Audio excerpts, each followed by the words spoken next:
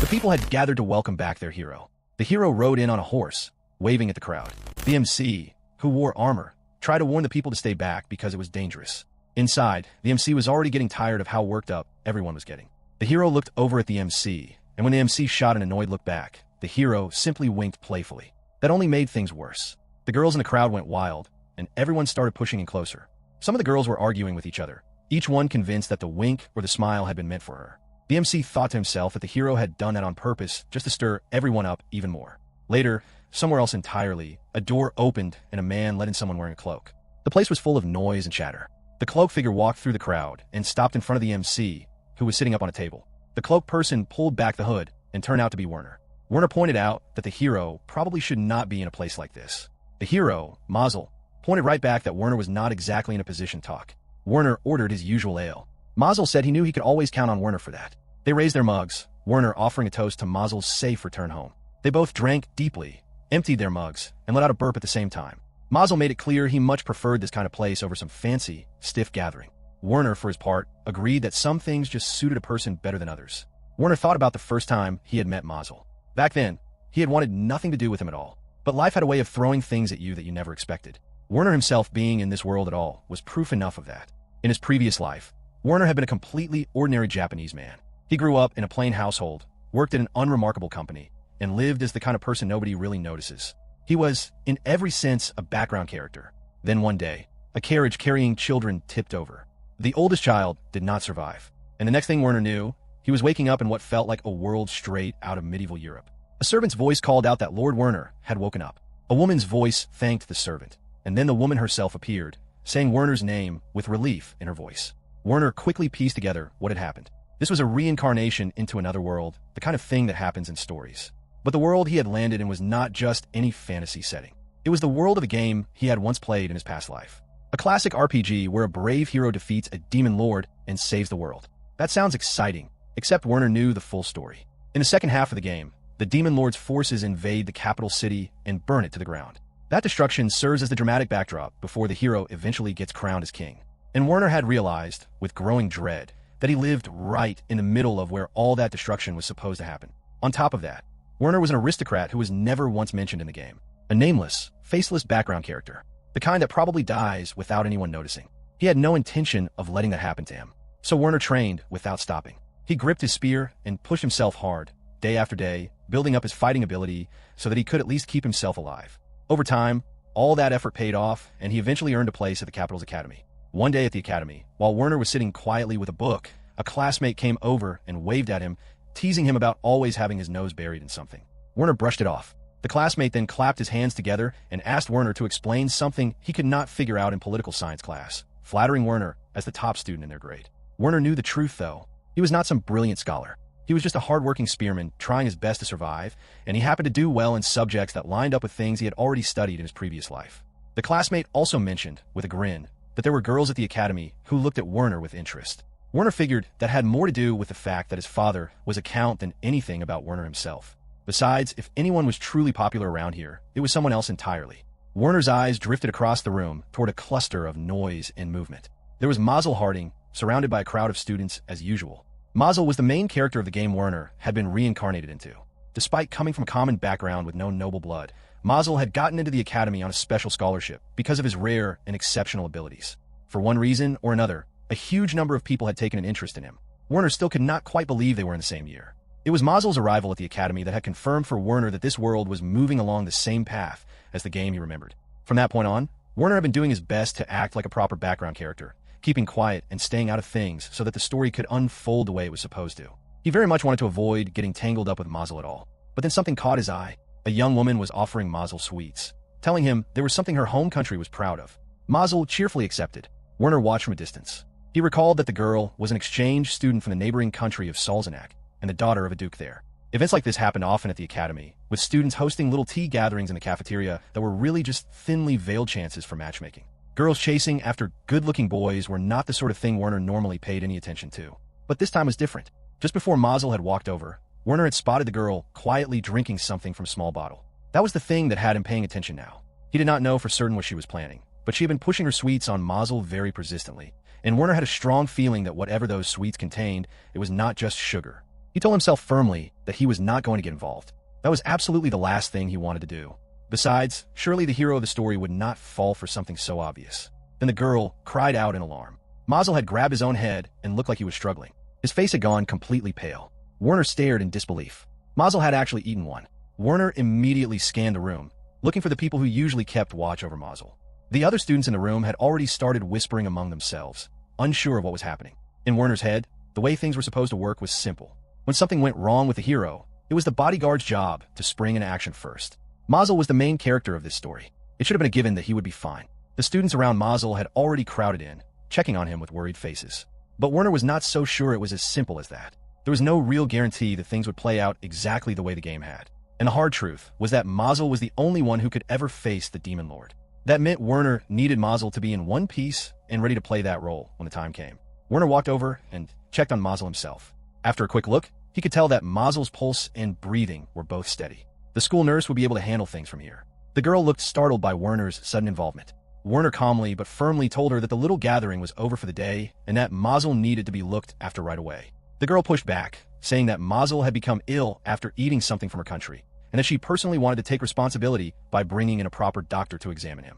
Werner cut her off before she could go any further. He pointed out that moving Mazel in a carriage while he was in this condition would not be safe, and that there was no way to be certain yet whether her sweets were even the cause. He added, with a smooth and polite tone, that even if they were, he would never want to place the kind of burden on her shoulders. It would be best, he said, to leave Mazel in the care of the school nurse first. The girl and the people around her fixed Werner with cold, sharp looks as he helped Mazel to his feet and slowly steered him away from the group. Werner thought to himself that if looks could actually do damage, he would have been dead on the spot.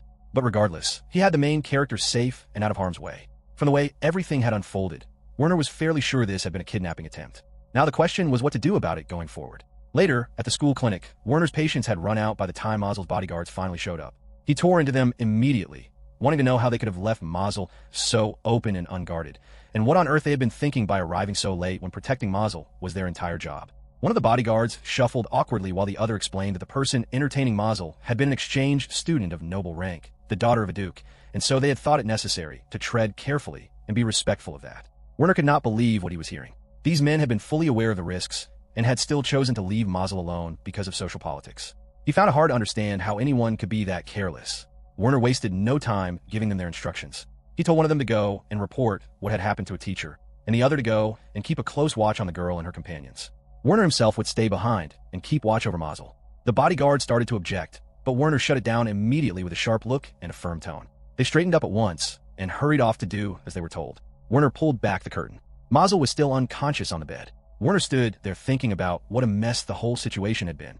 If he had only known ahead of time, he would have warned Mazel before the poison ever reached him. The world was still at peace at this point in the story. Because of that, most people did not see much worth in a hero right now. But Werner was troubled. He found himself wondering whether Mazel was truly going to be ready for everything that lay ahead. If someone was willing to target Mazel now, while things were still calm, then it stood to reason that similar attempts could happen again later. And if the hero kept getting pulled off course like this, the entire journey that was supposed to follow the Demon Lord's return could end up falling apart before it even began. Werner sat with that thought and quietly accepted what it meant. Then Mazel stirred and woke up, confused about where he was. Werner was relieved to see him conscious and let him know right away that he had been poisoned. He explained that things might feel a bit unclear for a while, but that the antidote had already been given and should be taking effect soon. He handed Mazel some water and told him to rest and take it slow. Mazel was shocked to hear the word poison and immediately asked whether the girl who had given him the sweets was all right, pointing out that she had eaten them too. Werner told him she was perfectly fine. She had quietly drunk an antidote just before Mazel had walked up to join her. Mazel struggled to accept that someone would do something like that inside the school. Werner told him plainly that yes, they absolutely would. He laid out what would have happened if he had not stepped in. The girl would have had Mazel taken to her embassy after he collapsed. He would have woken up the next morning with no memory of how he got there, with the girl beside him, and the whole thing would have been used to force a marriage at the point of a sword. A commoner spending the night with a duke's daughter would have caused a massive scandal. Mazel likely would have been shipped off to Salzanak before the day was even over. Mazel went completely quiet as he took that in. Werner added that people of noble rank had no trouble going to those kinds of lengths, and that Mazel needed to be more careful going forward. After a moment, Mazel smiled, and then he started to laugh softly. Werner wanted to know what was funny. Mazel said it was nothing, really. He just found it a little amusing that the person who had said all of that was himself a member of the aristocracy. Then Mazel mentioned that of course he knew who Werner was, since they were in the same class, and that he had actually been hoping for a chance to talk with Werner for a while now. Werner brushed it off and told Mazel he still did not look well and should lie back down. Mazel did as he was told. Werner thought quietly to himself that Mazel was talking and moving well enough. He figured that was just one of those things that came with being the main character of the story. Mazel looked puzzled by whatever Werner had muttered, but before anything more could be said, the door to the clinic swung open. Werner looked toward the entrance. A group of people had walked in. One of them told Werner flatly to clear out because they were taking the room. Werner studied them carefully. He told them, as calmly as he could manage, that there was a student resting inside and asked them to keep things quiet. The one who had spoken got angry fast and demanded to know who Werner thought he was, talking like that to someone older than him. Werner read the situation immediately. It did not matter what words he used. These people were not here to talk. They were looking for a reason to start something. And looking at the size of the man in front of him, he did not carry himself like a student at all. Werner's mind started working through the possibilities. They could be hired adventurers, the kind who would leave no trail. Or maybe a loyal, tight-lipped knight who would never say a word about who sent him. Either way, Werner had a feeling the plan was to rough him up, take Mazel, and then claim it was all being handled under the responsibility of their country. Werner did not wait any longer. He struck the man hard across the face. A spear was already in his hand. The man hit the floor with a heavy thud. Werner brought the spear down against the floor with a sharp crack and held his position. In his head, things were clear. If he was going to protect the hero, he was going to have to treat this exactly like he was dealing with intruders.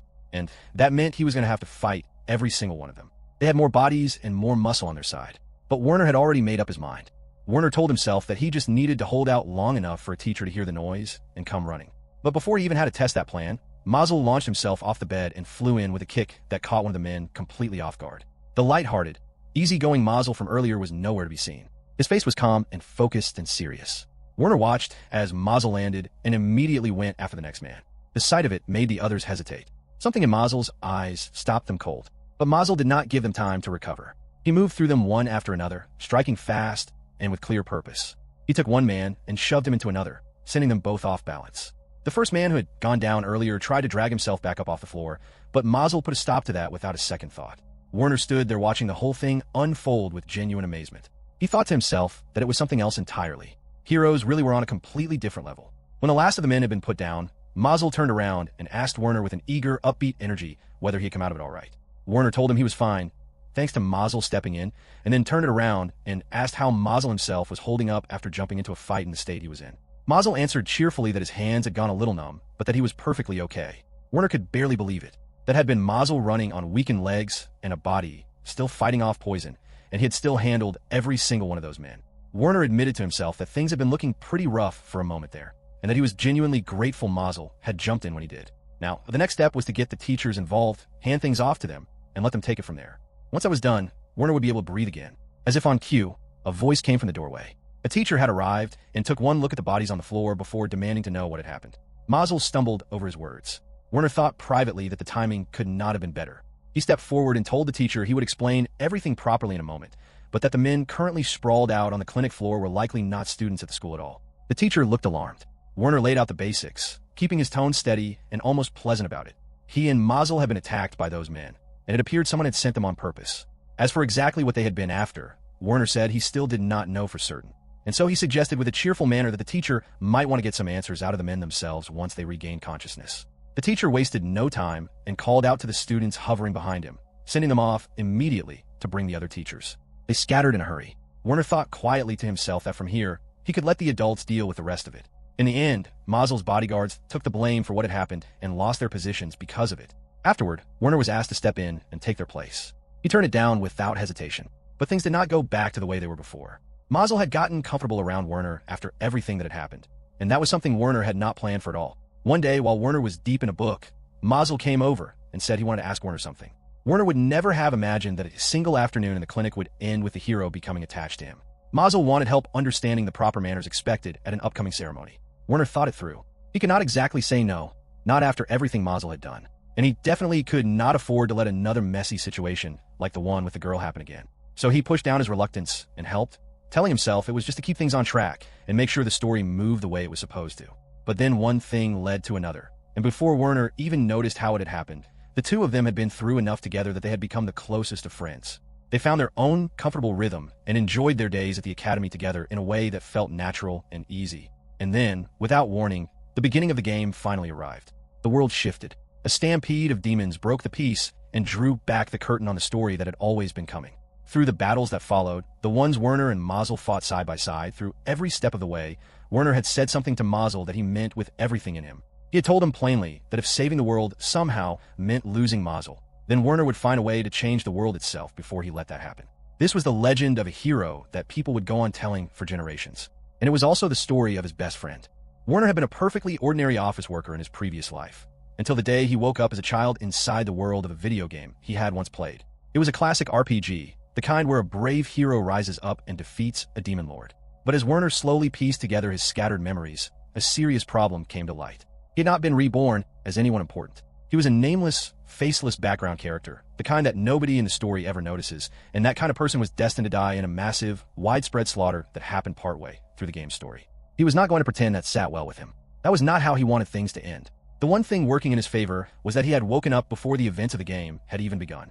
If he already knew how everything was going to play out, then he had a real chance of steering clear of the worst of it. He threw himself into training and preparation with everything he had, driven entirely by the desire to keep himself alive. But somewhere along the way, without meaning to, he ended up earning the deep respect and admiration of Mazel, the hero of the game and its central character. Werner had done his best at first to stay away from Mazel, worried that getting too close might accidentally change the course of events. But despite his best efforts, the two of them ended up becoming the closest of friends.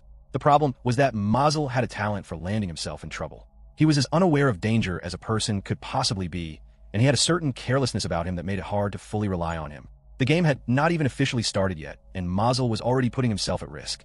That kept Werner on edge, quietly anxious about how things were going to unfold. It did not take Werner long to figure out that keeping his distance from Mazel was actually the worst thing he could do. At some point, he had made it clear to Mazel that if anything ever seemed off or suspicious, Mazel should come to him right away. Werner had made up his mind. He was going to stand behind the hero and support him all the way through until the demon lord was defeated. Then the demon stampede was brought up. A teacher explained to the students that a demon stampede was a massive surge of demons that broke out roughly every 20 years. The school would be playing a part in helping to push it back. Werner felt his nerves kick in at the announcement. After all the waiting, the game's first major event had finally arrived, and now that it was actually here, he found himself tense with anxiety. The teacher continued, explaining that if a demon stampede was left unchecked, the demons would tear through towns and villages in huge numbers. However, if handled quickly and decisively, they were not considered an overwhelming threat. Werner thought quietly to himself that under normal circumstances, that would be true. But this particular stampede was not normal. This was the opening scene of the game. Because of the demon lord's revival stirring beneath the surface, the demons this time around were going to be far more numerous and far stronger than anyone was prepared for. The capital's knights were going to be wiped out. The heir to the throne was going to die. It was going to be a disaster on a scale that nobody saw coming. The teacher went on to divide the students by background. Those from families of rank would return to their homes in the capital and wait for further orders. Those without noble rank would join the support teams, helping with transport and caring for the wounded. They probably would not end up in direct combat, the teacher said, but they should still keep their guard up. The students of common background gave their agreement. Werner turned the situation over in his mind. Mazel would most likely end up protecting the other students in his group. Meanwhile, the knights at the front line were going to be destroyed, and since Werner would be fighting alongside them, there was a very real chance he would die there too. To stop that from happening, he needed to start preparing immediately. He had to build up their fighting strength and come up with a solid plan. His thoughts were broken by Mazel's voice cutting sharply through the air, calling out his name. Werner snapped back to the present. Mazel wanted to know what was going on, pointing out that break time had come and Werner had not moved a single muscle. Werner realized he had gotten completely lost in his own head. He pulled himself together, stood up, and told Mazel he was heading home. Mazel looked confused and reminded him that they had planned to go check out daggers at the weapon shop that day. Werner apologized and explained that he needed to spend his time getting ready for the battle, things like finding reliable people to fight alongside him. The weapon shop would have to wait for another time. Mazel asked whether all of that was really necessary for a demon stampede, suggesting it might be going a bit far. Werner told him plainly that there was no way to know for certain that things would go the usual way this time. Mazel said easily that he would just follow Werner's lead the way he always did. Werner had to stop him there and explain that he could not do that this time because they were not going to be in the same group. His family had rank, which meant they would be separated. Mazel's energy dropped visibly at that. His whole demeanor shifted and he looked genuinely sad about it. Werner looked at him and thought to himself that Mazel's reaction was almost like that of a dog being told it could not come along. Werner reached over and patted him, telling him to just do what he normally did, stay alert, and he would be perfectly fine. What Werner kept to himself was the truth of what was actually going to happen. In the game, this battle ended with Mazel tracking down and defeating the demon who had been behind everything. It would be a turning point for Mazel. His courage and skill would be recognized, and from that moment on people would begin to know him as the hero who had stepped forward when it mattered most. But Werner still reminded Mazel to stock up on as many recovery potions as he could carry and to make sure his armor was in order. Mazel responded in a teasing way, comparing Werner to a worried parent. Werner told him that if everything went well, Mazel would not even need to touch a single potion. Then a classmate appeared and asked nervously what he was supposed to do. Werner told him to follow the teacher's instructions. The classmate admitted that he had never been in a real battle before and was frightened. Before Werner could say anything more, Mazel jumped in. He pointed out that their classmate Kranich was skilled with a bow, so he should bring that. Mazel figured Kranich would probably be assigned to the support squad as a guard. Kranich asked with some surprise whether Mazel really thought so. Then a female classmate came over and asked the same question, wanting to know what she should do. Mazel told her that since Kalina was a mage, she would likely be put to work helping the injured, and that it would be smart to prepare some protective gear just to be safe. Werner stood back and watched as more and more students made their way over to Mazel, each one looking for guidance and reassurance about what they should do. Werner found himself quietly amazed. There was no way Mazel had sat down and memorized every single person's abilities. And yet somehow he knew. Some of the students asking him were not even from their class. Mazel's memory continued to leave Werner at a loss for words. This world ran on a skill system much like the ones found in video games. Werner had earned the skill of spearmanship through relentless, grinding practice over a long period of time. Mazel's skill was something called heroism. It was a straightforward name, almost too on the nose, but what it actually meant was staggering. With that one skill, Mazel was capable of mastering any combat ability that existed. To put in plain terms, whatever Werner had spent years working himself to the bone to learn, Mazel could watch once and immediately replicate it with full mastery. It was, in every sense, an ability that broke the rules. The first time Werner had witnessed it with his own eyes, he had actually cried. This Demon Stampede event was essentially built to give Mazel his first real taste of genuine combat, and to let him push his abilities to their limit in a real situation. It was his moment, but Werner had his own survival to worry about on his side of things. He reminded Mazel one more time not to forget the recovery potions before heading off to start his preparations. Mazel said he understood. The two of them bumped fists. Werner told himself that he just had to do whatever was within his power to do. He would figure the rest out from there. Later, Werner found himself asking whether his father would be present at the battle. Norbert, the Zerfield family's butler, confirmed that he would not. Werner's father would be elsewhere, attending to the king. That news hit Werner hard. His chances of surviving had just dropped considerably. Though when he thought about it, it made sense. His father was a count and a minister of the state. There was simply no reason for someone in that position to be placed anywhere near a battlefield. Norbert went on to explain that because of this, Werner would officially carry the title of commander over the count's troops in name. Werner complained that it made no sense to put a student in that role. Norbert reassured him that in reality, it would be Commander Max Lyman doing the actual leading. The count's family, Norbert explained, would essentially just be there for appearances. Werner turned that over in his mind. That reasoning would hold up perfectly well if this were just the usual small-scale demon stampede. But it was not. He told Norbert to bring Max to him, and also to handle the shopping and the hiring of additional soldiers. Norbert looked surprised by the request. Werner thought to himself that he had no idea how much he could actually pull off, but his life was on the line. Holding back was not an option. By the time everything was arranged, the total number of foot soldiers came to 4,200 men, along with 200 mercenaries and 100 students there to provide support. Werner thought about how the others likely had not even entertained the idea of losing this battle. For them, this was already a large force to bring together for something like this. A voice came from behind Werner. It was Max Lyman, commander of the Zerfield soldiers, remarking that having this many men for a battle of this size felt like they were going overboard. Werner privately agreed that was a fair observation. For experienced soldiers like these, a demon stampede was about as threatening as a casual outing. As a civil servant family, the Zerfields typically showed up to these things with 4 or 5 people, including Max. But this time Werner had pulled together around 100 men. To anyone used to the routine kind of demon stampede, the whole thing must have looked wildly excessive. Werner wished, not for the first time, that they could feel even a fraction of the danger he knew was coming. There was no way to make them understand. So he was simply grateful they were going along with it without too much resistance. He was in no position to demand more than that. The first platoon commander Orjan remarked that for the royal grandson's first battle, things were shaping up to be a bit dull. Werner agreed out loud. Inside his head, he was thinking about the two supreme commanders of this battle, the crown prince and his son, referred to as the royal grandson. Both of them were in line to inherit the throne, and in the game, both of them were meant to die in this very battle. Their deaths, combined with the destruction of the knights, would be what set off the chain of events that pushed the hero into one adventure after another. Werner would much rather keep them alive and avoid all of that unfolding around him, though he was not sure how realistic that hope was. Max leaned in quietly and suggested that Werner might want to take the chance to go and greet Count first while they had the opportunity, since the first family commanded the neighboring army. Werner's face fell at the suggestion. The Zerfield family were civil servants by nature, while the first family were military people through and through. Their lands bordered each other, and since their strengths lay in different areas, the two families had always maintained a reasonably friendly relationship built on cooperation. Werner let out a sigh and agreed to go, but asked Max to come along with him. He left Origin in charge while they were away, and Origin confirmed it without hesitation. When they stood before Count Bastian Timo first, the Count acknowledged Werner as the son of Minister Zerfield. Werner introduced himself formally and apologized for not having done so sooner. First then looked past Werner to Max and addressed him by name, expressing confidence that Max would serve the minister's son well. Max responded respectfully and thanked the Count for his consideration. Werner noticed all of this quietly. First had used Max's name, but had only referred to Werner as the minister's son, even after Werner had introduced himself. Werner thought dryly about whether he was even visible to the man. He was not particularly offended. Military people tended to look down on civil servants, and it was not necessarily done out of cruelty. In First's eyes, Max was the one actually running the battle, which naturally made Max the more worthwhile person to address. Then someone else stepped into the conversation. It was Tyrone, the son and heir of the First family.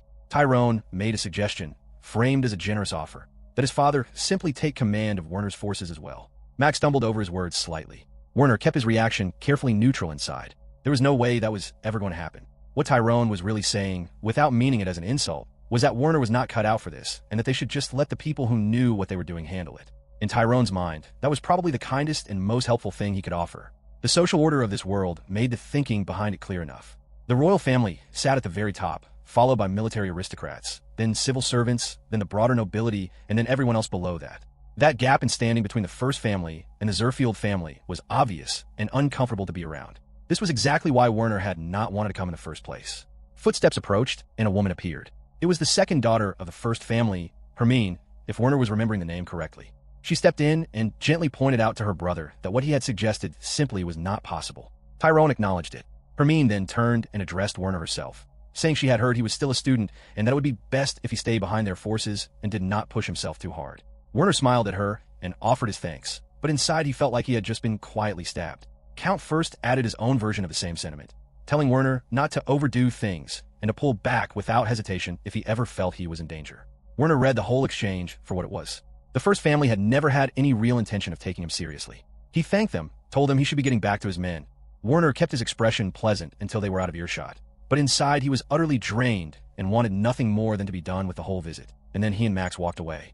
Behind them, Hermine quietly told her brother that she was not entirely sure his earlier remark had been the right thing to say. Tyrone admitted she had a point. The two of them and their father watched Werner and Max walk away. First said that Lord Werner was known at the academy as a serious and capable student, and that he was not simply the son of a count to be dismissed so easily. Tyrone said that he too had heard the talk, including the fact that Werner was the only member of his household with any real combat ability. But even granting that, Tyrone felt it was still somewhat limited. Werner's ranking was first in spearmanship alone, and when it came to being a true knight, everyone knew that the sword was what mattered above all else. Spearmanship was a perfectly reasonable starting point for a young knight working his way up, but that did not stop someone from raising a very practical concern. If Lord Werner were to get himself killed in battle, there would be no one left to inherit the Zerfield land. Hermine said as much and called out to Tyrone about it. At the Zerfield military camp, Werner stood in front of his assembled men. Both Werner and Max looked like they had already been through something exhausting, worn out before the fighting had even begun. Werner told his men he was going to run through the strategy one more time. One of his men noticed the state the two of them were in and asked, with a hint of suspicion, whether something had happened during their visit with the First, since the battle had not even started yet, and they already looked like that. Werner denied it. The men brushed past it and got themselves fired up, calling out that they were going to show that old soldier what they were made of. Another voice chimed in full of confidence, saying victory was certain and that they would all be coming home with medals to show for it. The camp filled with cheering. Werner tried to pull them back, telling them that was not the point of any of this. The second platoon commander, Barkey, noted that considering Werner had only pulled this group of men together the day before, they were showing a surprisingly solid level of discipline. Origin agreed, remarking that it really was an impressive collection of trained soldiers gathered in one place. Werner ran through the structure in his head. The way he had arranged things, every 5 men formed a squad with one of them leading it. There were 18 squads in total, divided across 3 platoons. On top of that, Werner had a hunter unit that answered directly to him. As long as the orders from the top could reach the hunter unit and the 3 platoon leaders, those orders could then be passed down quickly and clearly to everyone else. Werner turned back to his men and told them firmly that in battle, no one was to try and stand out on their own. Everything was to be done as a group, not just moving together, but fighting together. No one was to take on a demon by themselves. There was some restless shifting among the men at that. Werner acknowledged it. He told them he understood that this might only be a demon stampede, but that he had no intention of coming out of it with losses that did not need to happen. He made it plain. There would be no unnecessary sacrifices. That was the one goal he was setting for the Count's forces in this fight. Even as he said it, he knew deep down that keeping that promise perfectly Werner was not going to be easy. The battle against the demon forces was going to drag on for a stretch of time, and it would not be over until Mazel tracked down and defeated the one driving everything from behind the scenes. Until that happened, Werner's first and most pressing job was simply to stay alive. Across the way, where Mazel had gathered with his own group, one of the people around him commented on just how many recovery potions he had brought with him. Mazel laughed it off lightly. The woman standing beside him remarked that for someone as powerful as he was surprisingly careful about things like that. Someone else in the group jokingly said that if they got hurt, they were counting on Mazel to sort them out. Their leader cut the chatter short and told everyone to get into their groups and focus. In Mazel's head, the reason for the potions was simple. Werner had told him to bring as many as he could carry, so that was exactly what he had done. Mazel thought back to how Werner had stressed it. He had long since learned that when Werner said something that sounded strange or over the top, there was almost always a real reason behind it, even if Werner did not explain what it was. As Mazel settled into his position and the moment drew closer, he found himself wondering quietly what Werner was doing right now. Werner made his position clear to his men. Above everything else, he wanted to keep the number of casualties as low as possible. He reminded them of the core rule he had set. Every demon was to be taken on in groups of 5, and no one was ever to fight alone. They were currently holding the left flank position at the Count Zerfield military camp. Once a demon was brought down, the group that finished it off was to immediately move and help whatever team was nearest to them, then repeat that process over and over again. A voice pushed back against the plan. Werner looked up and saw that it was Barkey, the 2nd platoon commander, expressing his disagreement. Standing beside him was Orjan, the 1st platoon commander. Werner held his ground and explained that demons did not fight one-on-one to begin with, and that there was absolutely nothing to be gained by showing off knightly honor in a situation like this. The knights reacted with clear dissatisfaction. Werner understood it. In a world that placed a high value on personal bravery and individual strength in battle, a strategy built around ganging up on enemies in groups probably felt to them like an insult to their abilities and their pride. But that kind of thinking was not going to serve them here. So Werner shifted the framing entirely. He pointed out that this was the royal grandson's very first battle, and that there was no reason for any of them to go out of their way to steal the spotlight from His Highness. The knights accepted that reasoning without argument. Werner allowed himself a small grin. He then laid out the practical side of things. The scale of the demon stampede was still unknown, and in a large outbreak, enemies kept coming no matter how many were cut down. It was entirely possible the fighting could drag on for the whole day. No soldier could maintain peak fighting condition through something like that. Barkey admitted that even weak enemies in enormous numbers would chip away at stamina over time, and that if they were all exhausted and found themselves surrounded, casualties would be unavoidable. Werner confirmed that was exactly the thinking. Minimizing losses while still holding the line was the goal, and the group strategy was the best way to get there. He also told them to hold something back in reserve, so that if the worst happened, they would still have enough left to go and support the other families fighting nearby. The knights were surprised to hear that, but agreed to it. Orjan laughed and put in a request that if that moment came, his platoon be the ones sent over to the first household. Werner said that sounded fine. Barkey pointed out with some amusement that the only reason Orjan wanted to go was because he had his eye on the first daughter and could not stop chasing after women. Orjan reacted with embarrassed protest, and the group burst into laughter. Werner said in that case Barkey could be the one to go instead, which only made everyone laugh harder. Werner watched them and thought to himself that the knights seemed to be treating this all a bit too lightly. He could not really blame them for it, though. Barkey and Orjan kept bickering playfully between themselves while Max, standing behind Werner, noted quietly that they should probably start getting ready themselves. Werner brought the mood back to focus, told them the talking was done, and sent everyone back to their positions. The knights moved to comply. Werner felt at the moment it shifted. The air turned cold and tense, just as he had expected it would. The battle began shortly after they had confirmed their plan, and within a few hours, the demons were flooding in. Everything unfolded in line with what the game had laid out. The knights struggled hard under the pressure. Any unit that pushed too far ahead or tried to stand out on its own was crushed, and the bodies of the fallen began to stack up. Soldiers broke and ran one after another, unable to hold themselves together in the chaos. But within the Zerfield forces, the word had been passed, and the men were following it. They were coordinating with the teams beside them, pulling back their injured and keeping the formation from falling apart. Orjan checked on his men mid-fight, directing those who were hurt to pull back and get treated while the rest pressed forward. Werner called out to the retreating squads to fold in behind the forward squads as they regrouped, keeping the line moving and organized. The Zerfield forces kept their shape even as everything around them was coming apart, steadily moving their wounded away from the front. Werner's body was beginning to find a rhythm. For every demon he cut down, another one took its place. There was no time to think and barely enough time to breathe, let alone wipe the blood from his face. But his body moved on its own, the years of grinding training taking over where his mind could not keep up. He pushed forward and called out to his men not to advance too far and to keep their eyes open. He was breathing hard. He told himself that he was just grateful everyone was sticking to the plan. If they could hold this line until Mazel dealt with the one pulling the strings behind the stampede, they would make it through. Then a voice cried out in the middle of the fighting, calling desperately for help. There were too many soldiers breaking and running, and the number of deserters was growing. Werner thought about what he could actually do about it. In the grand picture, the Zerfield forces were not the ones turning the tide of this battle. They had a solid number of men for a civil servant family, but in terms of the overall fight, they were a small piece of the whole. To the right were the Royal Elite Knights, one of the most powerful forces on the field. To the left were the forces of Count First, a family built entirely around military strength. The Zerfield forces were positioned in a way that kept them sheltered between those two larger powers. But if either of those flanks gave way, the Zerfield forces would be fighting for their lives with nothing to protect them. Werner knew that as a commander, and frankly as someone who very much wanted to survive this day, he could not allow either of those two forces to collapse. Sending reinforcements was an option, but the First family carried the pride of a military household. If Werner misjudged the timing and offered help too soon, they would reject it outright. The timing would have to be exactly right. Across the field, Max was shouting at the men to use the bodies of the fallen as shields. Werner called over to Max and asked how things were looking on his side. Max reported that his section was holding, but the forces of the other noble families that had pushed forward into the demons were now being driven back. Those retreating forces were pressing inward, and the Zerfield army was starting to get squeezed in from the sides. The families that had already fallen back and joined them had been brought together and reorganized into the larger force. Werner took that in and understood what it meant for the shape of the battle. Then a scream tore through the noise around them, raw and filled with pain. It came from a knight nearby. Werner tightened his grip on his weapon and cut into the monster that was on top of the man. He sent his soldiers rushing at the creature and moved in to check on the knight himself. The knight was shaken and struggling to speak, but managed to get out a word of thanks. Werner recognized the armor. The knight was from Count First's unit.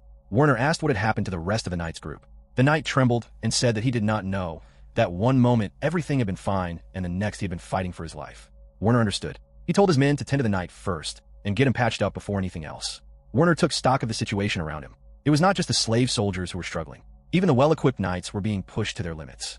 He turned the question over in his head, weighing whether to send reinforcements now or hold a little longer. Then he made his decision. He did not want to thin out his own company's strength over a hesitation call. He called for Barkey and told him that as soon as he was ready, he was to take his platoon over to support Count First's unit. Werner thought to himself that they needed to regroup now, while there were still people standing who could fight. Over on the right flank, Count First's forces were in the middle of a brutal struggle. Count First drove his men forward with his voice, urging them not to break, telling them these were nothing but weak enemies. But even as he fought, something was nagging at him. This demon stampede did not feel right.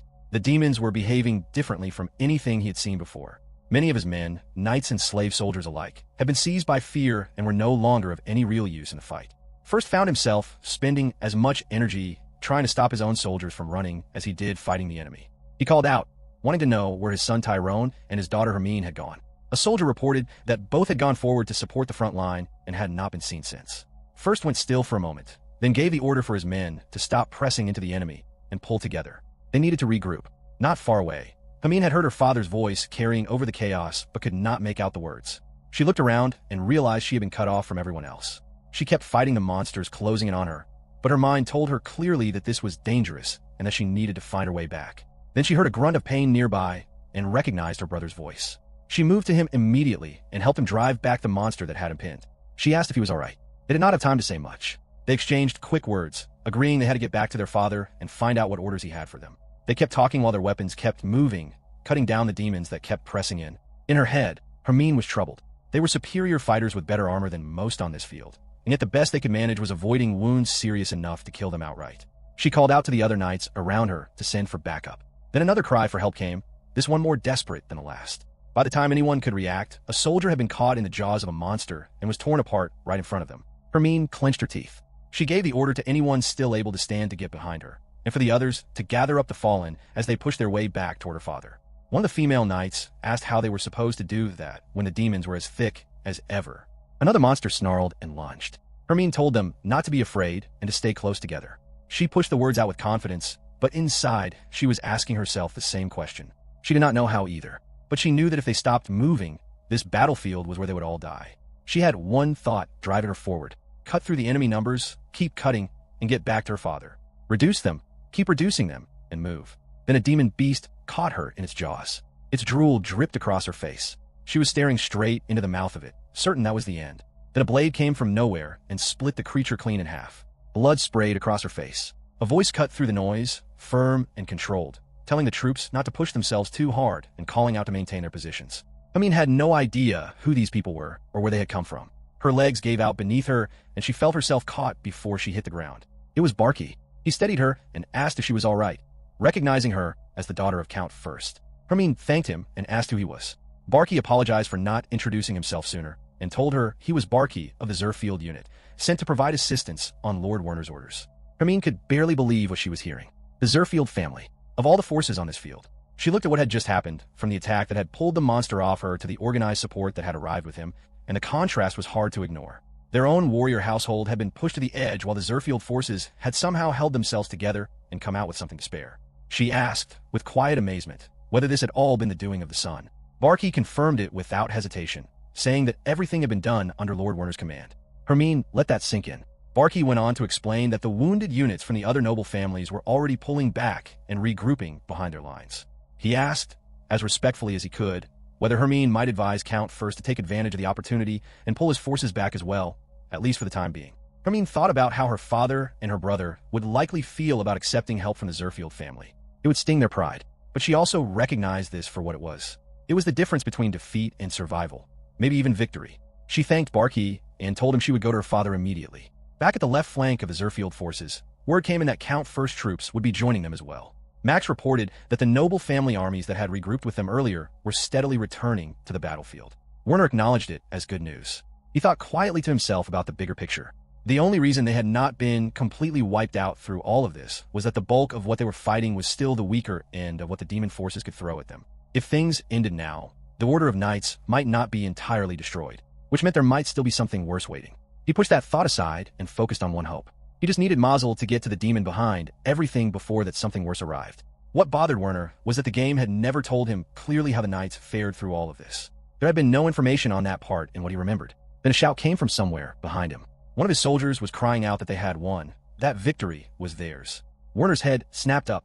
His men were reacting with disbelief and relief, saying that the enemy was pulling back and that holding out had paid off. Werner stood there, turning it over in his mind. They had won. Had Mazel already dealt with the demon mastermind, just as the game story had laid out? But in the game, that moment had not come until after the entire Order of Knights had been wiped out. The timing was completely off from what he remembered. Something was not adding up. There had to be more to it. Werner made up his mind fast. He called for Max and gave the order for the troops to assemble. He told Max to make sure the recovery potions from the rear unit supplies were distributed to the injured. Max started to object, but Werner cut him off and said it did not matter, that they needed to move and be ready. Because Werner was going to the main army. He was going to the Royal Prince. The soldiers were celebrating loudly, declaring that the victory belonged to them. Someone remarked that it had been a hard fight, but that the Royal Knights had proven themselves. Max noted with genuine admiration that it was thanks to Werner that their unit had come through with so few losses.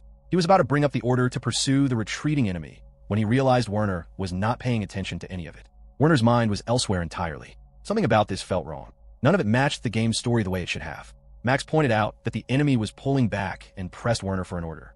Werner stopped him with a question. He needed to know whether the enemy was truly withdrawing in an organized way or simply scattering and fleeing in panic. Max confirmed it. They were moving toward the forest. Werner immediately gave Max the order to assemble the troops and make sure the injured got to the recovery potions stored at the rear units. Max began to object, but Werner told him plainly that this was a trap. Then Werner turned and headed toward the main army at a full run, leaving Max to carry out the orders. Werner pushed through the aftermath of the battle, his feet landing in pools of blood. The path ahead was narrow and treacherous, cluttered with bodies and slicked with the fluids of the fallen, both human and demon alike. Just staying upright took effort, and the smell of blood mixed with the thick stench of the insect-like demon remains hung heavily in the air. Every step demanded focus. He asked himself why he was sprinting at full speed through all of this, but he already knew the answer. He was the only one on this entire field who understood what was about to happen if no one stopped it. When he got close to the main army, a wall of night blades came up and blocked his path. He pushed to be let through, telling the guards he had something urgent to report to the Crown Prince. The Knights standing watch refused and told him to have the commander of the left flank deliver the report through proper channels. Werner's mind raced. If he let it go through those channels, by the time it reached anyone who mattered, it would be too late. Everything he had done today would amount to nothing. He had to get directly in front of the Crown Prince. But the guards were not moving. Then Werner heard voices among the nearby knights, talking casually. They were congratulating themselves on what had been achieved, talking about how the ringleader of the demons had been defeated, how frightening things had gotten for a while, but how all that was left now was cleaning up the stragglers. There was laughter in their voices. They believed the battle was over and won. Werner stood there trying to think of a way past the wall of guards when he heard another voice, this one younger and sharp with eagerness. It was the royal grandson, speaking to his father, the crown prince, asking for the order to pursue the fleeing demons. The crown prince gave his consent. Werner seized the moment and spoke out directly, calling to the prince and saying he had something urgent that needed to be heard. The prince turned and looked toward him. The knights around Werner reacted immediately with outrage, demanding to know how he dared address the prince without going through proper protocol. Someone identified him as a nobleman from the left flank and moved to remove him. But the prince held them back and gave the order to let Werner through. The guards stepped aside. The prince acknowledged that the left wing had taken the heaviest part of the fighting and that Werner must have come with something worth saying. He motioned for Werner to approach and speak. The prince asked who he was. Werner walked forward and went down on one knee before the prince. Werner introduced himself as being from Count Zerfield's household. The prince recognized him as the Minister of Ceremonies' son, remarking that Werner was young but clearly sharp. He asked Werner what he had to say. Werner let out a breath and then told the prince directly that he needed to order the troops to retreat. Murmuring broke out among the soldiers standing behind the prince. Werner had expected that reaction. They had just fought through a brutal and costly battle and come out on the other side. He could not fault them for the excitement they felt, but he also knew that what he knew and what he could prove to them were two very different things. Convincing them was not going to be simple. The soldiers were about to dismiss Werner entirely when the prince stopped them and asked Werner what was behind his reasoning. Werner was genuinely surprised that the prince was listening. He laid out his case. The behavior of the enemy was not normal. The demon believed to have been the leader had been defeated, yes, and it made sense on the surface that the rest would fall back as a result. But Werner pointed out that what was happening was not fleeing or scattering in panic. It was a coordinated withdrawal. Every last demon, including the insect creatures that operated on pure instinct with no sign of higher thinking, was moving in the same direction at the same time. Creatures like that did not simply choose to retreat on their own. The demons were not afraid. They were leading the knights somewhere. It was a trap designed to draw the army into the forest, where the bulk of the enemy's forces were bugs and beasts that moved freely and with a natural advantage in that environment, while the knights in their heavy armor would be at a severe disadvantage from the moment they stepped in. The prince did not waste another second. He gave the order immediately to sound the retreat and call the knights back. Everyone was to regroup right away with whatever personnel remained. His men were stunned, but the prince drove them into action and they moved quickly to carry out his orders. He then turned back to Werner and asked if there was anything else. Werner said there was, if he was permitted to speak freely. The prince allowed it. Werner suggested that the royal grandson might be best suited to taking up a position guarding the gates of the capital's castle. The prince agreed and gave the order for his men to assist his son Reuven and escort the injured soldiers and the supply unit northward to the Great Guard. Werner thought through the logic of it as the orders were carried out. Reuven was young, and Werner had no real confidence in his ability to hold his own in what was still to come. By framing the reassignment as an important duty rather than a removal from danger, Reuven could return to the capital with his dignity intact and without it costing them any additional soldiers to send him back safely. It was clean and it worked. The prince asked if that covered everything. Werner confirmed that it did. The prince then told Werner to return to his camp and bring his army to rejoin the central main forces when the regrouping was done. Werner was not entirely sure what to make of that. The prince told him plainly that he would be in touch once the deployment was sorted out, making it clear that Werner's usefulness to him was not finished yet. Werner felt a small smile cross his face and gave a respectful acknowledgement before turning to leave. When he made it back to his own camp, Max's voice hit him loud and immediate, wanting to know how everything had gone. Werner filled Max in on what had happened. He had managed to get word to the prince in time to stop the army from walking into the enemy's trap. Once the knights regrouped, they were going to launch a full assault.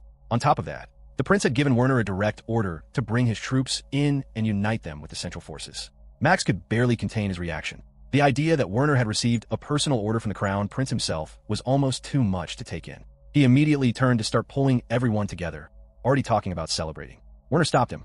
This was not a moment for celebration. The fighting was nowhere near finished. Max pushed back, insisting that receiving a direct order from the crown prince was an enormous honor regardless of what came next.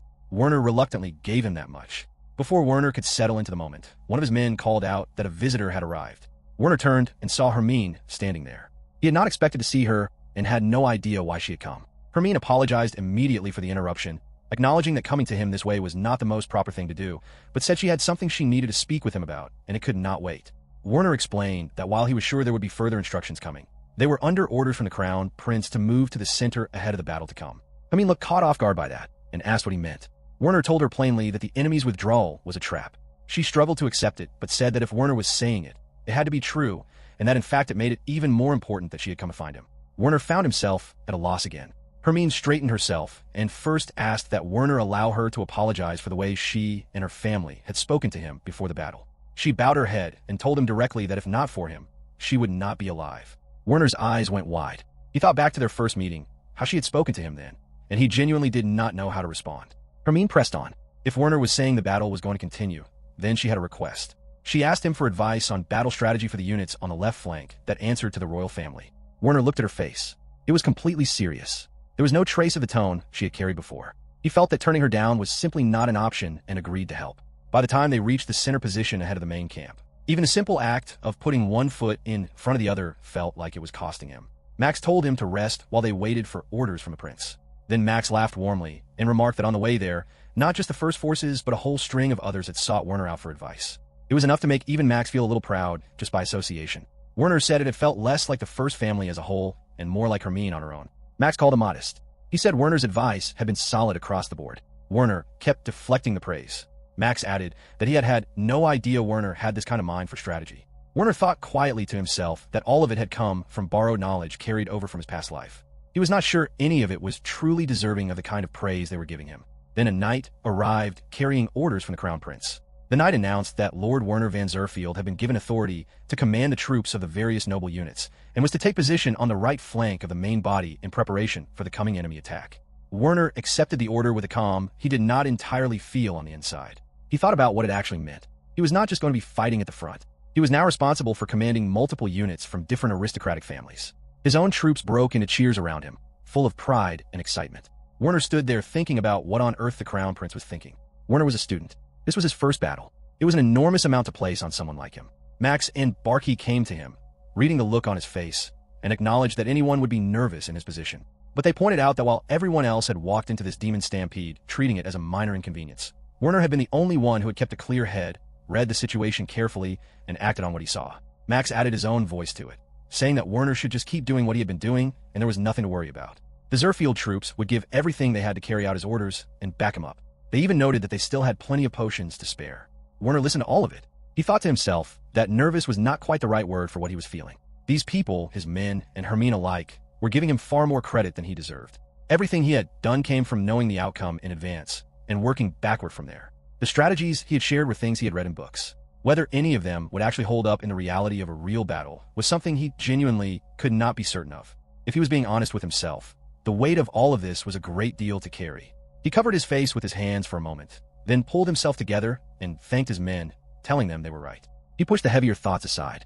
The existential reckoning could wait until after he survived. For now, he just had to hold on until Mazel finished things on his end. He clenched his fist. Just a little longer, he told himself. First, he had to figure out the right formation for his troops. And somewhere in the back of his mind, he sent a quiet plea in Mazel's direction, hoping the hero would wrap this up quickly. Meanwhile, Mazel was in the thick of his own fight somewhere else on the field. One of the men under his command admitted with surprise that he had expected Mazel, being a student, to slow them down, but that Mazel had more than proven himself. Mazel thanked him by name. The man, Lugents, said the potions had been a real comfort too, and that they had already gone through quite a few of them. He admitted honestly that he had not expected that, and had initially thought Mazel was overdoing it by bringing so many. Someone else in the group asked why Mazel had brought such a large supply. Mazel explained simply that his friend Werner had told him to. He told the others a little about Werner, about how smart he was, and how many times he had stepped in and saved Mazel from one thing or another. He mentioned that he had been anxious when he had been assigned to the search party, but that Werner had told him to just do what he normally did, stay sharp, and he would be fine. His companions were surprised to hear that this friend Werner was also caught up in the demon stampede, and even more surprised to learn that Mazel was close friends with a nobleman. Mazel said yes, but that Werner was nothing like what people expected from someone of noble rank. He was not the least bit arrogant about it. One of the women in the group said it sounded terrible, noting that she had heard the main forces were struggling badly. Mazel went quiet for a moment. Then he said with calm certainty that Werner was fine. Werner was always prepared for whatever came. He had a way of doing things with a spear that seemed almost impossible, and he never lost his head no matter what the situation was. He always thought before he moved. The woman nodded. Lugents said they needed to find the enemy commander fast, if not for their own sake then for the sake of this friend of Mazel's as well. They were still moving and talking when something stopped them cold. Lugents told everyone to get down immediately. Mazel asked what it was. Lugents said quietly that it looked like they had found what they were looking for. A sound was approaching, heavy and deliberate, and then a voice came out of it, rough and female in tone. It said that the humans had actually made it this far. In the video game, the first major story event was the demon stampede. It was supposed to end with the knights being torn apart and the crown prince losing his life. It had been a brutal and bloody battle from beginning to end, and when the enemy pulled back, everyone had felt a surge of confidence. That confidence was exactly what the enemy had been counting on. The plan had been to use that feeling to draw the remaining knights into destruction. But because the crown prince had listened to Werner's warning, that fate had been avoided. The next wave, however, was almost certainly going to be a full and unrestrained assault. Werner asked for a status report. He was told that the units now under his command had already received their orders from the crown prince and were on the move. The prince had agreed to the battle strategy and troop formation Werner had proposed, and the units were expected to arrive shortly. Werner acknowledged the report and thanked the messenger. He was also told that the other units had already pulled back out of the danger zone, and that some of the injured were on their way to the capital along with the royal grandson Reuven, taking with them those who were too hurt to keep fighting. The name Reuven caught Werner off guard for just a moment before he placed it. That was the royal grandson. He had not known the name until now. The knight added that at present they were managing a careful retreat while keeping a close watch on the units surrounding the prince's entourage. Max said that it was because of Werner that they had avoided being completely overrun, and that he could not fully put into words how grateful he was that Werner had been there. Werner told him quietly that the hard part was only just beginning. In his mind, he was already thinking through what came next. While he had been repositioning to the right flank of the main unit, the crown prince had been moving quickly to get things organized. Now that the enemy's trap had failed, their next move would almost certainly be to abandon subtlety and throw everything they had at the army directly. The main unit was moving fast to prepare a retreat, but the crown prince himself was showing no sign of leaving the main camp. Werner found that genuinely admirable. Whatever else could be said, the prince was not the kind of commander who abandoned his men. Then someone called out to Werner. He looked toward the messenger. Reports came in one after another. Lord Reinish's unit had been reorganized and was ready. Lady Kolb confirmed that Gok's unit had finished deploying and the chain of command had been established. Werner acknowledged the good work. But then he turned and came face to face with three people he had not expected to be standing in front of him, and the reality of it hit him like a wall. It was Kolb, Reinish, and Oliver Gok. Werner's mind struggled with the sight of them. These were experienced and capable soldiers, and here they were waiting to take orders from student. He genuinely could not understand what the crown prince had been thinking. Max stepped in and introduced Werner to the three of them, making it clear that Werner had been appointed their commander by the crown prince himself. Werner introduced himself and tried to take stock of the situation. He thought through the backgrounds of those in front of him. Both Reinish and Kolb came from noble families, though neither of them personally held titles. Werner's own father and siblings were titled nobles, which meant his standing was not really any different from theirs. In terms of family rank, the Zerfield family as a count's household sat higher, so there was no particular issue with them addressing him as lord. But that was all on paper. The reality of how they actually felt about taking orders from him was another matter entirely. Reinish spoke first, commenting with a smile that he had heard this was Werner's first military campaign, and yet Werner had managed to read the enemy's movements with a clear head. He called it impressive. Werner looked at him. Reinish clearly had far more experience in the field than Werner could ever claim. Werner responded modestly, saying only that being cautious had served him well precisely because it was his first time. Reinish laughed and called him humble. Werner thought to himself that he could not blame them if they were less than thrilled about this arrangement. These were orders from the crown prince, and they had no real choice but to follow them. The kind words were nice, but Werner had no way of knowing what was really going on underneath them. He genuinely hoped he was wrong to feel any doubt, because the last thing he needed was trouble from within his own ranks on a battlefield. Kolb spoke next. On the way over, she said she had spoken with people who had received Werner's advice during the earlier fighting, and they all held him in high regard. Because of that, she said, they were genuinely glad to be fighting under his command. She turned to Gok and asked for his thoughts. Gok said plainly that Werner had shown solid judgment on the front line, and that as a mercenary, when he was given an order he followed it and gave it everything he had. Kolb seemed pleased by that, and noted that they were all in agreement, turning to Reinish for confirmation. Reinish agreed without hesitation. Werner stood quietly with his thoughts for a moment. Gok was a mercenary and the temporary commander of the adventurer and mercenary units, and Werner appreciated that Gok had not made any kind of scene about the situation. The other two, with their overly generous praise, were harder to read. He decided to take their words at face value and move forward. He thanked them and said that he too would do his best not to fall short of what the prince was expecting from him. He then moved straight into going over the state of the battle and laying out the strategy with all of them. Later, over at the left flank where the first family unit was positioned, the order was given to bring the shields forward and get into formation. The smaller shields were directed to one area, and the round shields were positioned where they were needed. Count first then addressed his assembled forces and laid out the plan.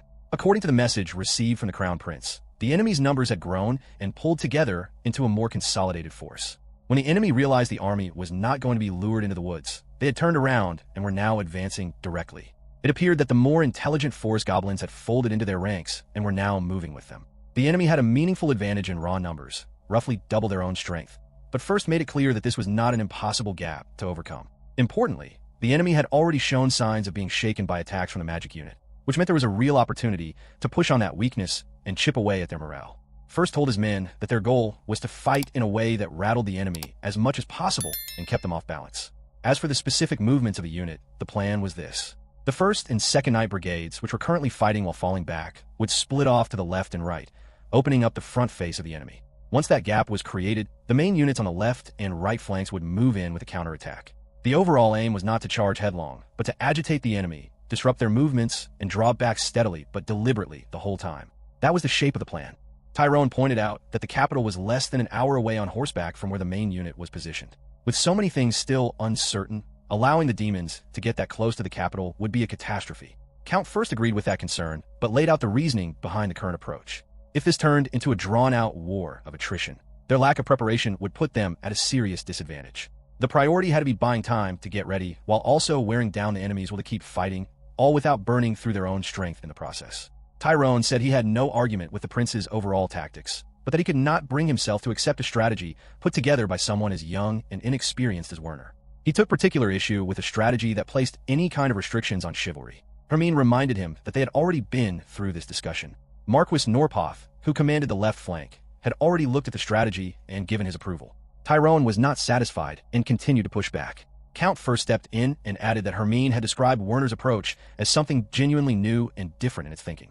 He wanted Hermine to be sent out to reinforce Marquis Norpoth's strength. Hermine agreed without hesitation. Tyrone muttered that if it had been put to him directly, the Marquis would have approved almost anything. First said he understood how his son felt about it, but he made his position clear. Given the situation they were actually in, Werner's strategy was the most logical available to them. A knight earned his place through real acts of valor, yes, but as nobles they also had a responsibility to consider the cost in lives, including those of their slave soldiers. Tyrone started to respond, but First kept going.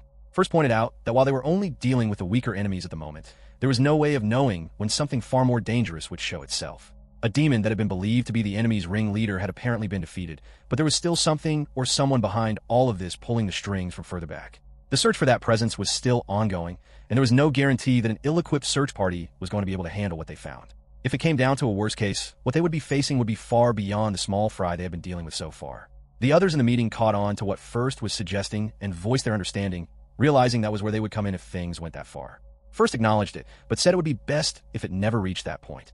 Back with Werner's troops, the army was on the move. Werner watched the knights finally advancing and felt a measure of relief.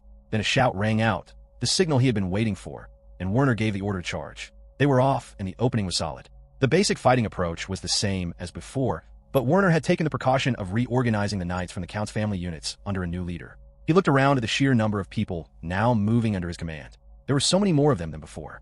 In his previous life, he had never once been responsible for 200 people, let alone in a situation like this. Everything had been put together at the last minute, but he had built a system of messengers to carry his instructions quickly to each of the captains. If they could keep it up, it might actually hold together. He signaled them to pull back, then gave the signal for the others to fire. The enemy was hit with a wave of flames. Werner watched and could see it was working. No matter how many times he witnessed magic being used in this world, it continued to be something he could not quite wrap his mind around. It took effect immediately and then simply vanished, leaving no trace behind. He could not make sense of the logic behind it. One of the soldiers behind him called out with excitement that the enemy was panicking and that it was all down to Werner's orders. Werner said calmly that the credit belonged to the crown prince. In his mind, it was not false modesty that made him say it. He genuinely could not take much personal credit when he already knew how the story was supposed to go. He had to give the crown prince real recognition, though. Everything had been pulled together in an incredibly short amount of time, and the prince had handled it remarkably well. Then a knight approached from the direction of the battle. Werner watched him come. The knight introduced himself as Watchdell from the 2nd Night Brigade. Werner gave his own name in return. Watchdell looked at him steadily for a moment. Werner asked what was on his mind. Watchdell said he wanted to talk through the right flank's next moves. Werner asked what the orders coming from the main unit were. Watchdell explained that after landing a solid blow on the enemy, the intention was for the right flank to work together and push the enemy back. Werner understood that Watchdell was proposing coordinated action between them. Werner paused and asked about the state of the 2nd Night Brigade. Watchdell said casualties had been mounting, but they could hold on for the time being. Werner recognized the steadiness in the way Watchdell said it. That was the voice of someone with genuine experience. Werner thought through the situation. What he actually wanted was for the knights of the main force to pull back to the main camp, where they were currently outnumbered, so they could be closer to protect the crown prince. Because of the earlier maneuver, the 1st and 2nd Night Brigades had already been split apart and spread to the sides. Werner told Watchdell his decision. He asked Watchdell to move and join the right flank, advancing toward the main unit's side to defend it. Werner himself would head toward the center to support the Crown Prince directly. Watchdell stared at Werner. A silence stretched between them. Then Watchdell spoke in a quiet and measured way, asking whether someone from a Count's family like Werner ever felt the weight of what he was taking on. Werner felt a knot of nerves tighten inside him. The look Watchdell was giving him was hard to read, and Werner scrambled to figure out what was behind it. Was Watchdell angry? Was he offended that Werner was sending his own knights into danger for the sake of the prince? Werner could imagine a knight thinking something like that, feeling that protecting the prince was a knight's duty and that Werner had no right to put others at risk in his place. Werner could also imagine Watchdell offering to trade positions, to take the harder job himself since his own men were already exhausted. But Werner thought it through clearly. He did not know the full picture of what was happening on the left flank. If things were rough there, moving units around freely would be extremely difficult. Right now, they were the unit positioned immediately to the right of the main force. That made them the ones best placed to move there smoothly. Werner said quietly that he could only imagine how hard things had been. In his own mind, the last thing he personally wanted was to put himself somewhere that dangerous. But if the Crown Prince died in this battle, the entire army would fall apart, and they would be swallowed by the demon forces. So he told Watchdell plainly that at this moment, there was no other unit in a position to do it. They each had to do what they were able to do. Watchdell said nothing. Werner added that in the worst case, if the enemy broke through, it would fall on them to hold it. Watchdell's composure shifted slightly. He said, with what sounded like real feeling, that he was grateful for Werner's resolve. Werner was caught off guard by that. Watchdell lowered his head in a deep bow. Werner had not expected that at all. The other soldiers nearby looked just as surprised. Watchdell said with open admiration that despite Werner's age, there was something genuinely upright about him. As a knight, standing in his presence was sobering. Werner had become an inspiration to him. Watchdell turned and marched back toward the battle. Werner stood there for a moment, still processing what had just happened. Then Max came running back toward him in a hurry, wanting to know what had gone on. The adjutant general was making his way over to Werner as well. Werner noticed the state of Max's face, covered in blood splatter, and asked about it. Max wiped at his face and brushed it off. Werner told him he had come back at exactly the right moment. He gave Max the order. The Zerfield unit was going to move out and support the center of the main camp. Max understood immediately, framing it as them becoming a shield for the Crown Prince. Werner was a little caught off guard by how quickly Max had read the situation. Max then mentioned that he had been surprised to see a knight from the brigade get so openly emotional and express his gratitude to Werner the way Watchdell had. He started to say something about Werner's loyalty on top of his ability at such a young age, and then the words trailed off into an awkward silence. Werner stood with that for a moment and understood what it all actually meant from the outside. In reality, everything he had been doing was just a matter of stalling for time until Mazel could finish things on his end. If the situation ever turned truly hopeless, Werner's honest instinct would be to get out and survive. It had never once occurred to him that the people around him might be reading his actions as the willingness of someone prepared to sacrifice himself. That was why something had felt slightly off in the way things had been landing with everyone.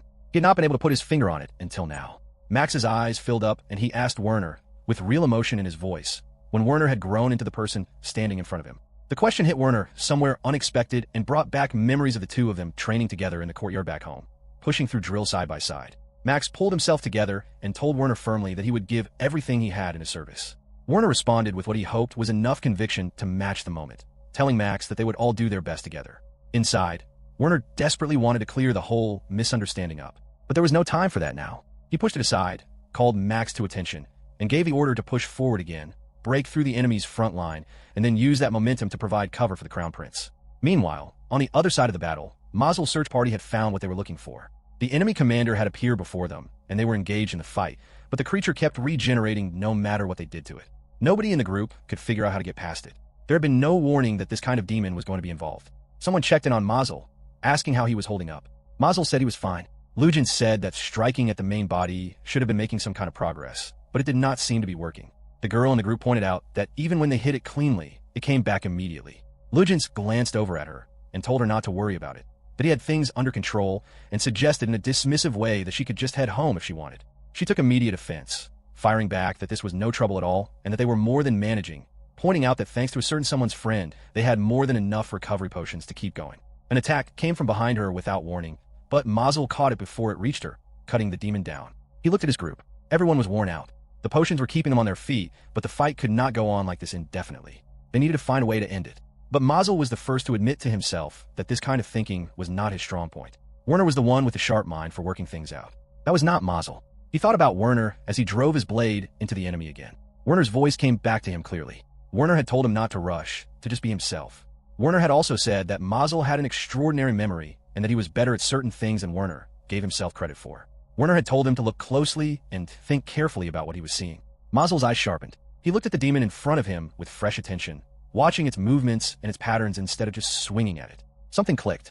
He called out to Lugents and the rest of the group and told them he had a plan. Kolb was surprised to hear that Werner intended to go and support the Crown Prince directly. Max confirmed it, explaining that after talking through the strategy with a member of the 2nd Night Brigade, Werner had made the call himself. The order was to push forward once more, break down the enemy's entire formation, and then move to the front of the main unit. Barky caught Kolb's attention as she took it in. She apologized for the pause and said she understood.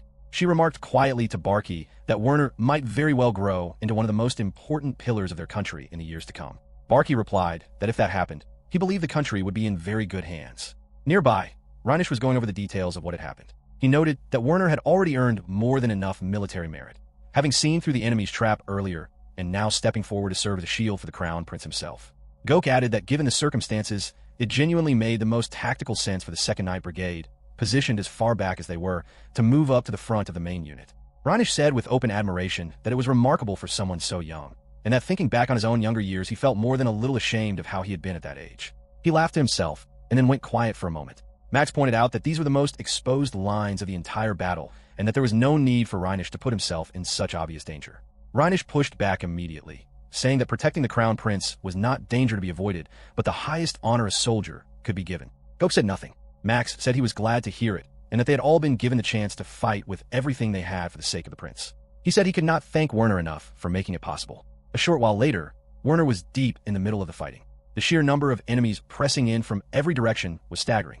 He thought to himself that even in the game, no matter how much grinding a player did, the demon horde could never be fully wiped out. There seemed to be no end to where they were coming from. A voice called out from behind him to let him know that word had been sent to all units.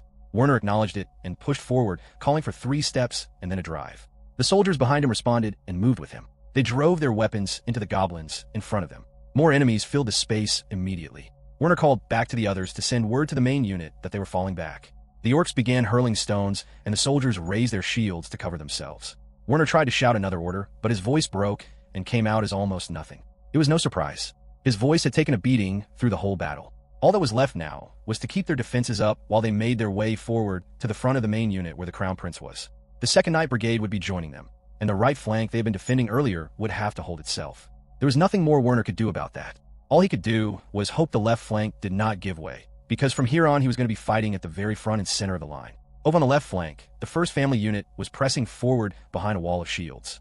Count First was driving his soldiers hard, pushing the enemy back and calling for them to break through the enemy's ranks entirely. A voice from a distance spoke with clear admiration, saying that it was a very sensible strategy and exactly what one would expect from a family like the Firsts. The voice belonged to Marquis Norpoth, the general commander of the left flank. He remarked that it was no surprise they were so widely respected as a military family. Hermine stepped in and corrected him. The strategy had not come from her family. It had come from Lord Werner of Count Zerfield's household. The Marquis was taken aback and asked whether she meant Count Zerfield's son, the boy.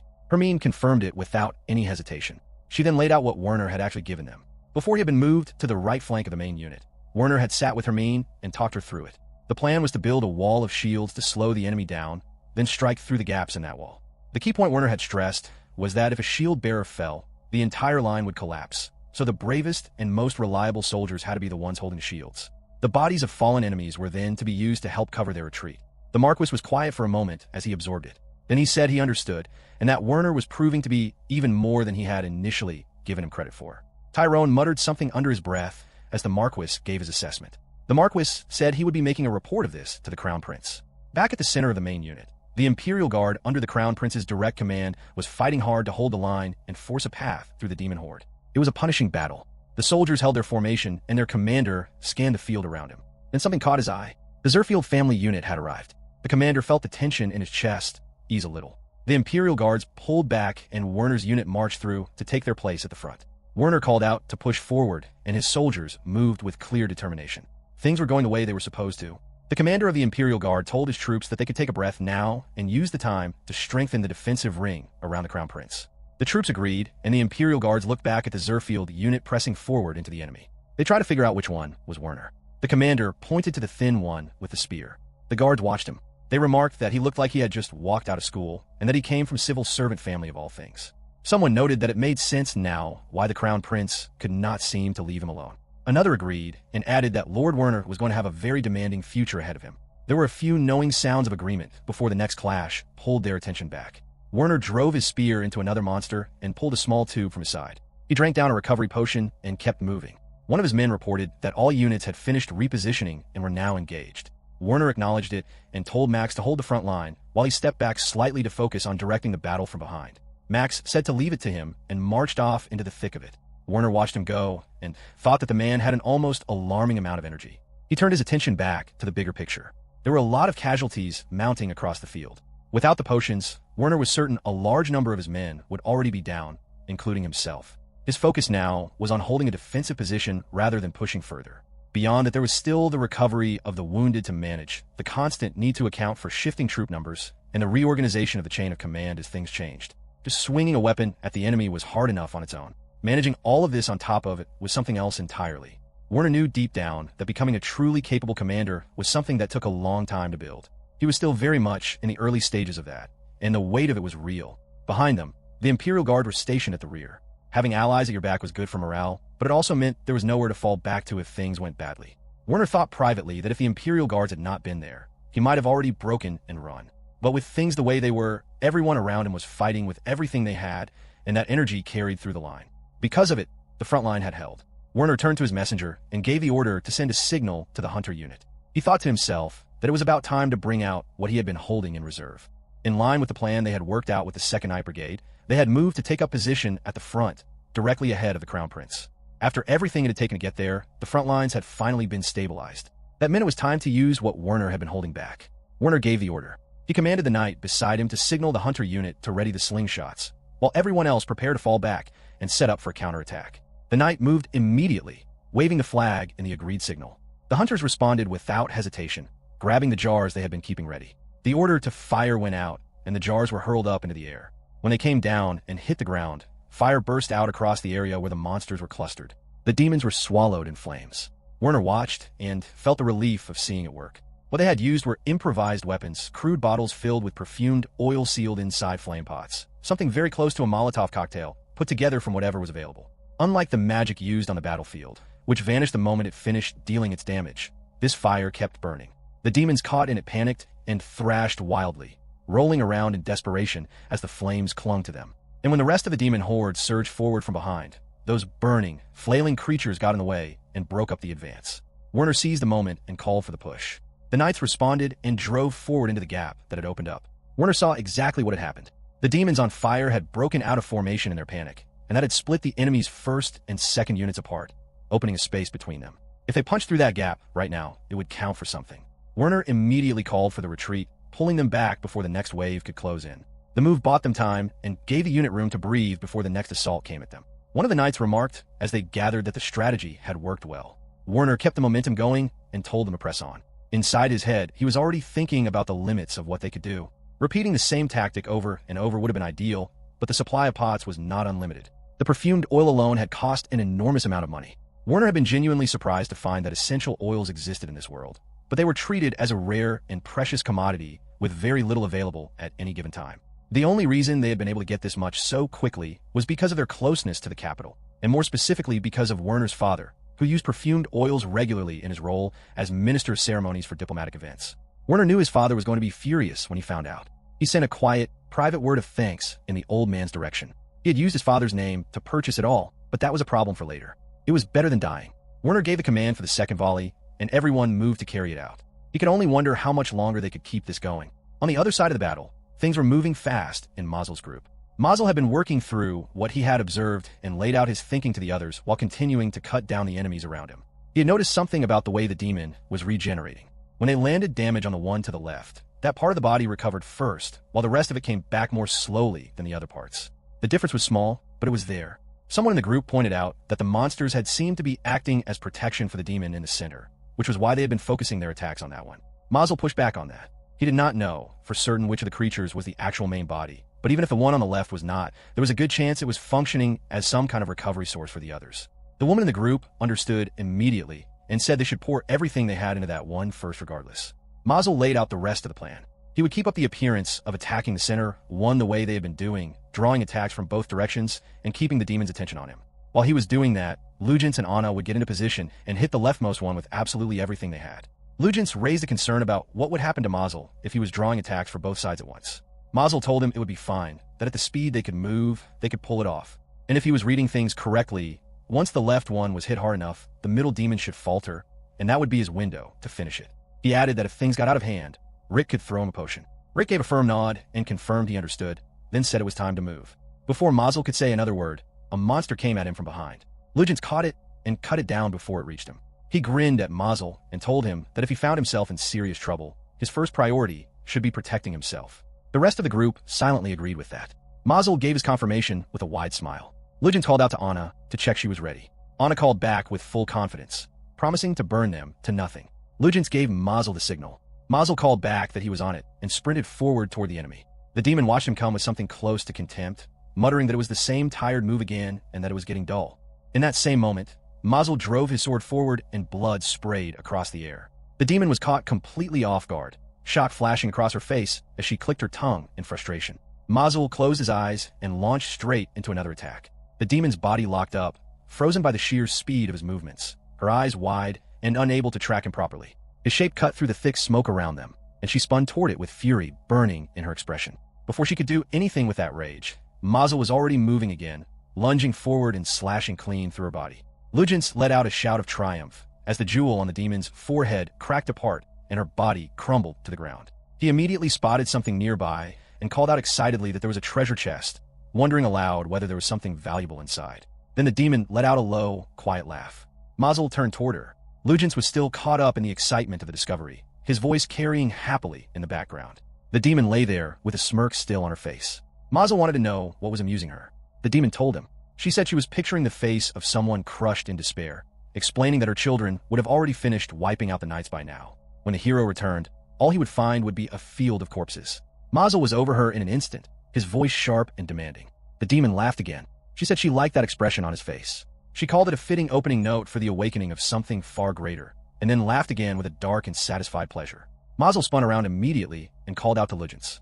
But Lugents had not heard any of it. He was still caught up in the thrill of their victory, carrying on with the others about the size of the treasure chest they had found. Rick added his own excitement to it. Mazel called Lugents again, louder this time. When he finally had their attention, he told them plainly what the demon had said. The demons had destroyed the knights. The three of them turned to him in an instant, the celebration gone from their faces. Mazel did not wait another second. He told them they had to get back immediately. At the same moment on the other part of the battlefield, the fighting was still grinding on. One of Werner's knights came to him with urgent news. The hunters were reporting that they were nearly out of flame pots. Werner gave the order right away. The baggage handlers and the hunters were cleared to pull back. He told them to get the horses to the Zerfield estate and nothing else. The knight confirmed the order and moved off to carry it out. Werner stood with his thoughts for a moment after the knight left. Even after everything they had pushed through, the enemy was not easing up at all. And since there was still no way of knowing where the demons were coming from, trying to withdraw was more trouble than it was worth. If the Imperial Guard had not been stationed at his rear, he thought he might have been tempted to just hurl the remaining flame pots at the enemy all at once and make a run for it. The exhaustion was settling into his bones now in a way that was hard to push past. The enemy was still pressing in thick and relentless. Werner straightened himself, stood still for just a moment, and then gave the order for everyone to push back hard. The response from his soldiers was confused and uncertain at first, some of them trying to question it. But Max cut through the hesitation immediately and told the others that Werner had a plan, pointing out that the enemy was already beginning to waver. He called for the push, and the soldiers answered with a shout and drove forward together. Over on the left flank, Hermine noticed a shift in the battle and asked what had happened. Marquis Norpoth explained that through the efforts of the royal grandson, who had been sent to the capital ahead of the main fighting, reinforcements had arrived. Hermine said that was a relief to hear.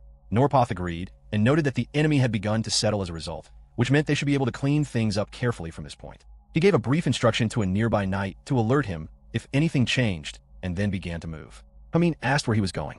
Norpoth said with a grin that he thought he might join in on the remaining fight himself. He asked if she wanted to come along. Hermine smiled and accepted without a word. Not long after, the battlefield was filled with fighters from every side throwing themselves into the final push. Count Bastian, Dejin Kolb, Rheinisch Tyrone, and Hermine were all in the thick of it. The king, Commander Norpoth, Oliver, and the knights around them clashed hard against the remaining monsters. Everywhere across the field, the various groups were pushing forward without letting up, armor covered in blood, soldiers gritting their teeth and driving ahead on pure determination. Werner and Max were among them, refusing to stop. And slowly, steadily, the monsters began to give ground and fall back. Then a knight's voice rang out above the noise, declaring that they had won. The shouts spread instantly across the field, and cheers broke out everywhere. Relief and joy filled the faces of the soldiers around Werner. Werner himself stood in the middle of it all and could barely take it in. His eyes went wide. The word barely formed in his mind. They had actually won.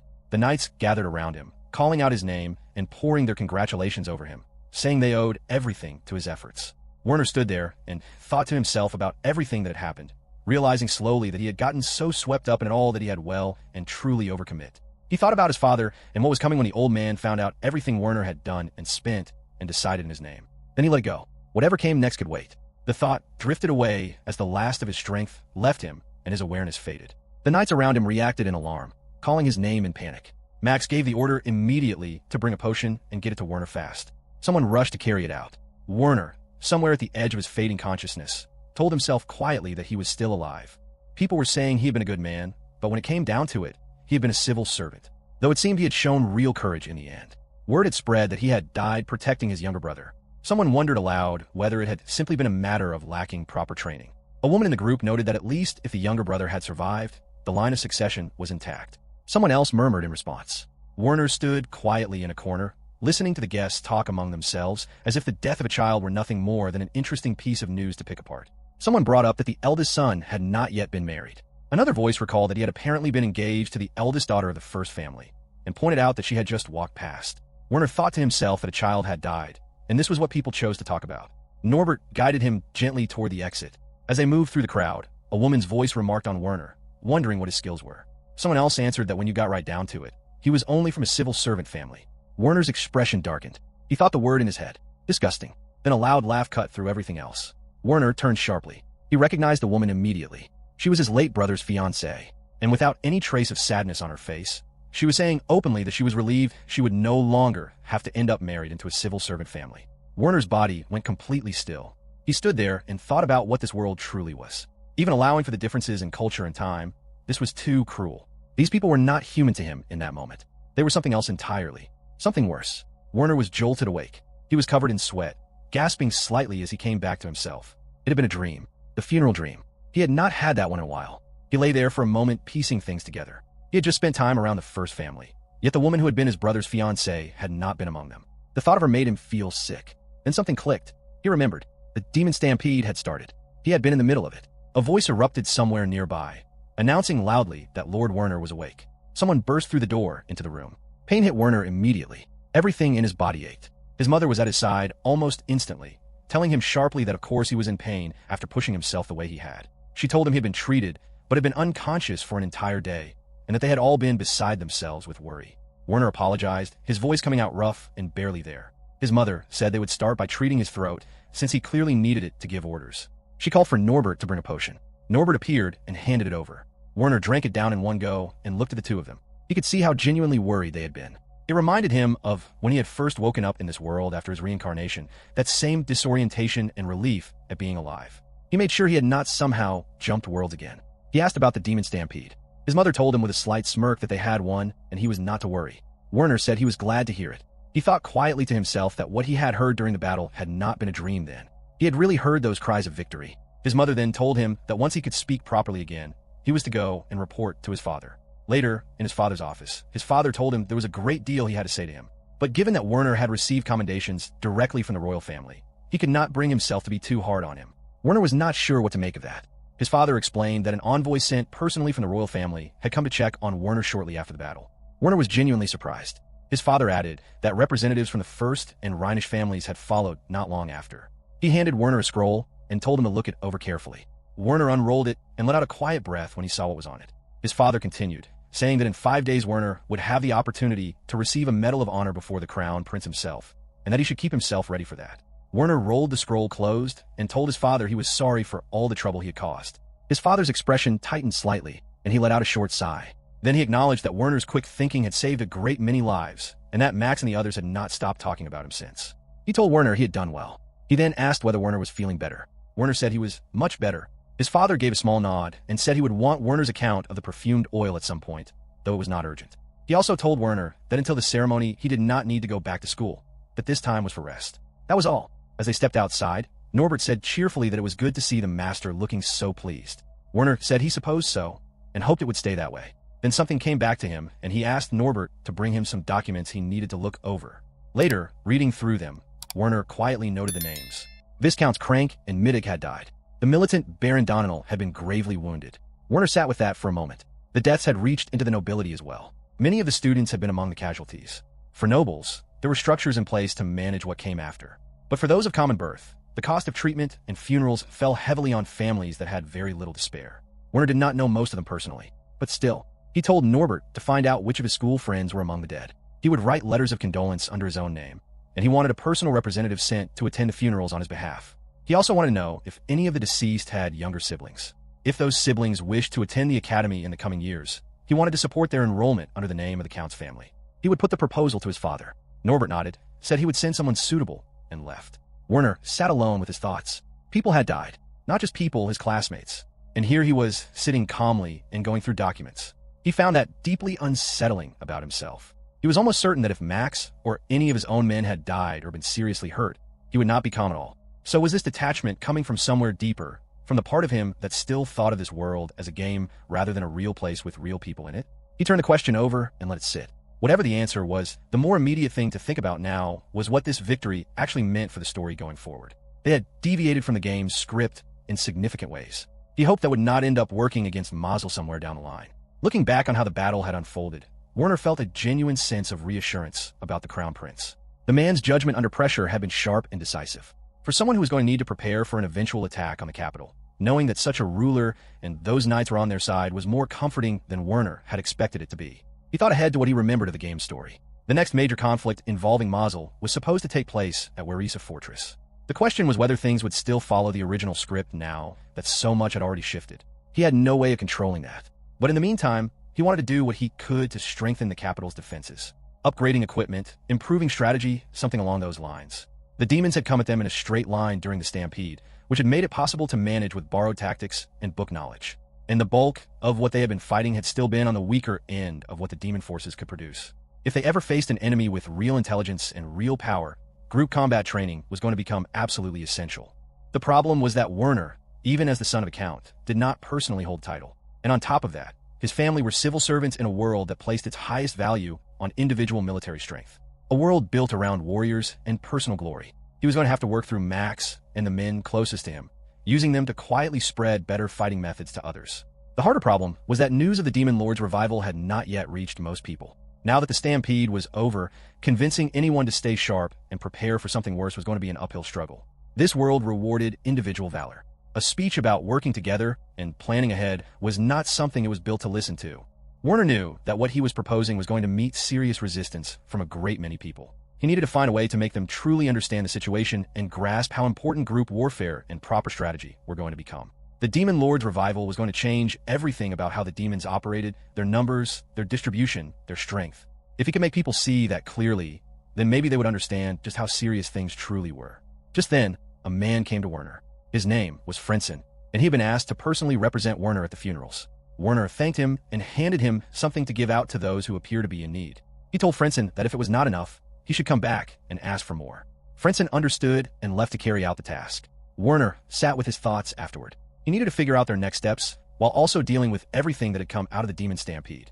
There was a great deal to manage. Taking stock of the damages, handling the funerals, arranging medical treatment, sorting out the medals for those who had distinguished themselves. All of it took time. Outside, heavy rain was falling steadily. Werner looked out at it, and thought that for once he did not mind having a reason not to go to school. Several days passed. Out in the garden, the sharp ringing sound of metal striking metal filled the air. Werner was moving and dodging while Mazel pushed in with another attack. Mazel grabbed Werner's arm, lifted him clean off the ground, stepped into his footing, and threw him. Werner went airborne, hit the ground hard, and landed with a gasp of pain. Mazel pinned his arms behind his back and smirked. Werner told him to ease up, reminding him that he was still supposed to be recovering. Mazel grinned and said he would never go easy on the hero of the demon stampede. Werner told him loudly to knock it off. Afterward, a servant came out to them with snacks. Mazel was in high spirits and could not stop talking about what Werner had done. The whole school was already buzzing about it, he said. How Werner had watched the enemy's movements, spotted the trap before anyone else, and then launched the counterattack at exactly the right moment when the enemy was already falling apart. He mentioned that someone called Lord Hubertus had been speaking very highly of Werner, calling his ability to read a battle truly outstanding. Werner did not place the name immediately, and the servant stepped in to clarify, before excusing herself. Mazel scratched his head and explained that Lord Hubertus was the crown prince, adding that using the informal name was just a habit he had not managed to shake. Werner recognized it then and rubbed his forehead, telling Mazel he was making far too much of it all. Mazel added that the crown prince had also commented on the unusual fighting style Werner had used, describing it as something resembling a porcupine, something the prince had never encountered before but found remarkably effective. Werner thought about that for a moment. The crown prince was almost certainly referring to the phalanx formation. The first family had managed to execute it well on the battlefield despite the rough and rushed way Werner had explained it to them. He gave credit where it was due. That came down to them being a military family through and through. He stopped that line of thinking before it went somewhere uncharitable. Mazel then reached into his things and pulled out some letters, showing them to Werner with a different kind of energy now. Werner started to assume they were more social invitations and began to say he had already told Mazel about those. Mazel stopped him and explained what the letters actually were. One was from the younger sister of Kalvitz. Another was from the father of Balzar. Another was from William's family. Mazel had attended their funerals, and they had asked him to pass along their thanks to Werner. They had been deeply moved that someone from the nobility had thought of them and reached out the way Werner had. Werner said quietly that the students who had not been from noble families or registered as adventurers should never have been anywhere near the fighting. They should have been kept on standby from the start. Mazel agreed, but said that nobody had expected things to spiral the way they did. Werner acknowledged that. Mazel grew quieter for a moment, then said something that Werner was not quite prepared for. He said that because of Werner, what those people had been trying to protect had been protected. It was not just that peace had come back. It was that there was someone in the world who would grieve for them properly. The only sadness was that the dead could not be brought back. Mazel said simply and sincerely that he truly believed it was a good thing someone like Werner existed. Werner was caught off guard by that. He gathered himself and redirected the praise, saying that if anyone deserved to be recognized, it was the hero who had actually gone and defeated the demon boss. Mazel pushed back immediately, telling Werner not to do that too. Werner told him not to be modest about it. Without Mazel breaking the crystal that had been controlling the monsters, there was no telling how the whole thing would have ended. Werner then brought up something that had been sitting in the back of his mind and asked whether Mazel had ever found out what the black jewel was that he had found. Mazel said that apparently not even the material it was made from could be identified by anyone.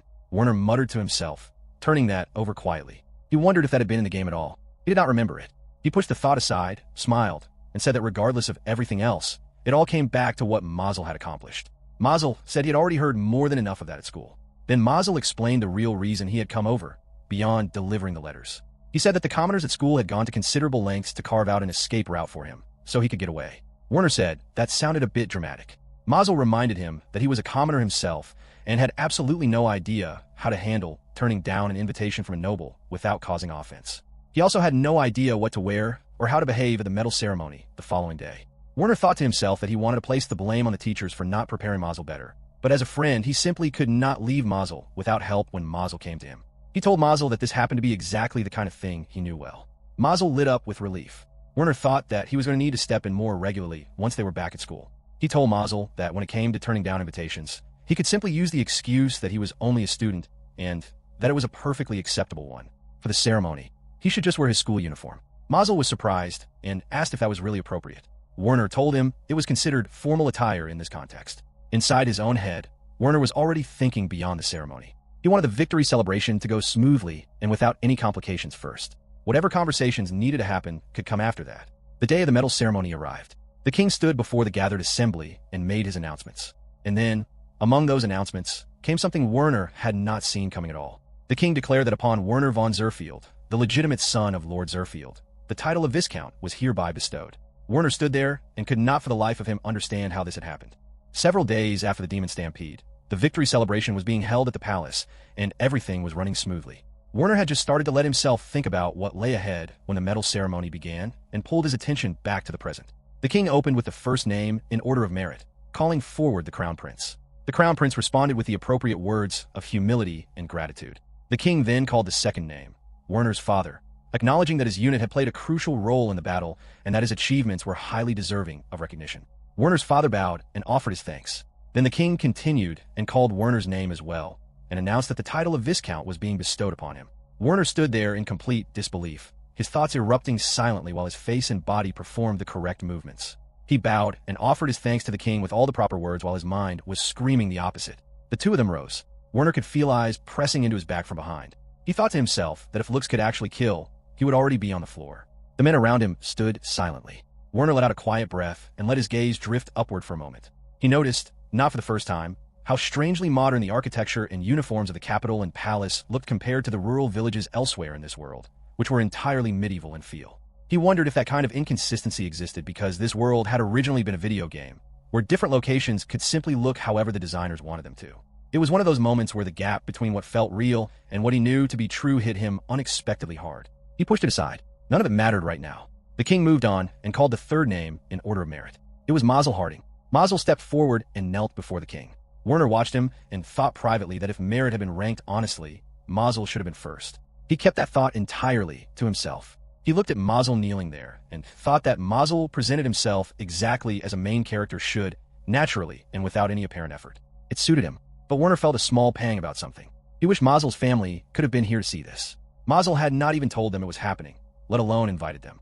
His reasoning had been that they lived so far away in Arlia that they would have had to stay at an inn, and getting there would have been difficult. Werner could not argue with the logic. Arlia was genuinely far from the capital. Even with an invitation sent in time, there was the journey itself and the family business to consider. Still, Mazel clearly had a good relationship with his family, and Werner suspected he would have been quietly happy if they had somehow been able to make it.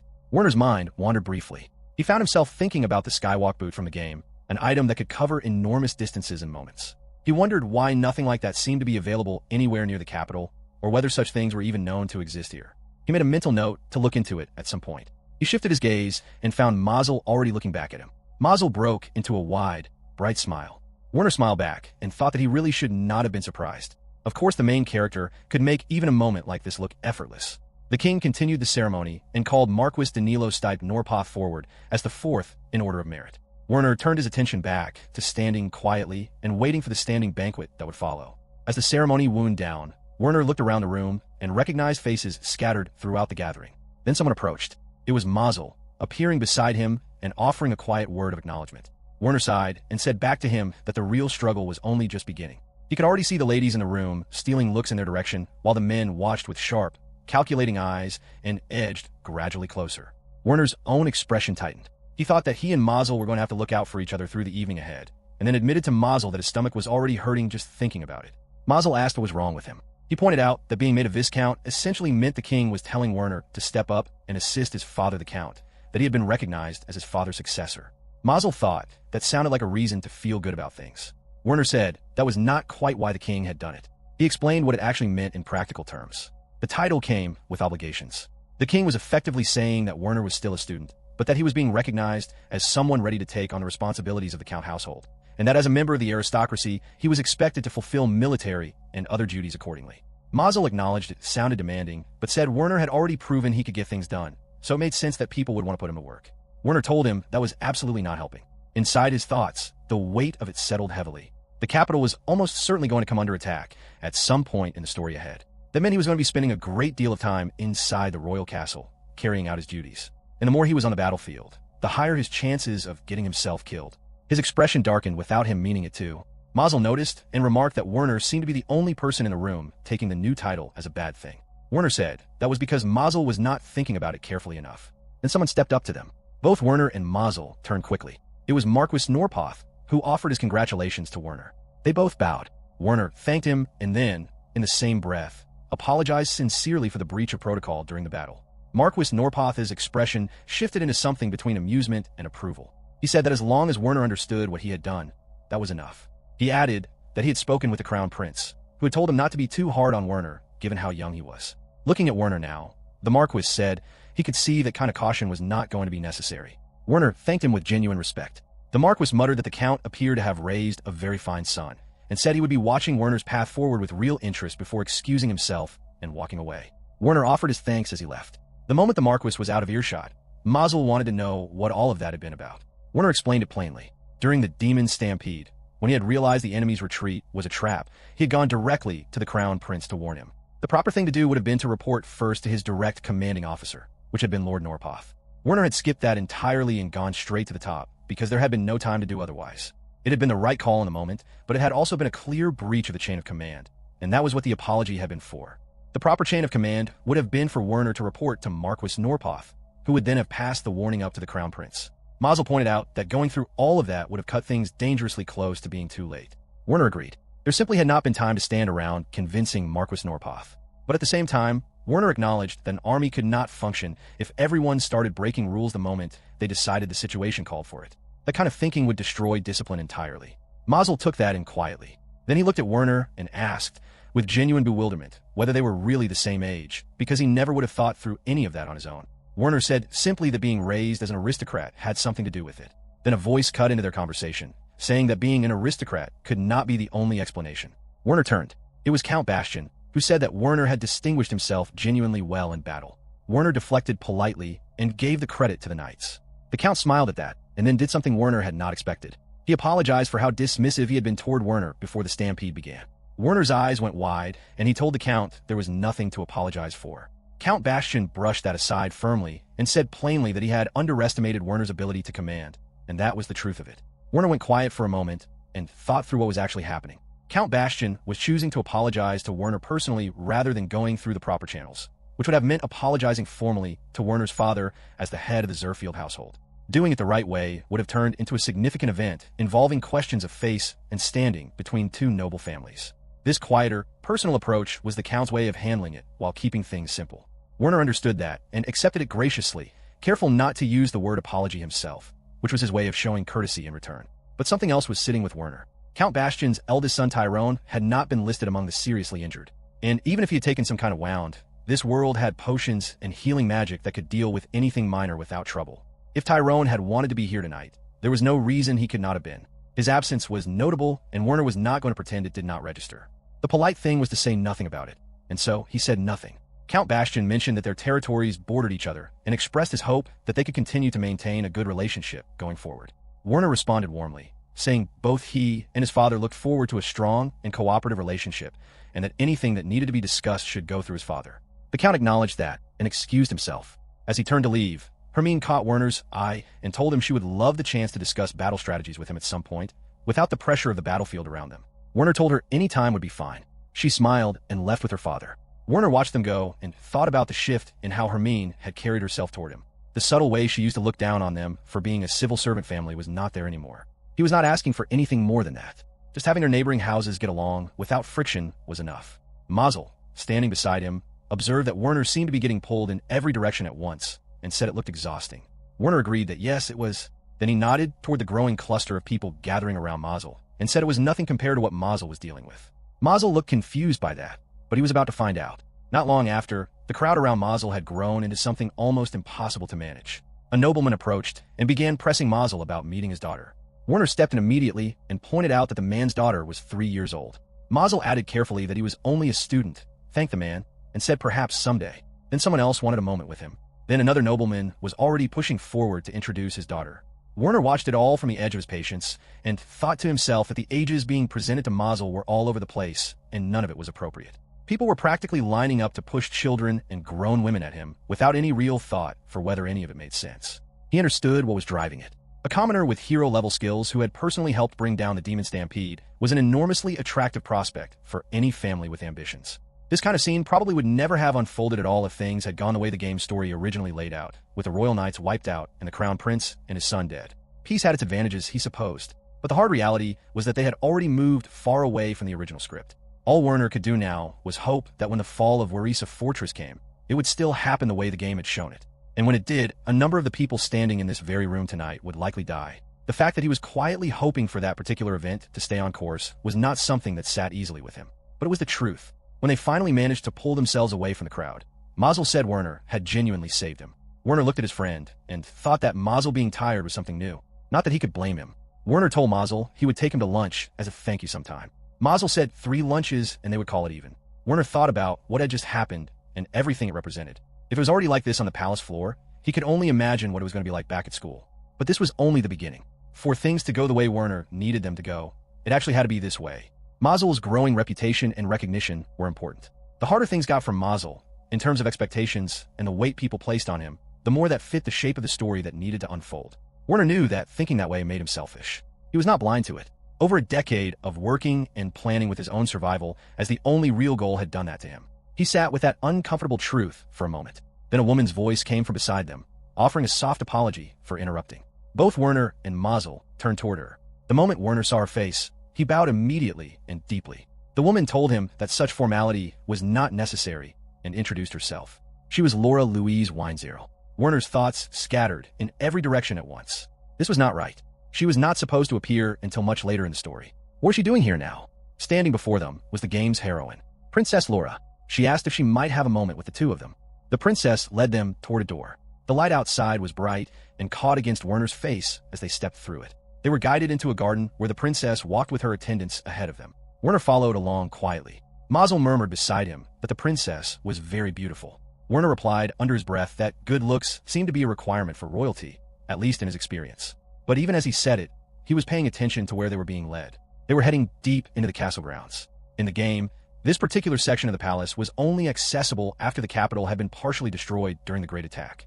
That was what Werner remembered. He looked around and recognized the place with a growing unease. The princess stopped and told them they had arrived. Werner looked ahead and saw someone already standing and waiting for them inside a gazebo. The setting felt unmistakably like the inner sanctum of a palace, thoughtfully and deliberately designed. Even Werner, who did not consider himself someone with a refined eye for these things, could tell it had been crafted with great care. It was a far cry from what he was used to at home. The person waiting for them was the crown prince. Both Werner and Mazel went still with shock. The prince smiled and apologized for having brought them all the way out there. Werner's heart was beating hard. He looked around and took in exactly who was present. The crown prince was there. The heroine was there. The main character was there. And Werner was there, the background character, standing in the middle of all of them. In his head, he felt entirely out of his depth. Technically, as a nobleman, he belonged in this kind of company more than Mazel did. But looking at Mazel standing there completely at ease, Werner thought that was just what came with being the protagonist. Then the crown prince did something that made both of them react in shock. He bowed his head to them and expressed his genuine gratitude, saying that both of them had saved him during the stampede. Mazel brushed it off immediately, saying they had simply been in a position to help. Werner said the same, insisting that nothing had been accomplished by his efforts alone. Inside, Werner felt deeply uncomfortable watching the crown prince bow to him like that. He wanted to stop. He decided to change the subject and began to speak, but the princess cut in gently before he could get far. She told him there was no need for formal titles or stiff language among them here, and that no one would think less of Werner for speaking more naturally. Werner was about to object, but she was firm about it. He glanced at the crown prince, who gave a small nod of agreement. Werner accepted it. If the crown prince himself was permitting it, he had no real grounds to refuse. Werner then mentioned to the princess that he had not expected to find her at the palace, having assumed she was at the great temple of Finoi. The princess remarked that he was well informed. Werner said he had heard it from his father. The crown prince recognized that the minister of ceremonies would naturally be privy to such things and found nothing unusual in it. The truth was that Werner knew about it because of the game. In the game's story, the great temple of Finoi was attacked by one of the demon lord's 3 generals, and it was when Mazel heard about the attack and rushed there that he met Princess Laura for the first time. That was how their meeting was supposed to happen. Werner was not sure yet whether their meeting here instead was going to cause problems or not. The crown prince explained that Laura had received a divine message and had returned to the capital specifically to deliver it to the king in person. Werner asked what the message had said. The crown prince told him it concerned the revival of the demon lord. Mazel could barely contain his reaction, asking immediately whether it was really true. The crown prince said that they could confirm that Laura had indeed received the message. Werner absorbed that quietly. In his mind, the contents of the message were a state secret. That made it all the more striking that the prince was sharing it here. The prince added that they did not yet have enough information to verify whether the revival had actually occurred. Werner thought that made sense. There were old stories of an ancient kingdom said to have been brought down by the demon lord long ago, and the ruins of it still existed. But the demon lord itself was largely dismissed by most people as legend and nothing more. Laura added that what she had said was not common knowledge beyond a small circle. She also explained that divine messages came in different degrees of significance, something that only oracles capable of receiving such messages could truly understand. But this particular message carried a weight unlike anything ordinary. That was why she had come back to the capital directly, to speak with her father, the king herself. Werner understood. He suspected the king's reaction might have been mixed, but having just experienced such a wildly abnormal demon stampede, the crown prince had probably found the message credible enough to take seriously. What Werner could not work out was why both he and Mazel had been brought here. Laura explained that part of the divine message had suggested the hero would play an exceptionally important role in what was to come. She had wanted to meet the hero in person, and so she had invited him here. Werner turned that over in his mind. In this world, being called a hero did not automatically mean someone was destined to defeat a demon lord. It was simply understood that such a person possessed unusual and rare abilities. Even if the knights had been destroyed in the stampede, there would still have been plenty of fighters ready to step up out of a hunger for personal glory. Werner was curious how the king would have gone about it in that case, sending a first-year student to confront the greatest evil in the world. He also suspected that the king had probably been told of the divine message in some form in the original game's timeline, and that it was what had set Mazel off on his journey after the stampede. Werner spoke up and said he understood why Mazel had been summoned, but asked plainly why he had been included. The crown prince explained that he simply wanted Werner to serve as a bridge and a buffer between Mazel and the royal family. Mazel was curious what that meant. Werner put it into words himself. Since the divine message could not be made public, the royal family could not simply be seen calling a commoner like Mazel to the palace on a regular basis without raising questions. Having Werner involved made it easier to arrange and less conspicuous. The princess said that Werner's sharp grasp of things made it all more manageable. Werner thought about the fuller picture. If the crown prince had died in the battle the way the game's original story had it, the news of the demon lord's revival would have carried far more weight. No one would have questioned the king openly bringing in a commoner like Mazel to consult with him in the middle of a crisis. But now, because the crown prince had survived, partly because of what Werner himself had done, that situation was more complicated. It was partly Werner's own doing that made things harder now. The crown prince concluded by saying that while they worked to verify the truth of the revival, they wanted to keep a close and reliable connection with Mazel, and that was the thinking behind all of this. Werner felt a measure of relief settling in despite everything. Even with how far the story had already shifted from the original game, the fact that the royal family still recognized the hero as the key to defeating the demon lord was reassuring. Mazel pointed out simply that it made natural sense for a viscount like Werner to visit the castle. The prince nodded. Werner added that it equally made sense for Mazel to speak with Werner while they were on campus together, which provided a natural and unremarkable cover for their connection. Mazel then asked what the prince had meant about Werner serving as a wall. Werner explained it by pointing to what had just happened at the banquet, where he had stepped in to keep the nobility from trying to pull Mazel away in every direction. He laid out the bigger picture as well. At this point, the royal family did not have a strong enough public reason to formally take Mazel under their protection, which meant they had no real way to stop foreign powers or other noble houses from trying to recruit him. If Mazel ended up tied to some noble household before the royal family needed him most, they would have to negotiate through that household every time they wanted his involvement. And there was no guarantee that whoever took Mazel in would be cooperative or reasonable when it mattered. The prince agreed with all of it. Then the prince put forward an idea that Werner had not anticipated. He asked Werner whether he would have any objection to Mazel being made his knight. Werner's reaction was immediate. He asked the prince not to put that on him. There were several strong reasons why he needed to turn this down completely. He explained to the prince that he and Mazel were friends, not a lord and his subordinate. Werner would obey any order from the royal family without question and would do everything in his power to help Mazel. But he had no intention of becoming Mazel's lord and master. In his own mind, the reason ran even deeper than that. The hero was supposed to defeat the demon lord and build a future with the princess. If Werner became his lord, he could easily find himself dragged into political conflicts that had nothing to do with him and end up dead as a result. The prince suggested that the arrangement could simply be a formality, something that existed only in appearance without changing the real nature of their relationship. He mentioned that he had people in similar arrangements himself. Werner understood what the prince was actually doing. By framing this as a proposal rather than a direct order, the prince was testing Werner, trying to get a sense of how ambitious he was and what he was actually after. Werner held his ground politely but firmly. The prince accepted it and moved on, but said that regardless of the formal arrangement, he still hoped Werner would support Mazel's activities while in the capital. Werner accepted that without hesitation. In his mind, thinking about what Mazel was going to be doing in the not-too-distant future, he would have preferred to keep his distance from that too. But the royal family now openly acknowledged their friendship, and it was far too late to pretend otherwise. What he was being asked to do was not join an adventure. It was simply to support Mazel from his position as a noble, which was something he could manage. The princess offered Werner her gratitude and said he was too generous. Werner's mind quietly drifted to something he remembered from the game. When a player set off with a hero to defeat the demon lord, they started with barely enough money to get by and could not afford the best equipment available. This moment, right here, might actually be the perfect opportunity to do something about that. Whatever they could prepare and provide for Mazel now would only improve his chances when the real confrontation came. Werner wondered if this was a good moment to quietly ask the prince for some funding. Before he could settle on that thought, the prince said he looked forward to working with Mazel, and Mazel responded with respectful agreement. The prince then excused himself and walked away. Werner glanced at Mazel as he watched the prince leave. Mazel was the kind of person who had apparently been too busy worrying about everyone back at school to even mention his own accomplishments during the stampede to anyone. That was just who he was. And looking at the situation now, whether it was equipment, connections, or preparation, being in a position to actually do something for his friend before he set off on a journey with the fate of the entire world resting on him was far better than standing helplessly on the sidelines.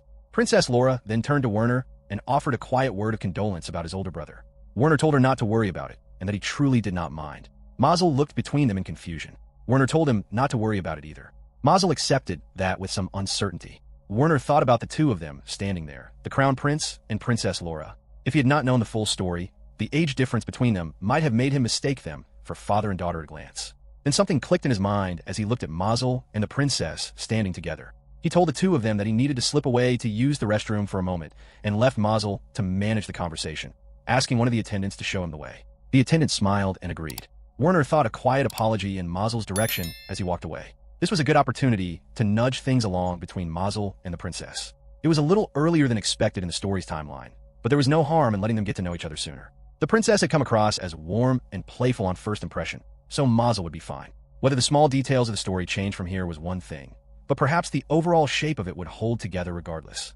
Or maybe that was wishful thinking. Either way, Werner still needed the story to change in one very specific and important way when the time came. As he walked through the hallway, his mind went somewhere darker.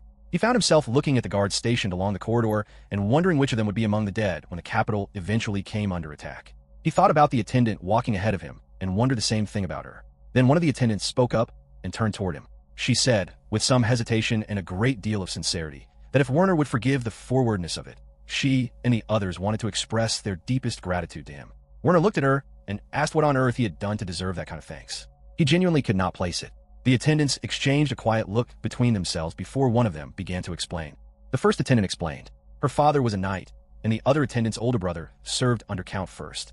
They had heard how Werner had seen through the monster's trap before it could close around the army. If not for that, both of their family members might very well have died in the battle. They were deeply grateful. Werner went completely still. The attendant apologized for the forwardness of saying it, but said that they had wanted so much to thank him at least once with their own words. Werner did not know how to respond. He managed to say something quiet and simple, telling her it was nothing and that they were very welcome. Then the attendants led him the rest of the way to the restroom. Alone for a moment, Werner turned on the faucet and washed his hands, privately grateful that this world had running water. They had never shown bathrooms in the game, so finding that the basic infrastructure existed had been a relief when he first discovered it. Living through something resembling the Middle Ages would have been genuinely hard on someone raised in modern Japan. But then again, if this world had magic capable of creating things from nothing, it made sense that people would have applied that same ingenuity to the practical necessities of daily life, things like plumbing and waterworks. Magic had its limits, though. It was not all powerful. People still died. That was exactly why he had spent so many years working himself as hard as he had. From a moment he had remembered his past life as a child. He had known what the demon stampede was going to bring. He had gone into it with everything he had. He had survived it and cleared that first enormous obstacle. But standing there alone, he found himself wondering whether he could have done more. He had poured everything into making sure Mazel would be all right and had largely stopped thinking about the other students around them. Was that because somewhere underneath it all, he had still been treating this world as though it were only a game? But the guard in that hallway, those attendants and the families they had talked about, Mazel, the students who had died, all of them were real people living real lives with real connections to one another. Werner was not arrogant enough to think he could have saved everyone, and neither could Mazel. But if he could at least feel that he had genuinely given everything he had, that would help. It would sit easier with him when the nights got quiet. That was what he wanted going forward. The honest truth was that he had only ever wanted to survive. Everything that had worked out for other people had been a side effect of that. The gratitude from those attendants had stung precisely because of that.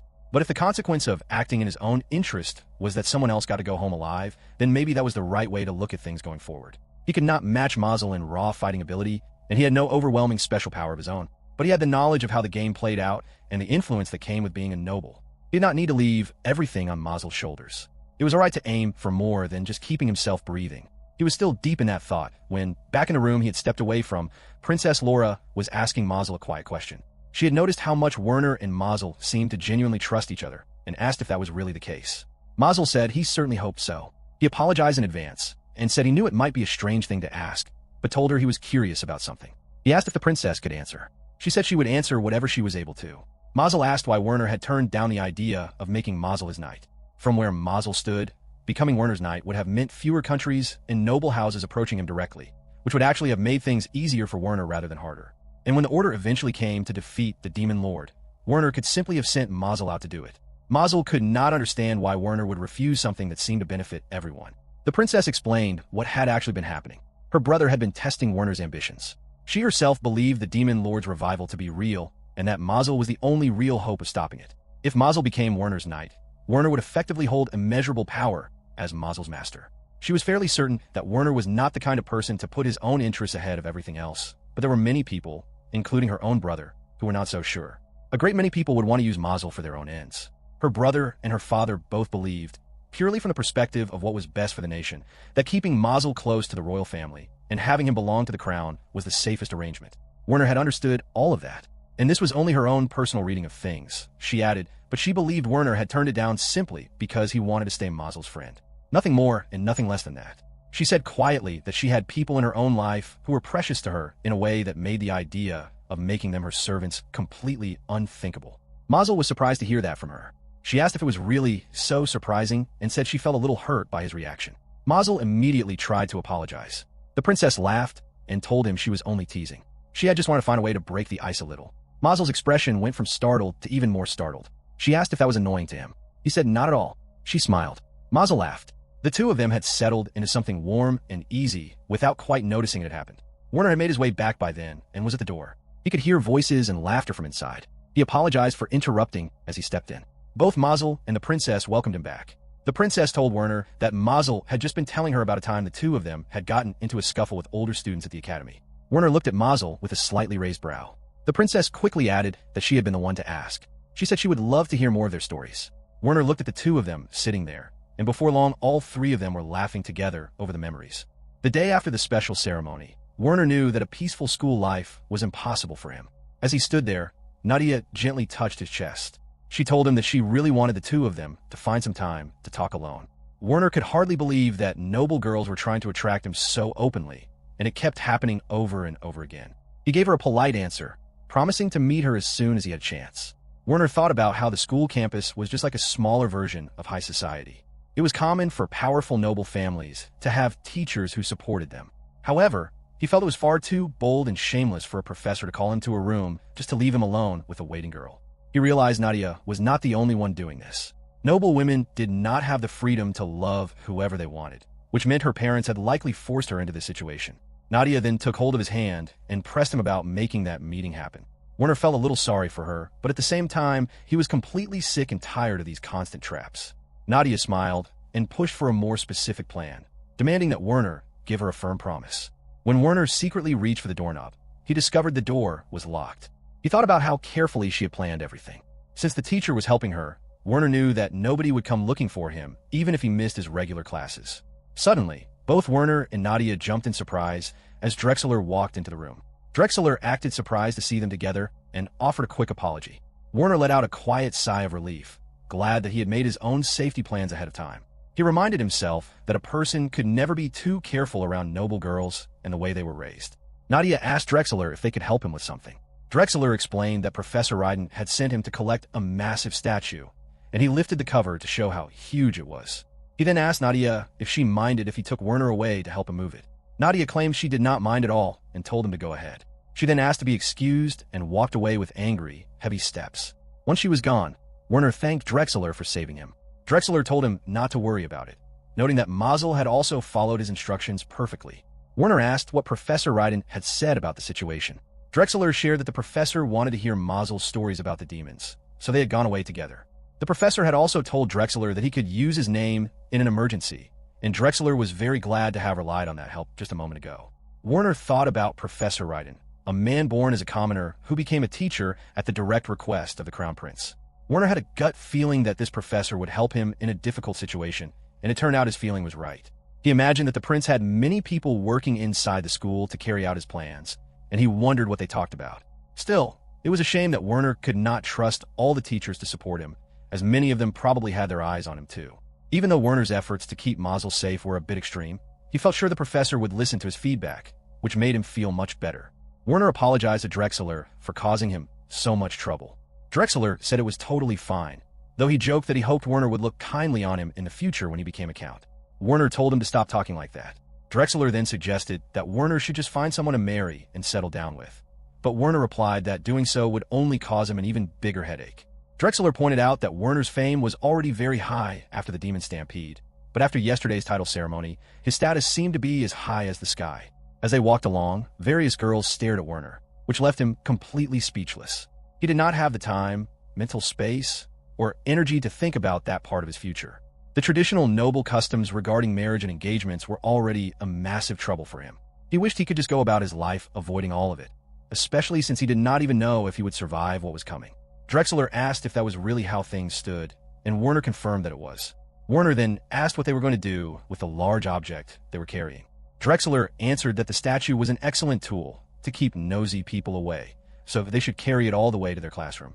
Later on, they met up with Mazel, who let out a deep sigh and said that he could finally relax. Werner told him that he looked completely exhausted. Mazel tiredly agreed, saying that he truly was. Werner thought to himself that classes would soon be over for the day. He noticed the other students staring at him, and he realized that simply returning to the dormitories would not make things any easier for him. He let out a heavy sigh, feeling a strange sense of familiarity about the stressful situation. Turning to Mazel, Werner told him that if he ever felt unsafe in his own quarters, he was completely free to use Werner's room in the dormitory instead, even offering to give him a spare key. Mazel was quite surprised by this generous offer, but Werner explained that it must be incredibly difficult to sleep with constant alertness, even for someone as strong as a hero.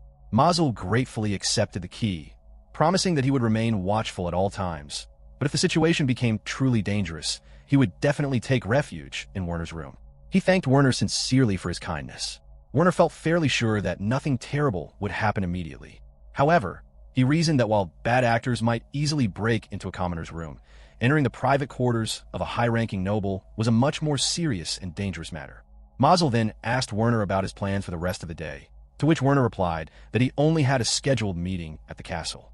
Once that briefing was finished, he planned to head straight home because he had a great deal of important preparation to complete. Mazel acknowledged this, and his expression suddenly turned very serious. He told Werner to listen closely, explaining that he wanted him to meet a certain person who had assisted him during the recent demon stampede. Werner narrowed his eyes as he thought about the name Lugens Laser. He recognized him as an adventurer who had skipped the recent award ceremony, but was actually a central character in the game World Werner knew. According to the game's original timeline, this man and the hero were supposed to form a duo immediately following the demon stampede, although it now seemed there were actually two other individuals involved in their group as well. Werner agreed to the meeting, saying he did not mind at all, but he asked how many people they would be meeting. Mazel clarified that it was just the one person, adding that he believed they could fully trust him. Werner remembered that in the game, Lugens was destined to help defeat the Demon Lord. Since Werner was now acting as Mazel's primary link to the castle, he knew it was vital to establish contact with this adventurer. Werner accepted Mazel's judgment, and Mazel mentioned that he needed to speak with Lugens about a private matter anyway. Mazel promised to inform Werner of the best date and time for the meeting, and Werner thanked him before looking around the area. Werner noticed the time and told Mazel that the school day was almost over, instructing him to carry out their plan as soon as the bell rang, which Mazel understood completely. When the bell finally rang, the surrounding students watched in absolute shock as Mazel suddenly threw open a window and leaped right out of it. The other students cried out in disbelief, rushing to look outside and shouting about the incredible height from which Mazel had just jumped. As Werner calmly walked out of the classroom, he reflected on how the hero was always the center of attention. He noted that only someone as powerful as Mazel could survive such a high drop without a single scratch. He also realized with a bit of amusement that it had been decades since he himself had last run down a school hallway. A few hours later, the head servant, Norbert, welcomed Werner back home and praised him for getting through his first day back at school after such a long absence. Norbert asked if everything had gone smoothly at the castle, and Werner confirmed that it had.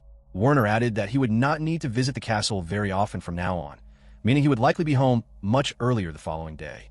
He told Norbert that he would make a list of supplies he needed for his room and asked the servant to gather them later, which Norbert agreed to do.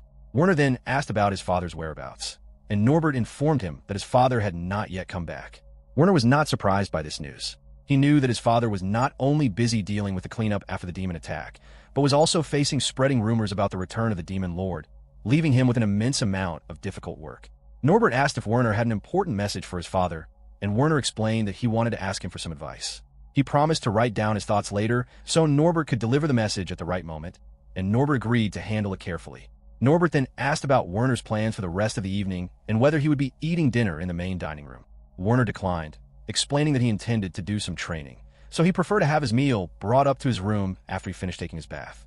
Norbert gently warned him not to push himself too hard, but Werner thanked him and assured him that he would be careful, as he simply wanted to organize his thoughts and take things easy.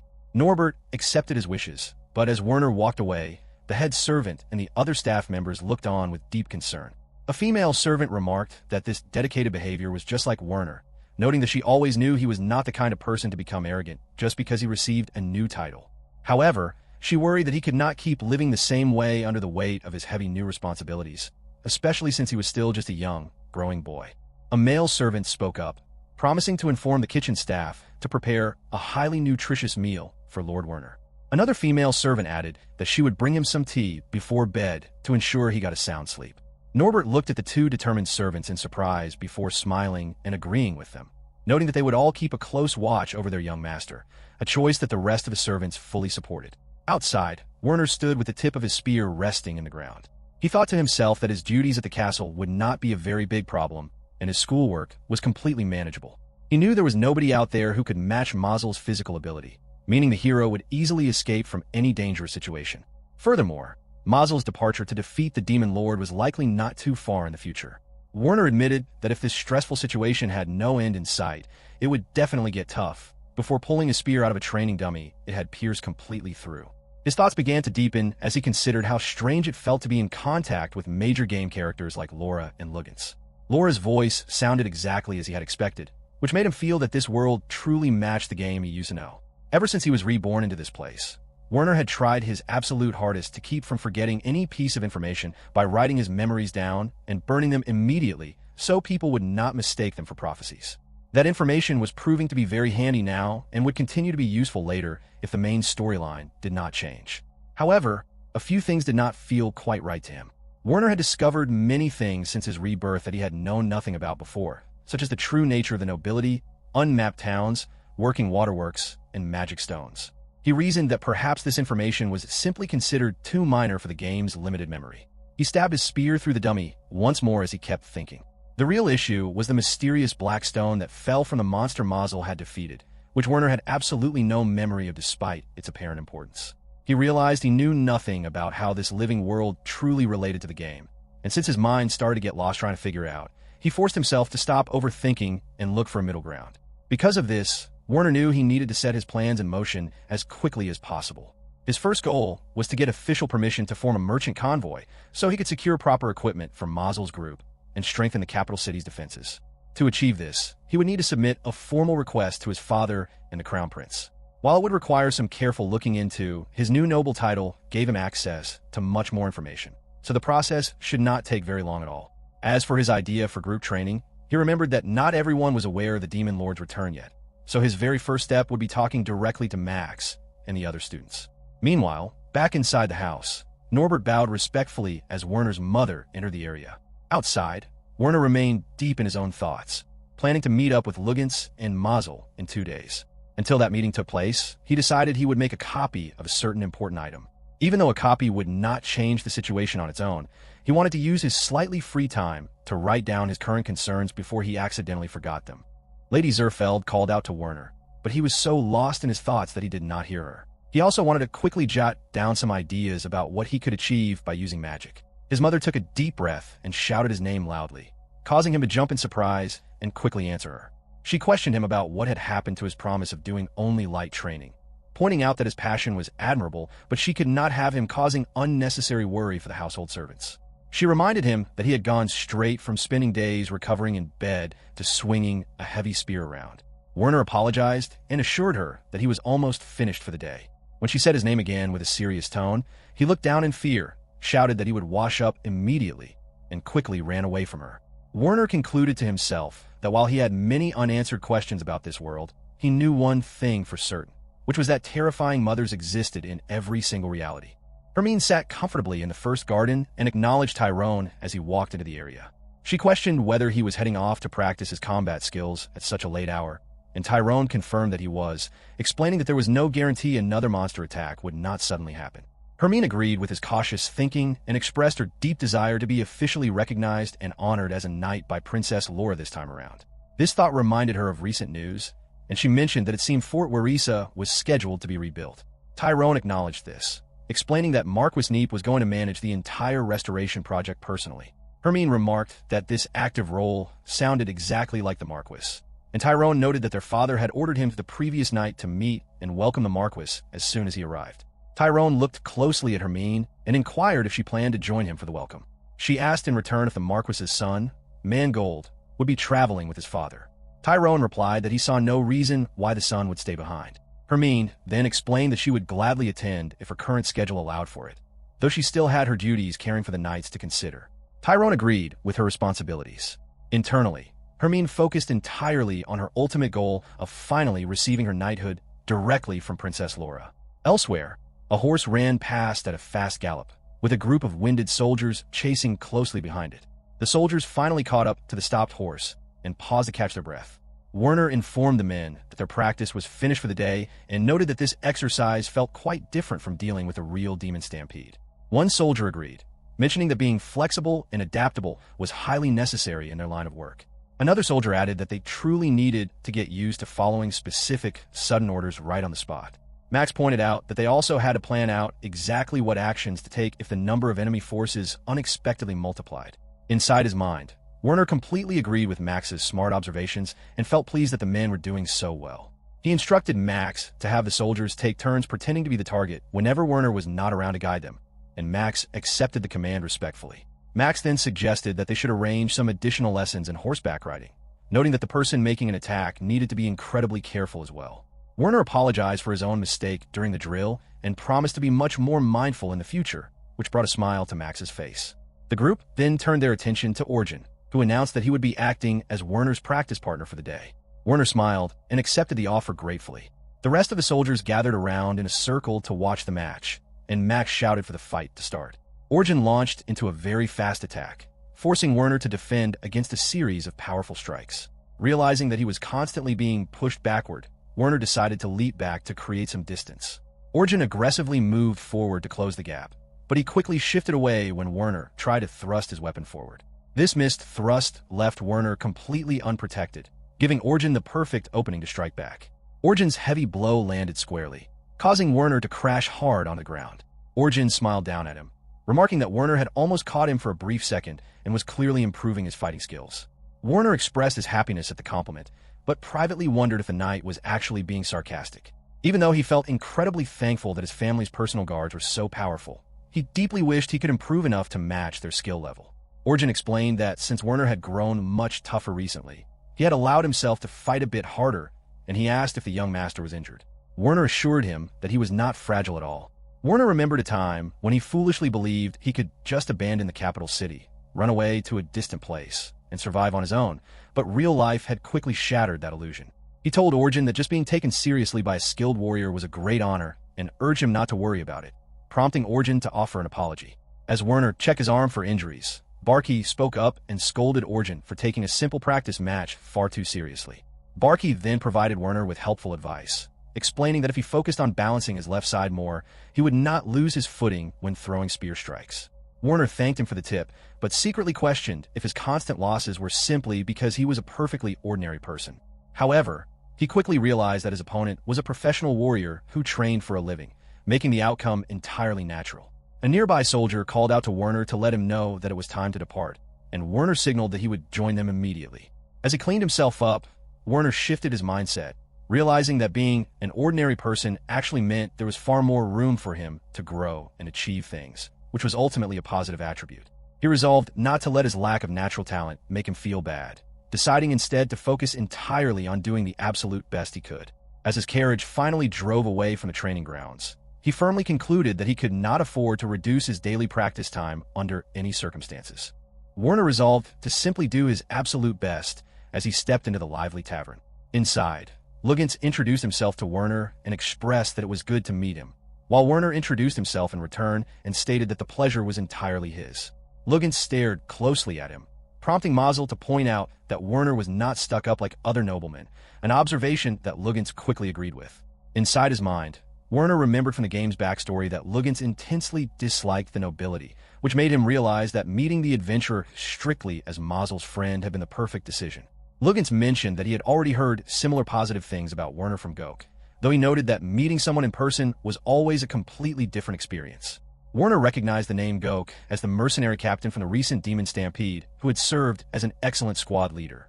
He recalled his father mentioning that Gok was receiving special financial compensation for his service, making Werner reflect on how small this world truly was since mercenaries and adventurers frequently cross paths. Luggins then shared that Gok had praised Werner for being quite handy with a spear. This unexpected compliment made Werner genuinely happy, and he internally hoped that if he kept practicing diligently, he might actually win a real fight someday. Luggins grinned and added that Gok was never the type of man to flatter a nobleman with false praise, so Werner should consider himself very lucky and keep his chin up.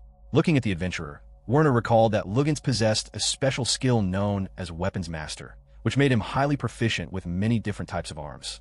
Although he could not compare to Mazel's overwhelming strength, Luggins was destined to become a reliable, older brother figure to the hero from the very start of the game until the final battle. Back in Werner's original world, this character had been incredibly popular among both male and female players. Luggins remarked to Werner that he was completely different from the image he had formed in his mind, before suggesting that they should finally eat some meat and ale if it was fancy enough for them. Werner agreed to the meal, while silently wondering what kind of person the adventurer had expected him to be. Once their food was served, Luggins cut straight to the chase by saying that while Mazel had wanted them to meet, he highly doubted they were there just to trade empty pleasantries. He directly asked what important matter had caused them to call him out to the tavern. Werner and Mazel exchanged a quick glance, and Werner began by asking if it was true that mercenaries and adventurers were strictly sworn to secrecy. Luggins confirmed that this was absolutely correct. Werner then revealed the massive secret that rumors indicated the Demon Lord had officially revived. Luggins choked on his drink in shock, warning Werner that such a dangerous topic was not something to joke about, but Werner quietly insisted that he deeply wished it were a mere joke. Luggins demandingly questioned why Werner would choose to share such terrifying news in a common tavern.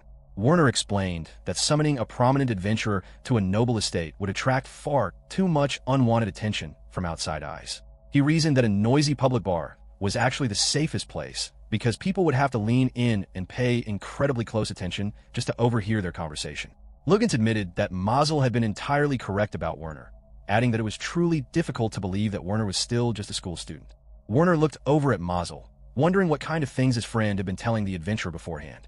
Luggins clarified that his remark was a genuine compliment and gave Werner his full attention, asking why he was being trusted with this heavy secret. Werner got straight to the point, explaining that he desperately wanted Luggins to help and protect Mazel. He noted that while the threat had not been confirmed with absolute certainty by the kingdom yet, Mazel would undoubtedly be ordered by the king to defeat the Demon Lord once the truth came to light. Luggins asked Mazel if he was being kept fully informed about these heavy expectations, and Werner chimed in to say that he was willing to do absolutely anything within his power to support them. Luggins acknowledged this deep commitment.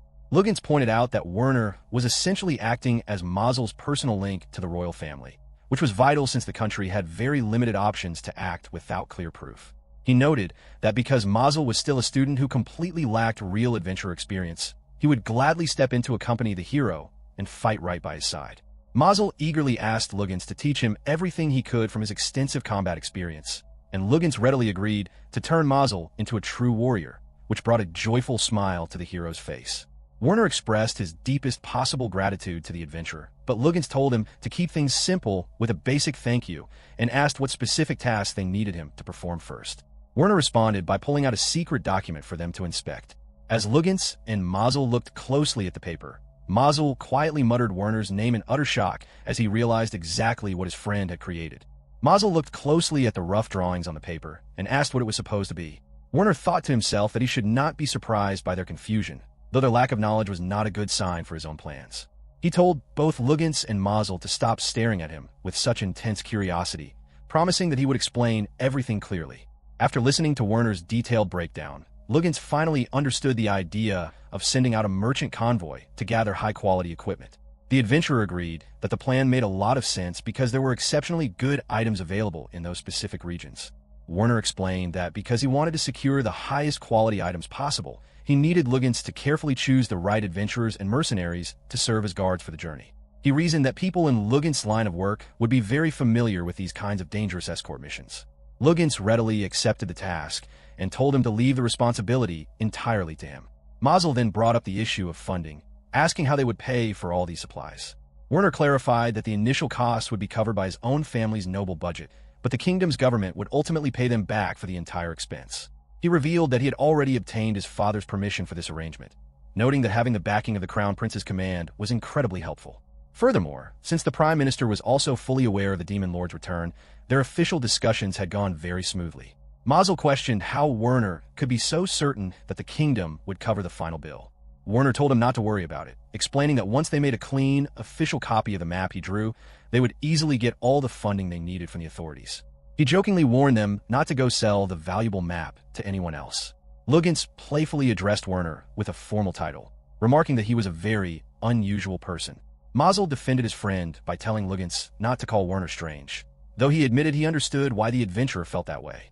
Mazel pointed out that he had never met anyone who possessed so much detailed knowledge about the continent and its various settlements, especially since Mazel himself had never even seen a map before, yet Werner was somehow drawing one entirely from scratch.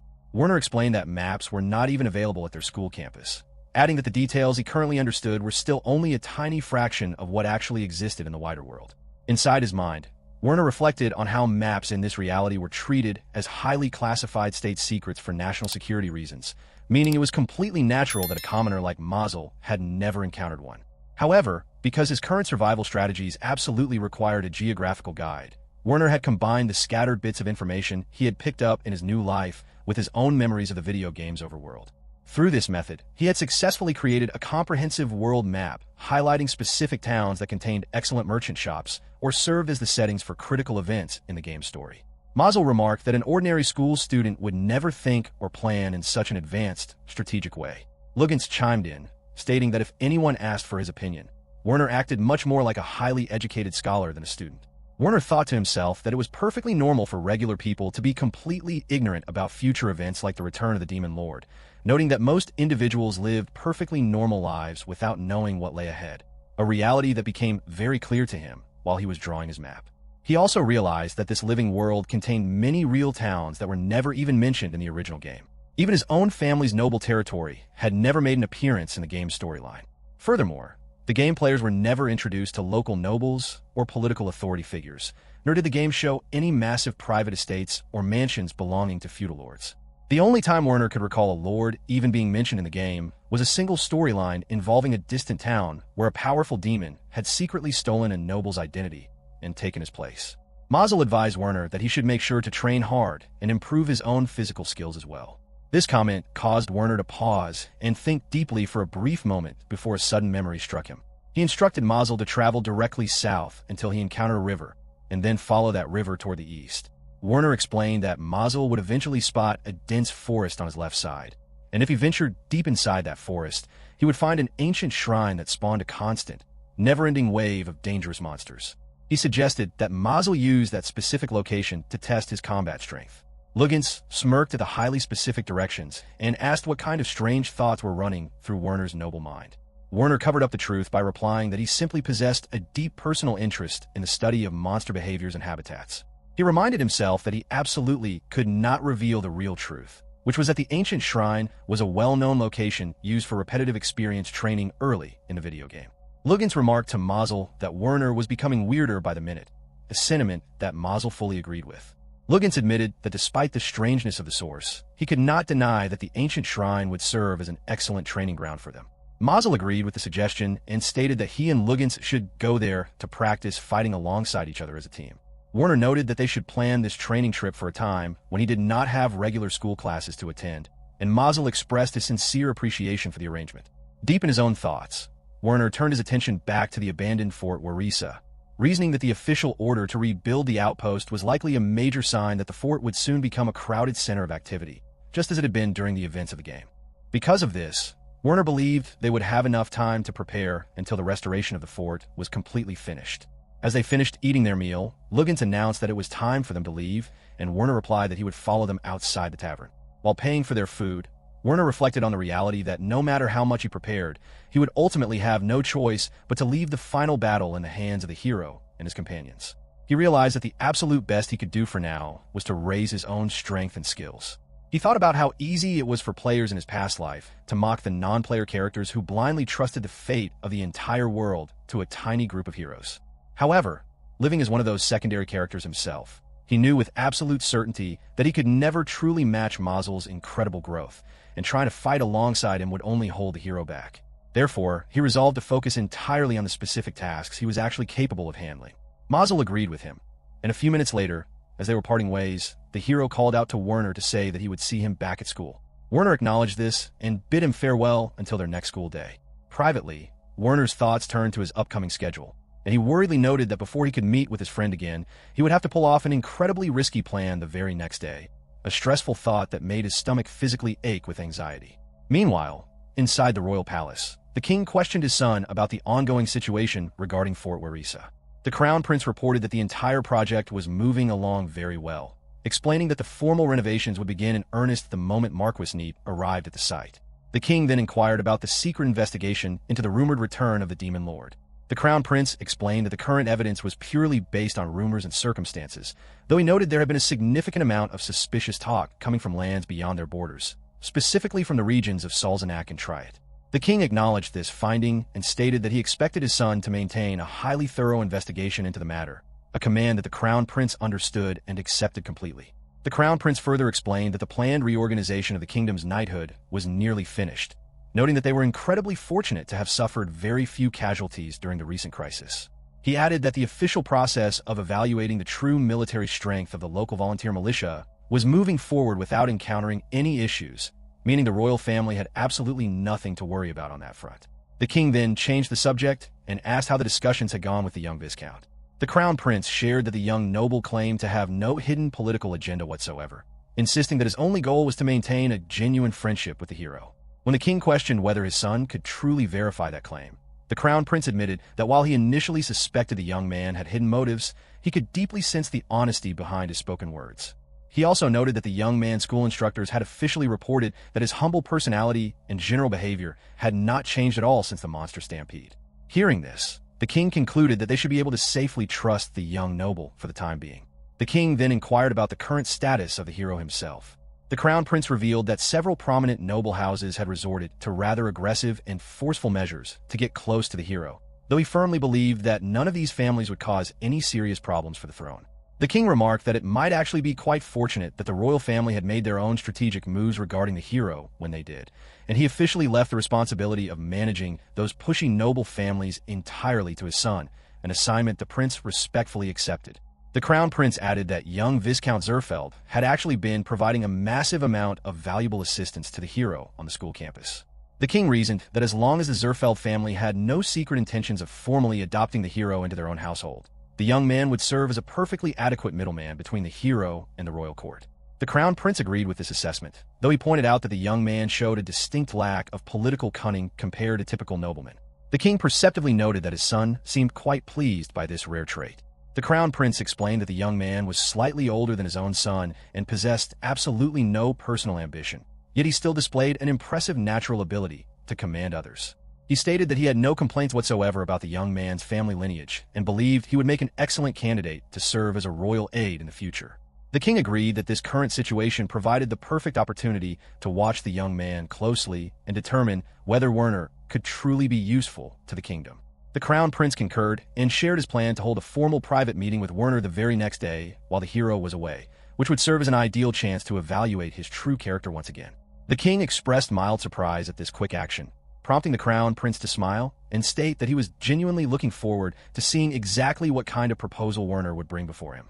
This world also operated on a 7-day-week system. Many daily aspects of life were exactly the same as in Werner's previous world, including dealing with livestock and fish, running commerce, working in blacksmithing, hunting, rearing animals, practicing the arts, practicing religion, and celebrating birthdays. Even superstitious practices, such as scheduling weddings only on days considered lucky or auspicious, were strictly followed here. Werner had initially assumed that the specific names given to the days of the week meant the culture held a polytheistic worldview filled with various gods and goddesses, but he discovered that the people actually followed a single, monotheistic belief system. It happened to be Werner's birthday today, which was also an official holiday, but he knew that public holidays did not matter when it came to important affairs of royal interest. During his audience, the crown prince explained that he understood the main points of Werner's proposal and found the ideas very fascinating. The prince requested that Werner forgive him, as he could only add these new weapons to the royal knighthood's official arsenal after personally reviewing and approving the items themselves. Werner assured the prince that this condition was perfectly fine, as his main hope was simply to secure His Highness's royal approval in advance.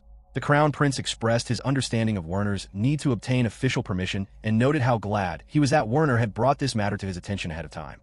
However, the prince questioned whether Werner truly believed he could successfully procure such exceptionally high-quality weaponry, and Werner confirmed that he could, based on the information he had managed to find out. The Crown Prince pointed out that it would be ideal if these weapons could be purchased within their own borders, but he noted that the local ancient kingdom's ruins had already been completely cleared out. Inside his mind, Werner remembered how he had casually followed the game's story starting right from the royal capital, where the majority of available equipment consisted of low-level starting gear. As soon as a player left the capital area, luxury items, rare ingredients, fine fabrics, and high-level armaments became abundant.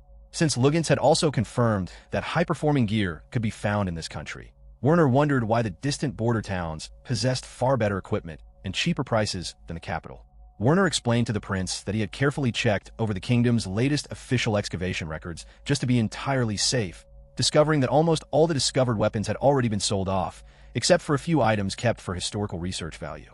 Werner reflected on how these powerful, high-level pieces of equipment were actually historical items excavated from ancient ruins, particularly from old tombs dating back to the era of the ancient kingdom. He realized the process was essentially a form of organized grave robbing. According to the old reports, large numbers of armed bodies have been buried together in massive graves during ancient times. While some valuable items were recovered from dangerous dungeons, a massive percentage of similar gear came from these exact historical burial circumstances, with rare items specifically being pulled from the decorative furnishings of the tombs. Because of this lucrative trade, various towns and small villages dedicated to selling excavated goods had popped up rapidly all around the major ruin sites. The ancient armor typically went straight to specialized goldsmiths, while the remaining items were managed by second-hand dealers. Werner admitted to the Crown Prince that he did not possess the exact numerical data regarding these items yet, and the prince acknowledged that this lack of details was to be expected. Werner secretly reasoned that because the Kingdom of Wine already possessed an overwhelmingly powerful military force on the continent, the rulers likely felt no pressing need to pay attention to advanced equipment or specialized magic items.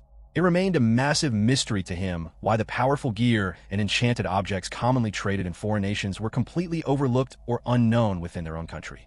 He wondered if this neglect was a deliberate choice made out of consideration for local merchant guilds, perhaps to prevent a sudden drop in market prices for items pulled from nearby dungeons.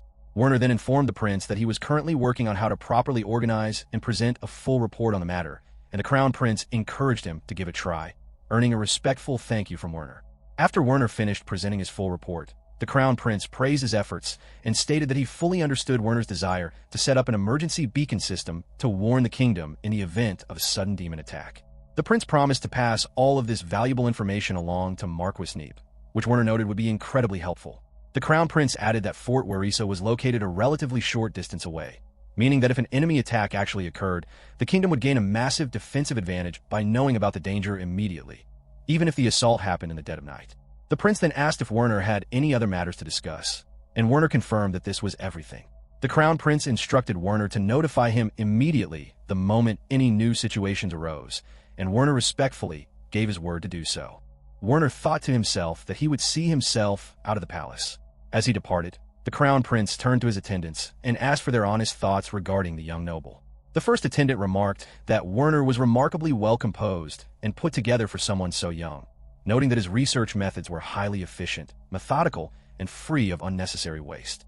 The second attendant added that while everything would ultimately depend on the final results of his ideas, it was a real shame that such a capable young man was merely the son of a count. The Crown Prince closed his eyes tightly before stating that the fact that historic excavated items were being carted completely outside their national borders was a serious problem. This was assuming, of course, that the rare items Viscount Zerfeld had read about actually existed in those places.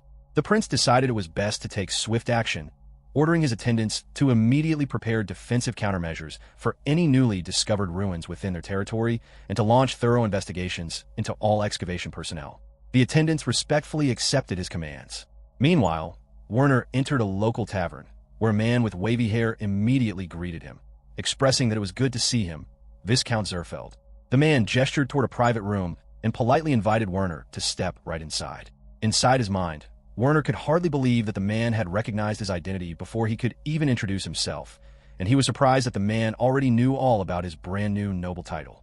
He realized this impressive awareness was exactly what one should expect from the famous Bierstedt Trading Company, since they were not managed by a prominent figure in the capital's commercial guild for nothing. The wavy-haired man rang a small bell and asked Werner to wait there for just a brief moment, explaining that the company head, Bierstedt, would join him shortly. Werner sat down and carefully observed the room. He thought about how he had asked for a massive favor by acquiring all that fragrant oil recently. But since he had paid the full asking price without hesitation, the company must have made a very tidy profit from the transaction. He felt incredibly lucky that the kingdom's government had provided the necessary funds for it. Werner reminded himself to remain highly watchful when dealing with such experienced and cunning merchants. However, compared to his recent encounters with royal figures who could have easily ordered his execution and sent his head rolling if he made a single mistake, dealing with a businessman felt like an absolute breeze. A man soon entered the private room and offered Werner a polite apology for making him wait. He introduced himself as Bierstedt, the official representative of the Bierstedt Trading Company.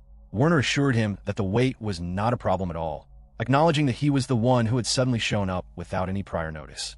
Bierstedt expressed his gratitude for those kind words, admitting that he could scarcely believe his ears when he was told that the young Viscount had come to visit his establishment in person. Werner thanked the merchant for their successful business transaction the other day.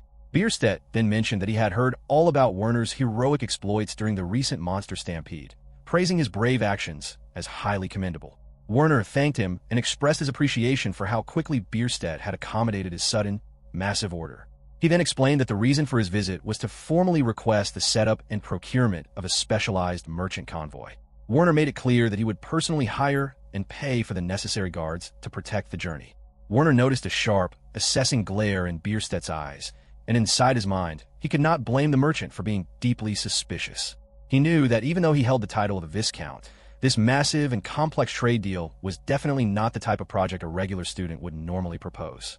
Werner slid a set of documents across the table toward the merchant, explaining that the papers contained a precise list of the specific towns he intended to send the convoy to, along with the exact items he planned to purchase. Separately, he requested that the company verify the current inventory levels in each of those designated towns. Bierstedt asked for permission to examine the documents, which Werner granted. The merchant studied the paperwork intensely, remarking that the requested items were quite rare, yet completely authentic. Inside his head, Werner felt certain that just looking over this highly detailed information was already sparking a brand new business idea in the merchant's mind. Werner pointed out to Bierstedt that while it had become common knowledge by now, the recent monster stampede was completely unlike anything the kingdom had ever experienced before. Bierstedt firmly agreed with that statement. Werner explained that the rampaging demons had caused absolute havoc, and there was no guarantee that a second or even a third wave of attacks would not strike them in the near future. Inside his mind, Werner knew that a powerful network of information existed among the merchants who frequently visited the royal palace, and the authorities were not forcing them to keep quiet about the monsters. It was entirely natural for Bierstedt to know these facts, and the merchant might even have started hearing quiet whispers regarding the rebirth of the demon lord, even if he could not openly say so. Werner further explained to Bierstedt that his recent actions during the crisis had left people with a strong impression that he was a rising military figure. Because of this new reputation, he wanted to assemble high-quality equipment for himself, a motivation he trusted the merchant could easily understand. Bierstedt readily agreed, noting that he had indeed heard that Viscount Zerfeld was ranked second in order of merit for his exceptional service. Werner realized it was completely natural for the royal family to hold such high expectations for him, and he offered his sincere thanks to the merchant. Bierstedt looked at him closely and pointed out that this particular project was by no means a small-scale endeavor, meaning the final price would be quite high to match the effort. Werner acknowledged the cost and requested that the merchant deliver exactly 8 high-quality weapons and 8 full sets of armor from the provided list directly to his father's household estate, promising that Bierstedt would be fully compensated for everything. Inside his own mind, Werner admitted that he truly wished he could fully equip the palace's main soldiers, but given his current financial limitations, completely arming even his own family's household was going to be an impossible task. His strategy was to first introduce the kingdom's higher-ups to the existence of this superior, high-level equipment so that they would choose to buy it themselves using the royal treasury at a later date. Bierstedt then inquired about what would happen if he managed to procure a much larger quantity of these rare goods than Werner had requested.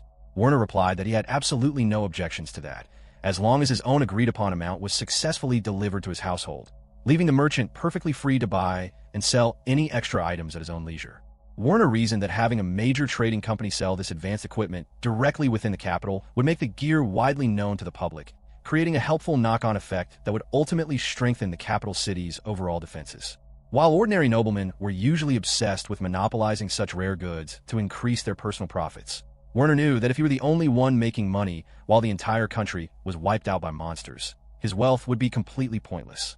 Bierstedt looked over the list again and mentioned the names Halbach and Salzen, admitting that he had never heard of these particular towns before. Werner explained that they were located in the foreign regions of Triet and Doritsdam, respectively, promising that he would prepare a map for the journey and noting that he had already secured official border crossing permits from the Crown Prince himself. Bierstedt looked intently at Werner and asked if it would be possible to obtain a copy of that map for his own personal use. As Werner felt the merchant's heavy stare, he thought to himself that if a cunning businessman was this interested, the map itself might be valuable enough to secretly commission and pay for. He wondered if Bierstedt was simply too foolish to realize that owning an accurate map could get a person executed for treason, or if the merchant had a completely different hidden plan in mind. Werner decided to tell him that one of his own trusted people would act as a personal navigator for the convoy, figuring that once the traders traveled the path a single time, they would not need to be shown the way ever again. Bierstedt agreed that a single trip would likely be enough for his men, but he voiced a lingering concern regarding whether they would actually find any equipment that truly met Werner's incredibly high standards. Werner cut him off mid-sentence to say that he completely understood the doubt. Privately, Werner acknowledged that he possessed no concrete evidence that the powerful weapons and rare items from his game memories actually existed in this physical world. However, he reasoned that since the monsters in those distant borders were much stronger than the ones around the capital, the small villages and towns out there could only survive by protecting themselves with high-level gear and specialized magical barrier items. Werner assured Bierstedt that even if the convoy failed to locate the designated goods, Werner himself would still fully cover all the accumulated travel expenses, meaning the merchant did not need to worry about losing money on the venture. Bierstedt expressed his deep appreciation for such a reassuring guarantee. Werner reflected on how the demon army's invasion would only continue to progress as time went on, leaving them with a very brief window of time to travel safely across the lands. Once that safe period ended, it would become completely impossible to acquire these vital items, and any future investigations would become significantly harder to conduct. He wanted to make sure he laid down some proper groundwork before that terrible time arrived. He also considered the possibility that a sudden rush on the inventory might occur, which could cause the local defenses in those border regions to become dangerously lax as each neighboring country scrambled to create its own defensive countermeasures. Ultimately, the total number of advanced equipment pieces and magical items remained completely unknown, much like the exact size of the demon forces, and Werner already had his hands entirely full trying to protect his own country. He knew this chaotic timeline also heavily impacted the defense strategy he was designing for Fort Werisa, meaning he absolutely had to establish a strict order of priorities. Werner directed his carriage driver to take him straight to the local adventurers guild.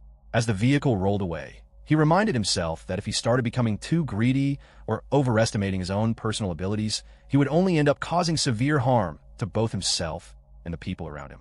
A few hours later, Werner arrived at his destination, where a polite lady welcomed him to the Adventurers Guild and asked how she could assist him with his business today. Werner blinked rather shyly and explained that he was looking to hire some skilled people for a task. The lady realized he wanted to post a formal quest and politely invited him to follow her right this way. As Werner walked behind her, he looked at her gentle appearance and couldn't help but wonder if such a pretty young woman could truly manage to keep order against a massive crowd of rough, rowdy adventurers. Werner wondered if the guild lady was simply so beautiful that none of the rough customers dared to bother her. As he walked deeper into the private room, the surrounding noise quickly faded away, making him realize that the walls were exceptionally soundproof.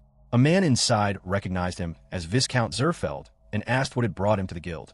Werner explained that he wanted to submit a formal request for a large-scale scout investigation. He needed skilled individuals to track how often monsters were appearing and to provide necessary security at several specified locations. Because there were so many different sites to cover, Werner knew it would be impossible to investigate them all at once, but he estimated that they would need about 20 scouts in total to get the job done. The man remarked that 20 was quite a large number of personnel to request. Werner explained that he had already organized the specific goals of the investigation by their order of importance, and he wanted the workers to be assigned based on their personal preferences and unique skills. The man inquired whether the scouts would have the right to turn down the mission after listening to the specific details, and Werner confirmed that they absolutely could, adding that he would also provide extra hazard pay wherever it was necessary. The man pointed out that handling the request this way meant they would not be able to publicly post a fixed reward on the guild board. Werner reassured him that the minimum payment would be continuously adjusted based on how difficult each section of the investigation turned out to be. He also promised that the guild itself would receive its standard payment along with an extra financial incentive, which brought a wide smile to the man's face.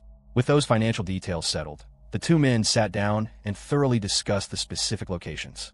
After a significant amount of time had passed, Werner finally stepped outside the Adventurers Guild, thinking about how the meeting had taken forever because of the massive amount of details they had to review. Because his list included several foreign place names, the guild officials had briefly suspected him of secretly preparing for an international war, but he quickly cleared up the misunderstanding. He knew that the guild always tried to stay as far away from political conflict as possible. Despite the long conversation, Werner felt glad that his arrangements were completely finished. He knew that once the scouts returned from their journeys, they would share their accurate findings about monster appearance rates with the guild, which would ultimately help save lives and reduce casualties. A short while later, Werner walked into the nearby Mercenaries Guild, where a worker welcomed him and asked how he could help. Werner stated that he wanted to hire a group of combat guards to protect some traveling merchants, and the worker politely invited him to come inside. Werner noted to himself that both the Adventurers Guild and the Mercenaries Guild were located inside the exact same building, even though it was often quite difficult for regular people to explain the exact difference between the two professions. He reasoned that adventurers mostly focused on exploring dangerous dungeons, usually worked in very small groups, and acted as flexible, multi-skilled individuals who preferred short-term tasks. On the other hand, mercenaries were specifically hired for situations where heavy fighting was fully expected, regardless of whether they were fighting monsters or human enemies. Mercenaries also tended to form large, highly organized groups and were perfectly willing to accept long-term guard assignments. While adventurers gave the impression of preferring independent, solitary action, both groups frequently received similar types of work, so housing both guilds in the same building made the entire hiring process incredibly fast and efficient. Werner looked around the room and found it fascinating that, despite being located right next door to each other, the two guilds had completely different atmospheres.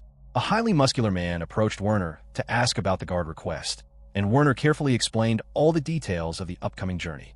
After listening to the explanation, the muscular man nodded and noted that the travel plans made for an incredibly massive project. He estimated that when counting the necessary alternating shifts to keep the merchants safe around the clock, Werner would need to hire roughly 150 mercenaries in total. Werner agreed with the estimate and assured the man that he fully intended to pay a highly appropriate amount of compensation for their hard work, which the muscular man appreciated deeply. Werner reflected on how these guilds maintained a highly beneficial relationship with their members. He knew the organizations used their funds to hold joint funerals for lonely members who had no living relatives, provide financial support for injured workers who could no longer earn a living, and offer safety and care to the families of comrades who died during dangerous missions. Furthermore, maintaining the large guild buildings, paying the regular staff members, and dealing with rowdy individuals who caused physical damage required a massive amount of money. Werner understood that the primary source of the guild's income came from the profits they made by selling valuable monster parts collected by the fighters, as well as the intermediary fees they charged for managing large requests exactly like the one he had just submitted. Werner knew that even if he wanted to save his money, being stingy would not get him anywhere in his current situation. The muscular man from the guild asked him how he would like the men to be chosen for the guard duty. Werner explained that he had already entrusted Lugan's Laser and Oliver Goke with the responsibility of selecting the best candidates. The muscular man was not surprised at all to hear those two names, which felt like a quiet compliment to Werner. This reaction made Werner wonder if the individuals who were destined to join the hero's main party were already widely known and respected among their fellow fighters. With this final detail sorted out, the guild's official preparations were put on hold until everything else was completely ready. Just as Werner was considering his next move, a sudden voice beside him asked if he was offering some kind of work. The stranger introduced himself as Feli and asked if Werner would let him in on the job opportunity. Werner was incredibly surprised by this encounter, reflecting on how he had recently run into Laura and was now meeting yet another crucial person from the game. He turned to the waiter and ordered 2 glasses of juice, while also asking Feli if he wanted some nuts or other snacks to go with the drinks. Feli enthusiastically requested both nuts and dried fruits, leading Werner to order a portion of each. As Feli sat down right next to him, he praised Werner for being exceptionally generous. Werner silently reflected on the boy's identity, recognizing him as Felix Ernert, the exceptionally talented scout who would eventually join the hero's party. Even though Feli was only 14 years old in the game world, his physical and scouting skills were absolutely top-notch, to the point where certain dangerous dungeons could not be completed without him. Werner noted that while the boy had a very cute appearance, he was definitely a male. Werner remarked to Feli that he was quite impressed that the boy had managed to recognize him so easily. Feli explained that there was not a single adventurer in the capital city who did not know who Werner was, adding that Werner's distinctive, long, braided tail of hair made him incredibly easy to pinpoint in a crowd. Werner admitted that he had been growing it for about 10 years now, and when Feli mentioned that it must be difficult to keep clean, Werner agreed that it could occasionally be a real bother. Feli curiously questioned what a high-ranking viscount like Werner was doing in a rough place like the guild building. Werner replied that he was simply doing some shopping to buy up necessary supplies from various towns. Feli jokingly described this as scooping up everything or panic buying, but Werner quickly corrected him, stating that those descriptions were entirely wrong. Werner observed Feli's friendly behavior, realizing that whether the boy was naturally approachable or not, he was always incredibly skilled at getting close to people. He remembered that this talent also made Feli excellent at picking people's pockets, though Werner figured his own purse was safe for now, since Feli would likely be kicked out of the guild if he tried to steal anything inside the building. When Werner asked Feli what his true goal was, Feli admitted that he did not have a specific agenda, and was simply looking for something interesting to do. Werner found the boy to be straightforward yet tricky, recalling that he had struggled to manage similar subordinates in his past life. Werner then offered him a troublesome yet highly thrilling assignment, which immediately caused Feli to grin with genuine interest. Werner was pleased to have caught the scout's attention, knowing how valuable a pawn Feli could be for the hero's future group. He weighed two distinct options for utilizing his skills, which were either to have Feli stay in the capital city to help gather detailed secret intelligence, or to have him accompany the traveling merchant convoy to get a proper lay of the land and the surrounding towns. Werner ultimately decided on the second option, because if the merchant convoy managed to locate rare consumable items like skywalk boots, those tools would prove to be incredibly useful for Feli after he officially joined the hero's party. Werner explained the proposal to Feli, asking him to accompany the merchant convoy and pointing out that the recent monster stampede had likely disrupted the status quo enough to change things in the outer towns. Feli thought about the offer and noted that the journey would take a significant amount of time and sounded quite tough. To sweeten the deal, Werner promised that Feli would get to eat plenty of delicious food in the different towns, explaining that on top of his regular daily allowance, Werner would provide a specific budget just for snacks and meals. Feli smiled at the highly appealing and tasty proposition. Inside his own mind, Werner reasoned that the intelligence collection he was managing on his own end would eventually succeed as long as he dedicated enough time and energy to it. However, properly preparing and optimizing the future strength of Mazel and his close friends would create a massive positive effect on the entire world. When viewing the situation as a necessary investment for that great purpose, Werner considered these high expenses to be a mere drop in the bucket. He silently watched Feli weigh the proposal in his mind, continuing to analyze the boy's behavior. Werner knew Feli was a vital key to everything, but the visible hesitation showed that something personal was deeply bothering him. Even though Werner sensed the boy's genuine interest, he chose not to push too hard, simply repeating that a gathering would take place at his house on the next hunting day and that Feli was completely free to attend if he wished. Werner then placed a heavy pouch filled with coins directly in front of Feli, explaining that the money was meant to cover his initial travel fare. Feli questioned whether the amount was a bit too much for a simple advance, but Werner insisted that it was merely a clear demonstration of his good faith. He told the scout that the money belonged to him regardless of whether he ultimately chose to accept the dangerous quest or turn it down, adding that Feli could freely spend it on his own food or give it away to others without Werner ever uttering a single complaint. Feli stared back at him with a sharp glare. Werner was well aware of Feli's personal backstory, knowing that the boy had grown up in a local orphanage and was precisely the type of reliable person who would get along beautifully with Mazel and the rest of the hero's party. Because of this upbringing, Feli was absolutely not the kind of cold-hearted person who would just walk away on a long journey without looking out for the welfare of his child at home. Werner finally stood up from his seat and suggested that it was time for them to get moving. Feli stuttered slightly as he agreed with the statement. The young scout stared intently at the valuable pouch of coins for a brief moment before finally picking it up, rushing quickly to catch up with Werner's steps and loudly shouting out his sincere thanks. Werner simply waved a quiet goodbye as he walked away, but inside his mind, he reflected on the situation. He acknowledged that it was still a significant gamble whether Feli would choose to completely trust a noble like him, but he ultimately held a very good and confident feeling about the outcome. The entire city was filled with an overwhelming amount of noise and confusion as people prepared for the upcoming journey. Somewhere in the crowded streets, an angry man shouted to his companions, demanding to know the whereabouts of Jozak and questioning if the man was suffering from yet another hangover. Completely fed up with the delay, the man declared that they were going to leave Jozak behind without hesitation. Nearby, a young child called out to her mother, frantically pointing out that she had accidentally forgotten to pack one of their belongings. Amidst the rush, another traveler loudly complained about the local bathhouse being closed for the day, expressing his deep frustration at the situation. His companion quickly snapped back at him, telling him to stop complaining about such trivial matters and arguing that he could simply wash himself once they reached their destination. The first man fiercely defended his complaint, arguing that cleansing his body was not a minor issue at all, as he always made it a strict personal rule to purify himself before embarking on any long expedition. Farther down the road, an anxious man expressed his deep unease to an elder, questioning what they would do if dangerous monsters suddenly ambushed them along the path. The old man tried to reassure him, explaining that Marquis Neep was highly renowned throughout the land for his exceptional martial prowess, and noting that his personal retainers included elite knights, which meant their safety would be well assured. Suddenly, a squad of royal soldiers marched into the area to clear a path, loudly commanding the crowd to step aside. Riding high upon his horse, Marquis Neep shouted out to the gathering travelers, strictly ordering all tradesmen to move themselves to the very back of the line. Listening to the immense commotion from a distance, Werner sighed to himself, reflecting on what a massive ruckus the departure was causing. Standing beside him, a man with distinct wavy hair explained that Marquis Neep had finally completed his official greetings at the royal castle and was now actively departing for Fort Werisa. Werner acknowledged the information, though his mind quickly drifted into deep thought. He reflected on the fact that it had already been a few days since Marquis Neep first arrived at the capital city. Werner knew all too well that dealing with high nobility was an incredibly slow and complicated matter, making it nearly impossible for officials to get straight to work without first performing mandatory formal greetings and navigating court politics. Werner had initially worried that his own past actions in changing the original storyline might result in the fortress renovation project being cancelled entirely. However, seeing the Marquis officially depart to begin the construction brought a wave of relief over him, confirming that the critical event was still taking place. He began to wonder if there was an unseen force at work that was actively keeping the core history of the world on its proper track. He questioned the true scope of this mysterious power and what it was truly capable of influencing.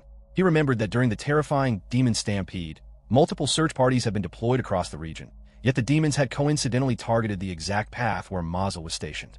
To Werner, that bizarre coincidence was a clear example of the world's original story, forcing events to happen just as they were meant to. If that hidden rule was truly governing their reality, Werner began to worry deeply about the future. He anxiously wondered if the Crown Prince and the other prominent individuals who were destined to die in the game's original plot would still meet a tragic fate somewhere down the line. Staring blankly into the distance, Werner realized that if the story insisted on killing them off to correct the timeline, they were all in massive trouble. He tried to comfort himself by reasoning that the powerful Order of Knights would now be present to guard the royals. Under normal circumstances, members of the royal family were completely untouchable, so he wanted to believe they would remain perfectly safe. Furthermore, the very fact that Werner was still alive and serving as the direct catalyst for these historical changes suggested that the universe deemed his minor modifications to be acceptable. However, a deeply unsettling realization struck him. Before the demon stampede took place, Werner possessed absolutely no memories or knowledge regarding His Highness the Crown Prince or the prince's young son. There undoubtedly should have been numerous occasions where Werner would have at least heard their names mentioned before he finally recalled his previous life. Werner questioned what this strange gap in his knowledge could possibly mean. He realized that while he held clear memories prior to becoming personally acquainted with the second princess and the king, no matter how hard he tried to strain his mind, he could not remember a single detail about the first princess. He wondered if gaining an opportunity to meet her in person might finally fix the strange block in his mind, where some mysterious power was actively altering information regarding the royal family itself. Even Marquis Neep should have been a highly familiar name to Werner based on his gaming knowledge. Yet when he heard it, it felt as though he was encountering the name for the very first time. The terrifying fact that he was completely blind to any information that had not explicitly appeared in the original game made him realize there was a strong chance his very memories were being actively manipulated and rewritten by the game's lore. Werner was suddenly broken out of his deep thoughts when Bierstedt walked into the room. Despite the distracting hustle and bustle of the surrounding office, Werner resolved that he must absolutely not ignore this lingering sense of deep discomfort. He knew he had no other choice but to keep moving forward. After finishing his formal discussion with Bierstedt, Werner spent the rest of the afternoon carefully preparing his documents and readying the necessary supplies for their upcoming task. Once all of his personal preparations were fully complete, Werner gathered Mazel and the rest of the chosen representatives into the meeting hall. He welcomed everyone to the official briefing regarding the merchant convoy, expressing his sincere gratitude to all of them for gathering together on such short notice. He formally introduced himself as Werner von Zerfeld, announcing that he would be the primary official overseeing the entirety of the massive endeavor.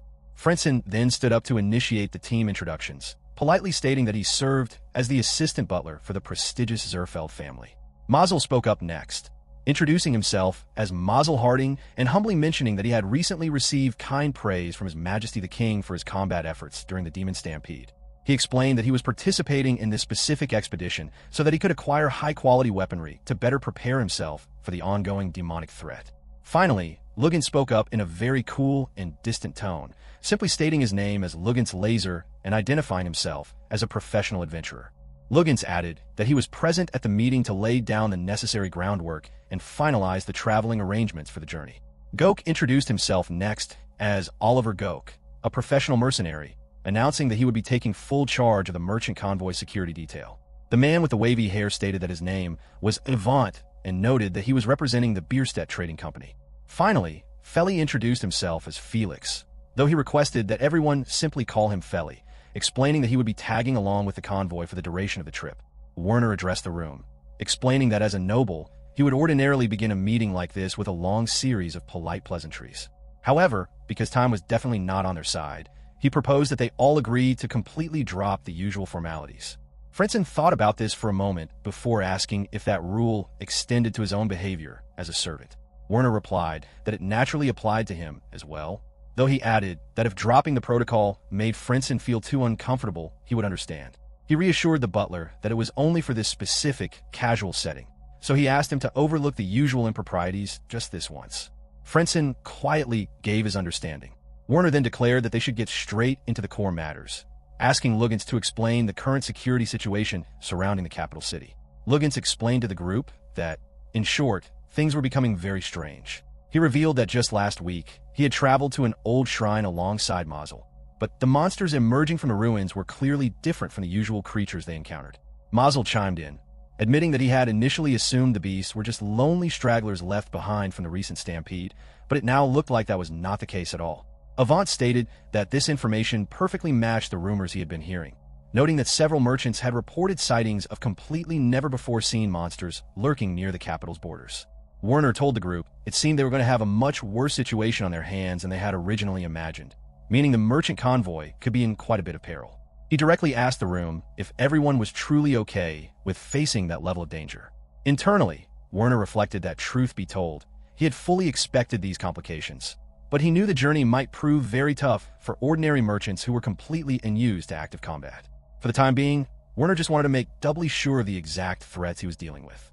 Gok spoke up, confidently stating that this exact danger was the reason he was hired, promising that he would be much more vigilant than usual to ensure all the trading goods were safely protected. Werner looked at the mercenary, thinking to himself that he seriously wanted to address him as Sir Gok, but his own high noble rank strictly forbade him from using such titles with a commoner. Gok had only accepted the request to lead the security detail because of Werner's impressive leadership during the stampede, but Werner knew the mercenary himself had been extraordinary during that battle. Gok's exceptional leadership qualities back then made him more than qualified to serve as the convoy security chief now.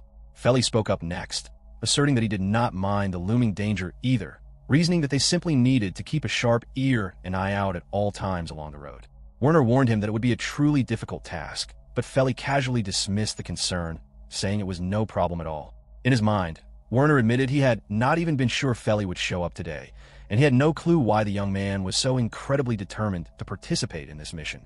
Mazel leaned in close to Werner, quietly whispering to ask if he was absolutely sure they could trust that specific guy. Werner softly replied that he could fully vouch for Feli's unique talents, prompting Mazel to nod and say he would take his friend's word for it. Werner found himself surprised by how easily Mazel accepted the answer, wondering if he would truly believe him just like that. Clearing his throat, Werner turned to Feli and remarked that he could tell he was really enthusiastic about the job, adding that his high spirits were a huge help to the team. Feli glanced back at him and explained that on the very day he had first approached Werner, a young child at the local orphanage had fallen dangerously ill. Because neither the orphanage nor Feli possessed the money to have the child examined by a professional doctor, let alone afford any kind of real medicine, he had been desperately searching the city for some quick, gainful employment. Werner internally noted that this explanation finally made sense, realizing why Feli had initially seemed so uninterested in securing a long-term position. Feli continued his story, explaining that since receiving that generous money from Werner, he had been able to hire a proper doctor and purchase the life-saving medicine the kid needed. He looked directly at Werner and stated that he deeply owed him one, explaining that this debt was the sole reason he was doing this for the Viscount.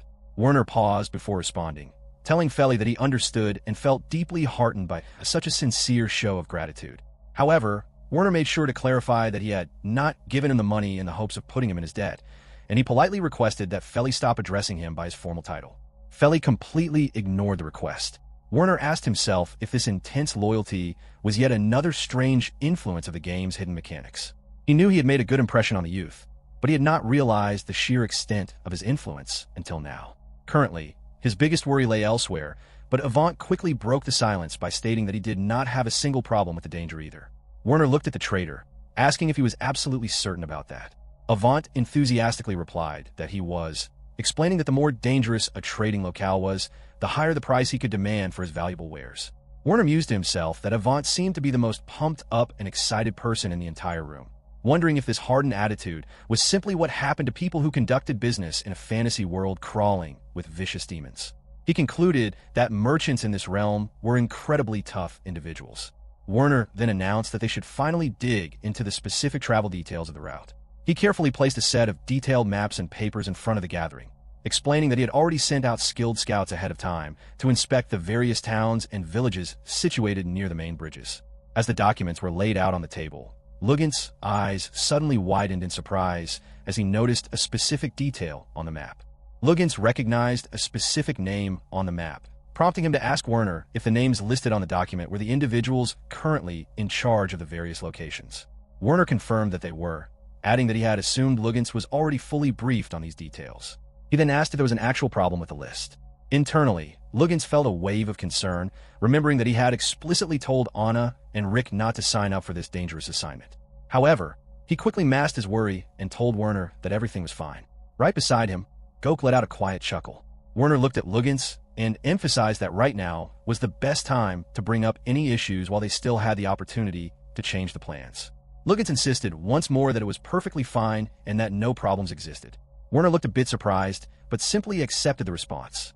Werner then explained that the advanced scouts would be verifying the exact distribution of monsters along the path, locating safe places where the convoy could find lodging, and checking all other manners of conditions on the road. He assured the group that once they received these detailed reports, they would be completely free to alter the travel route at their own discretion if the path was deemed too dangerous. Gok then asked who would hold the ultimate decision-making authority regarding any route changes. Werner replied that he had originally planned to leave that responsibility to Frentzen, but he decided he would give Gok the final say for this specific mission. Frentzen chimed in, stating that his primary job was simply to support all of them to the absolute best of his personal abilities. He admitted that he was an absolute novice when it came to dealing with monsters and dangerous journeys. The butler bowed politely to the room, asking them to lend him their aid and forgive his unavoidable inadequacies.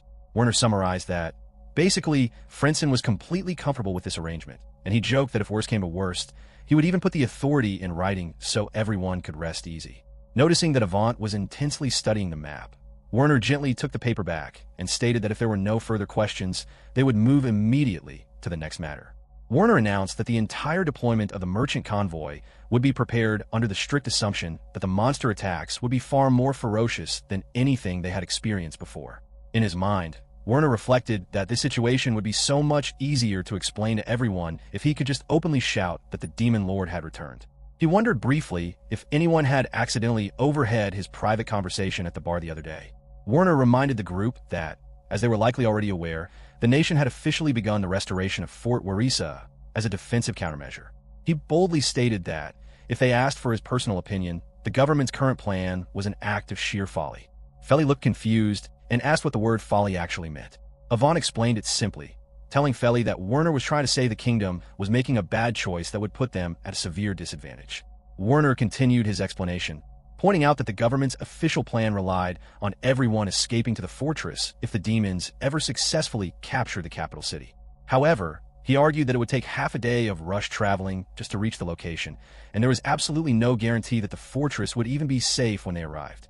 Werner explained that if he were a demon commander himself, he would purposefully seize the fortress just before the humans finished the repairs, turning the stronghold into his own military foothold.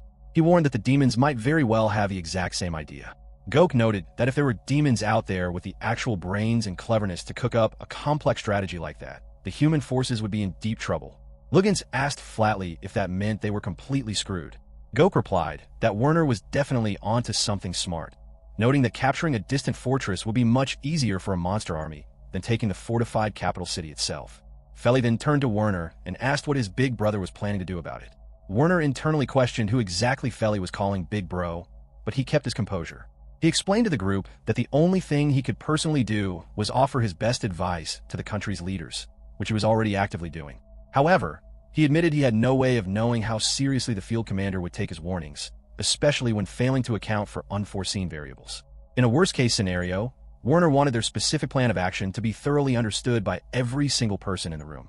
He stated that if the merchant convoy received word that the capital was under attack or had been captured, they must not rush back to the city.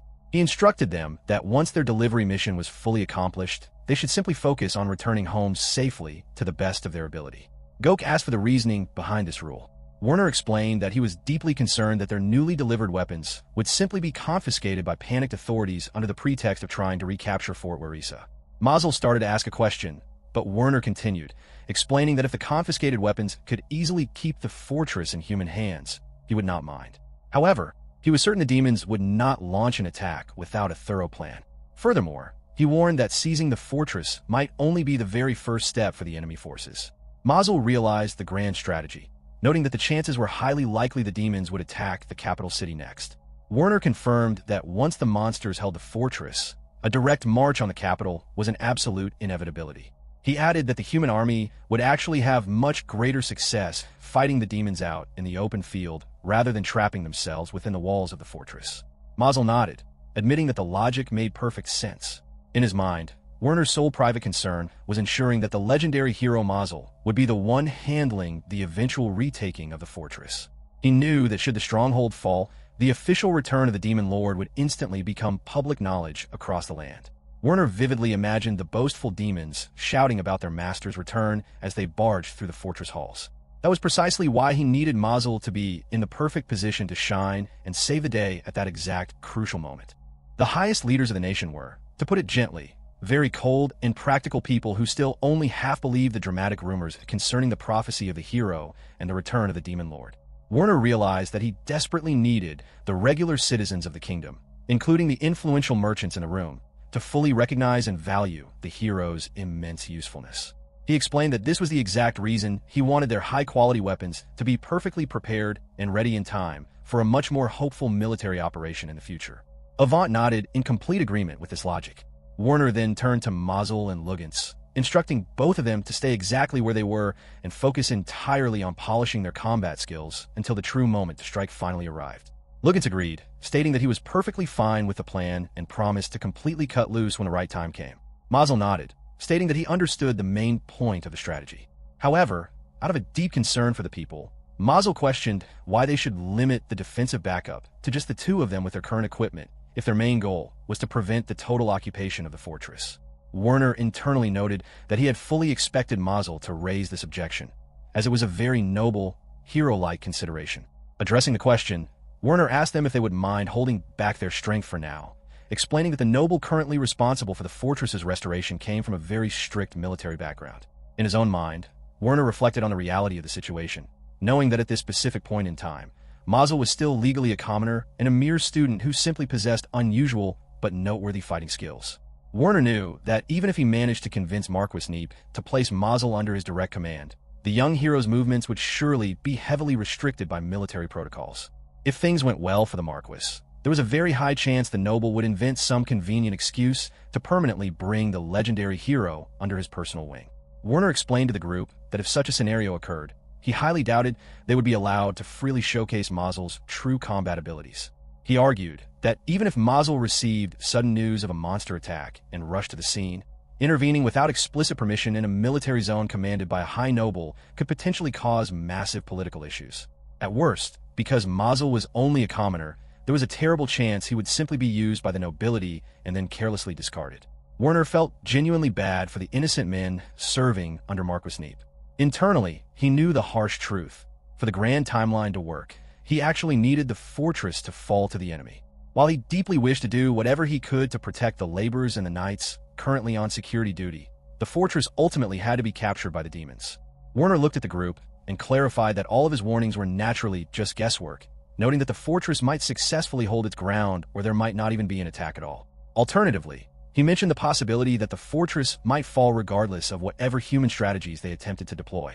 Therefore, he argued that the absolute best course of action for them right now was to completely avoid making any unnecessary moves and instead concentrate all their energy on building up their core strength for unforeseen circumstances. Mazel accepted the explanation, agreeing with the logic. Werner added that if a real attack did happen, it was highly improbable that the human forces would escape with zero casualties. However, he promised the group that he would personally make defensive suggestions to the Crown Prince to the absolute best of his ability, committing himself to giving the task his entire effort. He admitted that his actions might still not be enough to save everyone, but he wanted his companions to know his true dedication. In his private thoughts, Werner knew that if the team ever discovered he was acting with perfect, detailed knowledge of future events, they would likely scorn and distrust him. He realized that the very moment he uttered what he knew about the future aloud, people would demand to know how he obtained the information and immediately suspect he held some kind of secret, traitorous tie with the demons. At best, Werner would simply be weaponized as a helpless pawn in the vicious political rivalries at court. Mazel thanked Werner for being so honest with him, stating that he would thoroughly get ready for such a dangerous turn of events. Werner smiled, remarking that since they were not divine beings, they should simply focus on doing the absolute best they could, a sentiment that Mazel readily agreed with. Noting how late the hour had become, Werner announced that if there were no other pressing matters to discuss, they should call it a day and close the meeting. As everyone began to pack up their belongings and leave the hall, Mazel called out to Werner, asking if he had a brief second to spare. Werner replied that he did, asking if Mazel wanted to talk about the serious topics they had discussed earlier. Mazel quickly clarified that it was nothing like that, reassuring Werner that he completely understood his warnings. Mazel admitted he knew all too well that not all nobles were as kind and reasonable as Werner, and he promised that he was going to focus entirely on getting much stronger. Werner replied that it was incredibly good to know, feeling a sense of relief that Mazel would be perfectly fine.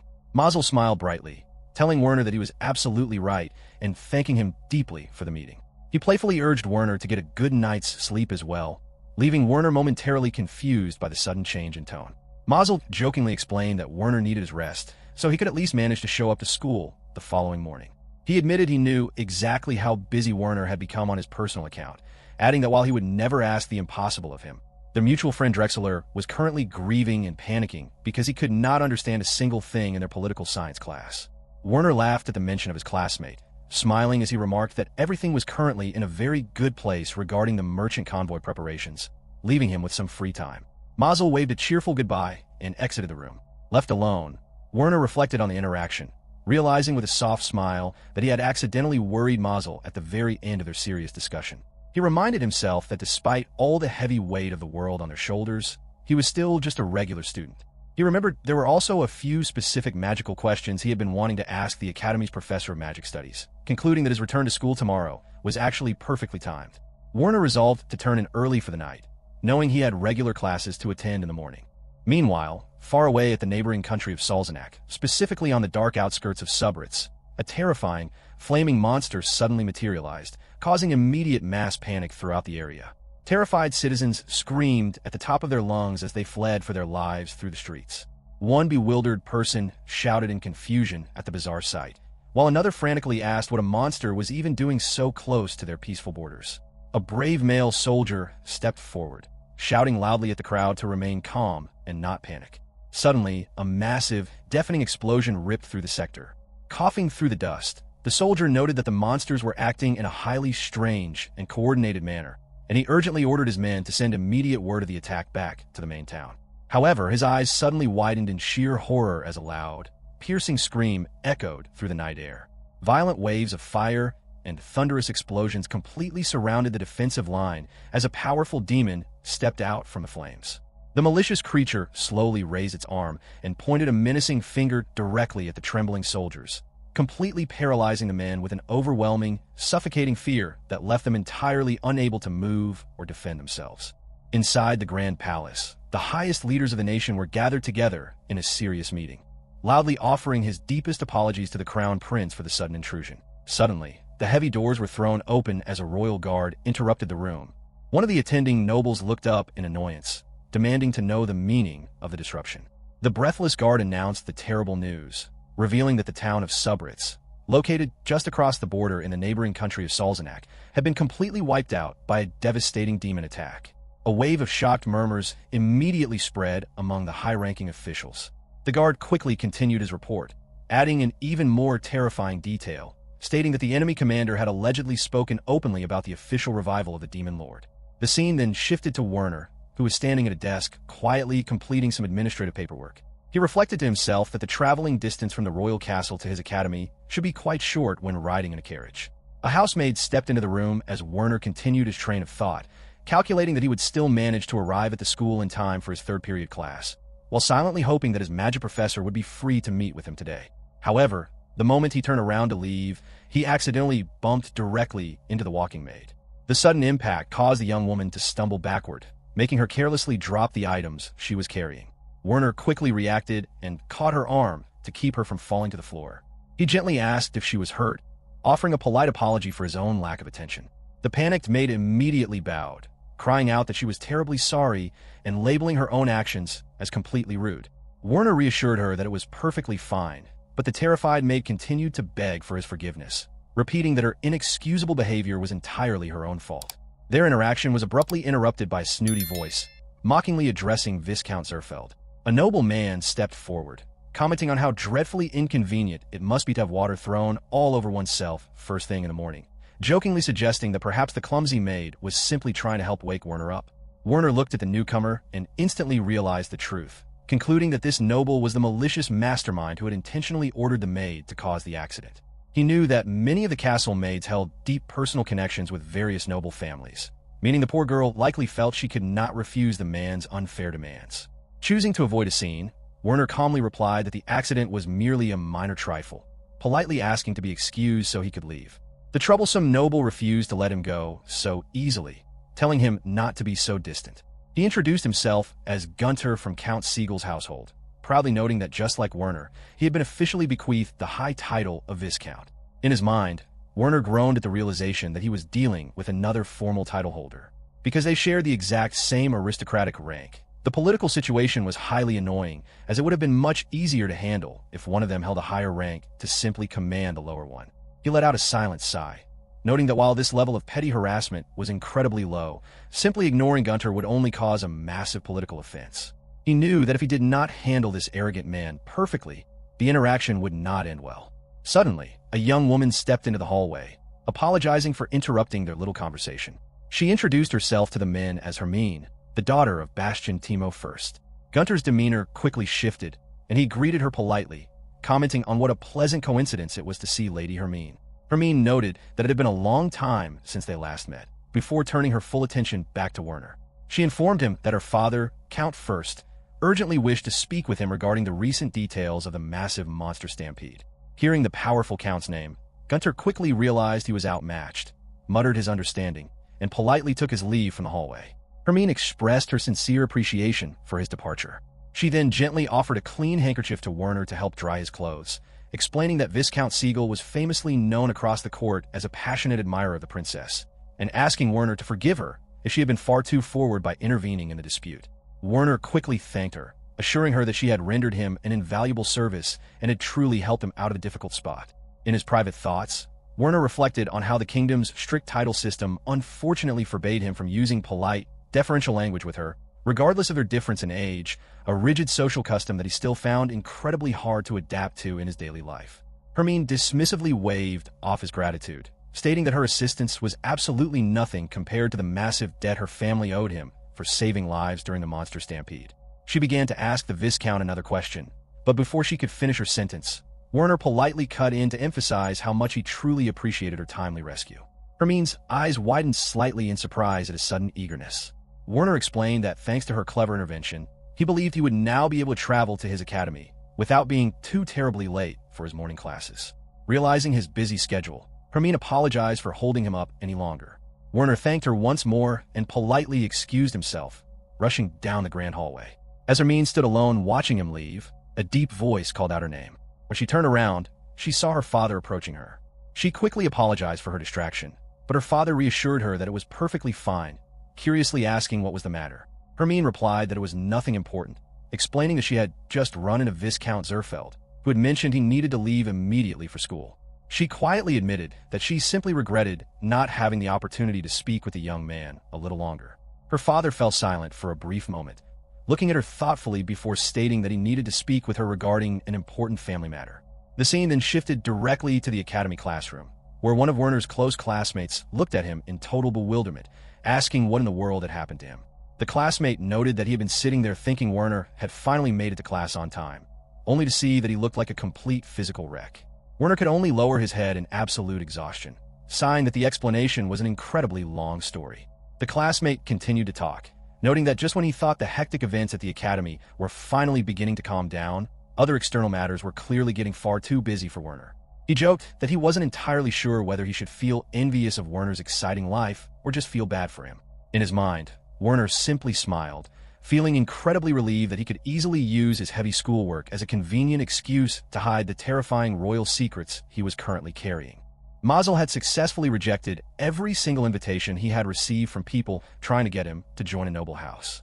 Coupled with the persistent rumors of aggressive students who had tried a more forceful approach, suddenly leaving the academy altogether, the chaotic situation surrounding the young hero seemed to have finally calmed down. Werner reflected on this, noting that while it was usually common for students to drop out after a parent's passing, it was incredibly rare for a noble to leave school over such a matter. He considered that sometimes these sudden departures were due to an unexpected marriage match, or because the family desperately needed a steward to manage their estate. While he could not say for certain if protecting Mazel from harassment was the real reason these troublesome nobles had left the school, he wondered if the state itself had secretly played a hand in the matter.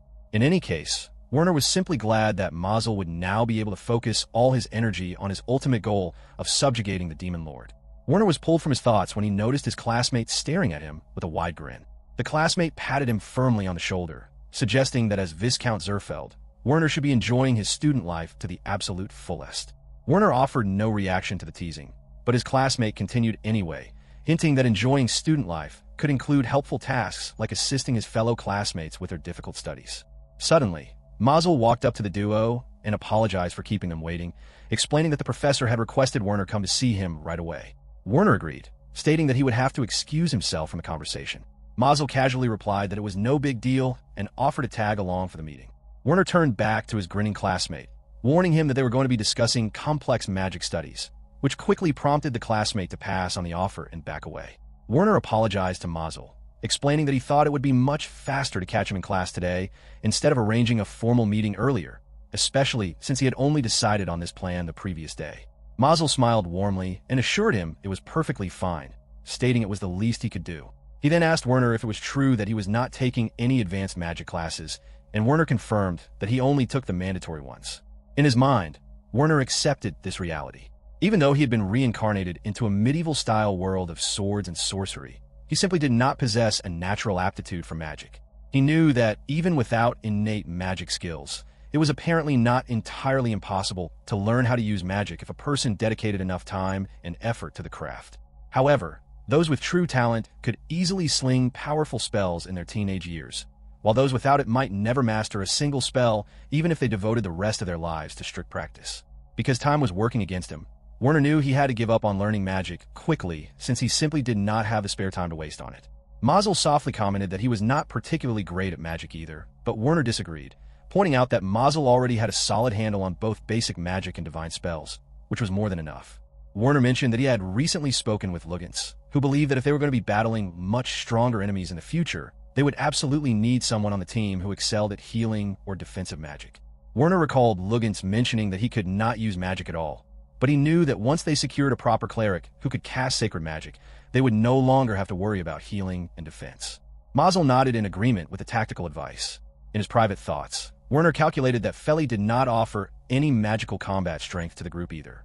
However, he knew that as the game's original story progressed, a girl named Laura and a powerful monk would eventually be joining the hero's party. The monk was scheduled to join their ranks next, bringing a perfect balance of physical attacks and sacred magic.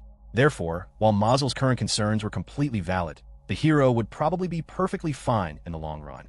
The fact that the merchant convoy would soon be bringing back powerful equipment, coupled with the knowledge that Mazel and his companions would be leveling up along the way, brought Werner a great deal of peace of mind. Still, he knew he could not very well talk openly to Mazel about his secret knowledge of the future. Instead, Werner advised the hero to pack a massive amount of recovery items, noting that one can never have too many healing supplies on a dangerous journey. He also promised to keep a sharp eye out for any capable and trustworthy people they could recruit to their cause. Mazel smiled brightly and thanked him for the support. Werner added that, regardless of their lack of a cleric right now, Mazel would be fine as long as he carried enough magic potions, since he could always use them if push came to shove to replicate the effects of healing spells. Mazel admitted that was true, but pointed out that if they could not cast intermediate or advanced magic, there were still certain highly dangerous situations they might not be able to handle with basic potions alone. Werner fell silent for a moment, staring down thoughtfully at the piece of bread he was eating. He then asked Mazel to confirm a theory, questioning if a person possessed an unlimited supply of magic potions, whether they would technically be able to cast magic indefinitely. Mazel replied that he guessed it would be possible, provided the user also reinforced their physical stamina with separate potions to handle the strain. Werner murmured thoughtfully at the answer, suddenly asking what a magic potion actually was at its core.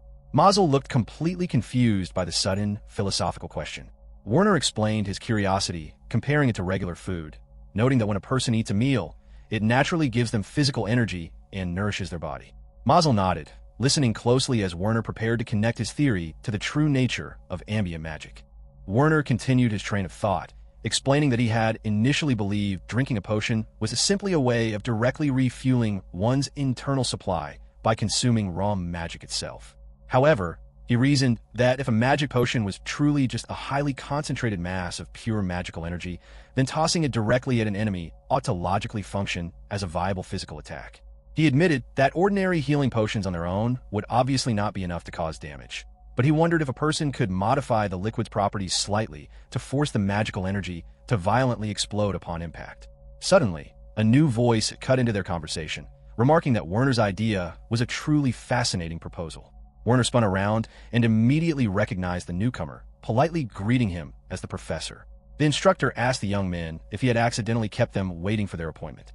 Mazel quickly reassured him that he had not, thanking the professor deeply for carving out some time to meet with them today and introducing Werner as the specific friend he had mentioned beforehand. The professor smiled warmly, stating that he remembered Werner von Zerfeld quite well. He noted that while Werner's performance grade on the practical skills test had been rather unfortunate, the quality of his written thesis had been absolutely outstanding. Werner felt a wave of nervous energy, but managed to politely thank the instructor for the high praise. The professor then asked if their fascinating discussion regarding the nature of potions was directly related to the topic they intended to discuss today, adding that if it was not, he had a few other intriguing magical concepts he would love to explore with him. Werner confirmed that the theory was exactly what he had come to ask about. The professor's expression shifted to one of keen interest, and he gestured toward a nearby doorway, suggesting that while they could easily stand around the hallway and chat, they would likely be much more comfortable sitting inside his office over some fresh herbal tea, noting with a smile that it was unfortunately the only drink he could offer them. Once they were comfortably seated inside the private office, the professor nodded thoughtfully, stating that he believed he fully understood the core concept Werner was trying to explain. However, he noted that as far as he could recall, there was absolutely no historical evidence or existing research to support Werner's unique suggestion. Werner quietly acknowledged the lack of documentation. In his mind, Werner reminded himself that the main reason he had come to consult the professor today was to brainstorm practical countermeasures against devastating, wide-range enemy magic. He reflected on the strange imbalance of their reality, noting that while most of this world's military equipment, fortress designs, and infantry tactics were merely equivalent to the human Middle Ages, the advanced magic possessed an immense area of impact and a sheer destructive capability that easily rivaled modern napalm explosives and military flamethrowers. The professor suddenly paused the conversation, asking the young men to wait here for a brief moment while he searched his shelves, and both Werner and Mazel politely gave their consent. Left to his thoughts, Werner continued to analyze the threat, remembering that the monsters lurking inside the game's notorious Four Friends dungeons were capable of casting these massive area of effect spells, and even the weak, small fry creatures possessed that terrifying ability. This meant that an army composed of creatures like that would eventually launch a direct assault on the capital city. That looming disaster was precisely why he desperately needed to discover a viable defense against wide-range magic. Werner reasoned that if they were fighting a standard battle out in the open fields, a magical bombardment would be one thing to handle. But if a dense population defense area like the capital city were attacked, the human forces would be severely limited in what they could actually do to protect the civilians. While the kingdom did possess certain defensive structures designed to detect incoming magical influences, Werner knew they were highly unlikely to be practical in a real war, since the demon army completely outmatched the human mages in both raw magical strength and sheer volume of fire. He desperately questioned if there were any hidden loopholes in the laws of magic that they could exploit, which was why he was hunting so aggressively for clues to figure out exactly how the mechanics of magic functioned at a fundamental level. Werner sank even deeper into his own thoughts, questioning why a world with such highly developed military forces and massive kingdoms would routinely choose to send a singular hero accompanied by a tiny, select group of elite fighters to subjugate the demon lord. The basic common sense from his previous life argued that the global leadership should logically gather as many knights, powerful mages, and holy mages from across the entire continent as humanly possible, relying on the sheer strength of numbers to overwhelm the enemy. He wondered if there was a hidden physical or magical law in this world that actively made a force of a select few elites significantly stronger than a massive, crowded army. The professor suddenly returned to the desk, breaking Werner out of his internal monologue. He confirmed Werner's suspicions, explaining that based on all the ancient texts he had just reviewed, there was absolutely no mention of magic potions recovering anything other than a person's standard internal magic supply. He noted that while there was an immense amount of research regarding the technical and practical application of potions, there was hardly any research available on how the liquid actually functioned on a fundamental level. However, the professor revealed that he did find several old articles regarding historical attempts to use magic potions as diversionary tactics on the battlefield, though the recorded results of those experiments were said to be highly complicated and inconsistent. Werner acknowledged the information with interest. He then asked the professor if there was any known scientific relationship between the overall density of magic users gathered in a specific physical area and the sudden rise or fall in the raw strength of each individual person's magical power.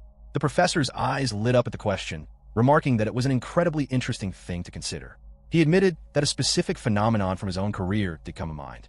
When Werner eagerly asked him to explain, the professor detailed the way they conducted fire magic training at the academy.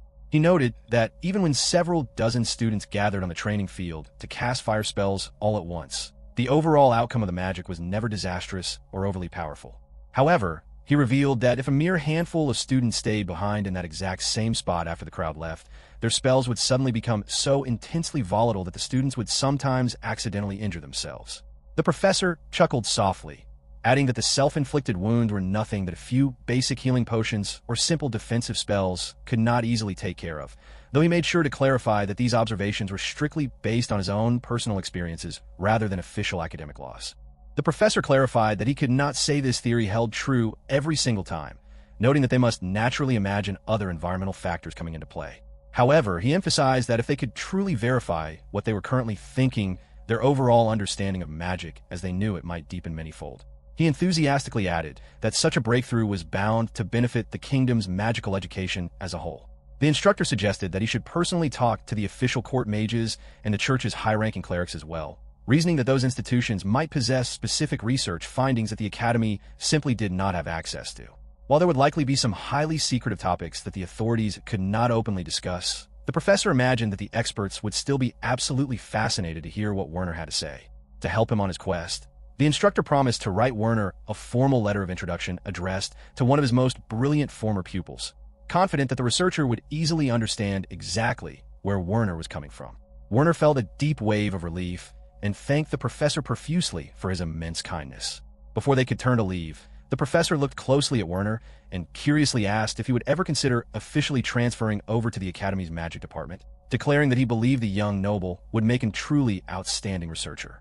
Werner offered a polite smile and replied that he would certainly think about it. As Werner opened the office door to exit, Mazel admitted that hearing all of that complex theoretical talk had suddenly reminded him of something unique from his own adventures. The young hero explained that the raw intensity and strength of his magic, whenever he was fighting alongside Lugans, felt completely different compared to when he was simply practicing his spells with a large crowd of students back at the school.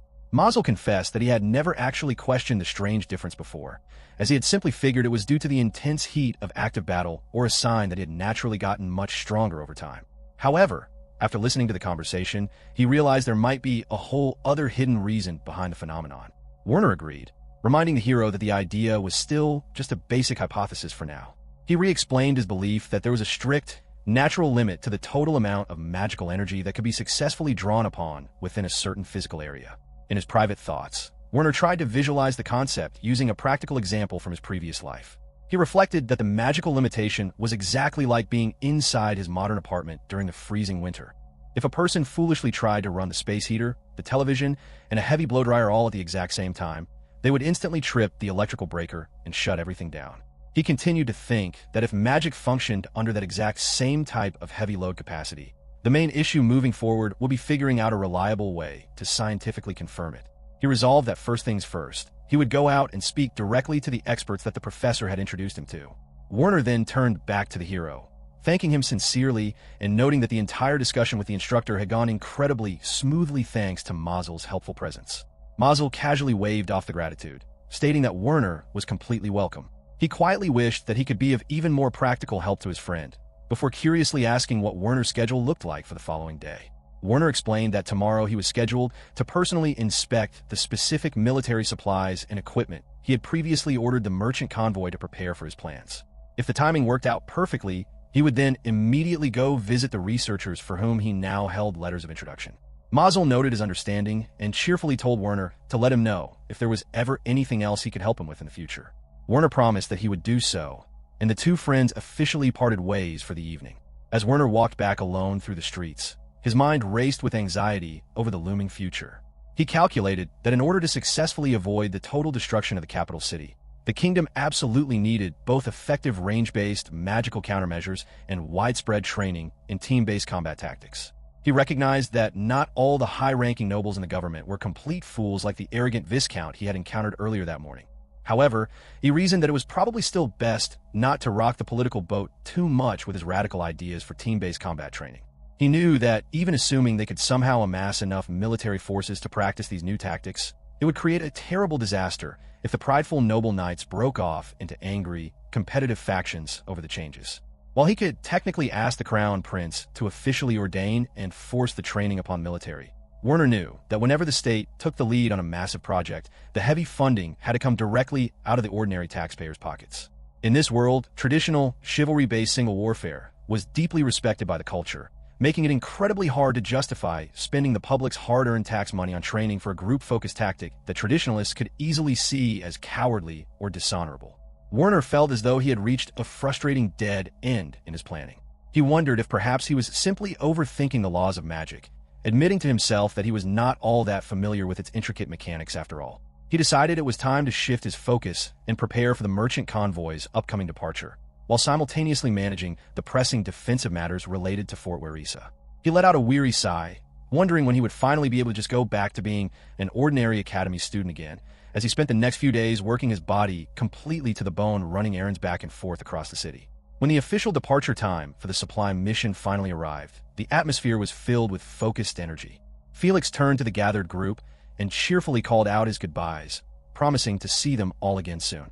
As the final travel preparations were completed, the trusted assistant butler, Avant, alongside Felix and the rest of the supply team, officially set out on their long journey. Werner offered a warm smile as he watched them go. Lugens, Werner, and Mazel stood side by side at the edge of the courtyard, quietly watching the dust kick up as the carriage departed into the distance. Once the convoy was out of sight, the remaining companions turned to talk to one another. Lugens looked at Werner and calmly suggested that they should probably get moving along on their own tasks for the day as well. Mazel eagerly agreed with a shout, and the two of them began to walk away, turning back to wave a friendly goodbye to Werner as they left him behind in the courtyard. Werner smiled, waving back at his departing friends, but the moment they were out of sight, he let out a heavy, tired sigh. He smiled grimly to himself, knowing the dark truth that only a few days later, the entire kingdom would officially learn the horrific news that the town of Subritz in the neighboring country of Salzanak had completely fallen to a surprise assault, proving to the world that the terrifying demon lord was officially back. A man quietly observed a group of workers moving about their daily tasks as the light sound of quick, scampering footsteps echoed through the immediate area alongside the distinct noise of galloping horses. Standing near a wide window, Werner looked out over the training grounds, watching closely as the local knights practiced their complex battle formations. Werner commented with satisfaction that because of the practical changes they had recently introduced, the previous confusion among the ranks had been completely resolved and all of the military drills were now going incredibly smoothly, exactly as he had expected. Turning his attention to Max, Werner noted that this high level of expertise seemed more than sufficient to provide an excellent live demonstration to the other defensive teams. Max nodded in full agreement, confidently promising that if their squad was granted the official opportunity, the entire Order of Knights would make every single effort to show their best performance. As they walked inside, Werner's eyes caught sight of Clamroth, carefully ironing a pile of clean clothes. He began to reflect on the unique nature of their world, noting that anyone could easily obtain transparent magic stones from the defeated bodies of demonic beings. A great variety of everyday household items were completely powered by these useful stones, ranging from the massive monster-repelling barriers commonly found in fantasy video games to simple clothes irons, kitchen stoves, and many other diverse tools. However, these magic-powered items were still not very common among regular people, because the overall cost of processing the raw stones was prohibitively expensive due to the heavy taxes imposed by the government. Werner knew that if someone belonged to the high nobility or simply possessed a large amount of personal wealth, they had plenty of opportunities to use these convenient devices in their daily lives. Curiously, he asked Clamroth if he possessed the natural ability to use magic. Clamroth looked up and replied that he could not use it in the slightest. Werner nodded gently, murmuring that he had figured as much. He mused to himself that even without any personal magic, a regular person could still operate these ancient devices just as simply as one would use modern electric appliances in his previous life.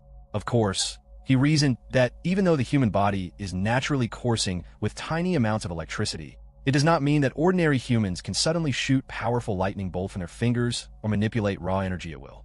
Though a direct scientific substitution was not completely feasible, Werner believed there must be some sort of underlying, logical rules governing the system, even if he could not fault magic for failing to adhere strictly to the known laws of physics. He reflected on the fact that even though magic stones were extracted directly from the bodies of demonic beings, they were fundamentally just regular stones. Even if a rock contained an immense amount of latent magic, if a person who lacked magical talent touched it, the stone would not suddenly produce a bright flame, heal a wound, or do anything useful on its own. Furthermore, based on what Werner had recently learned from the many educated experts the magic professor had introduced him to, human magic itself was actually not unlike those dormant magic stones.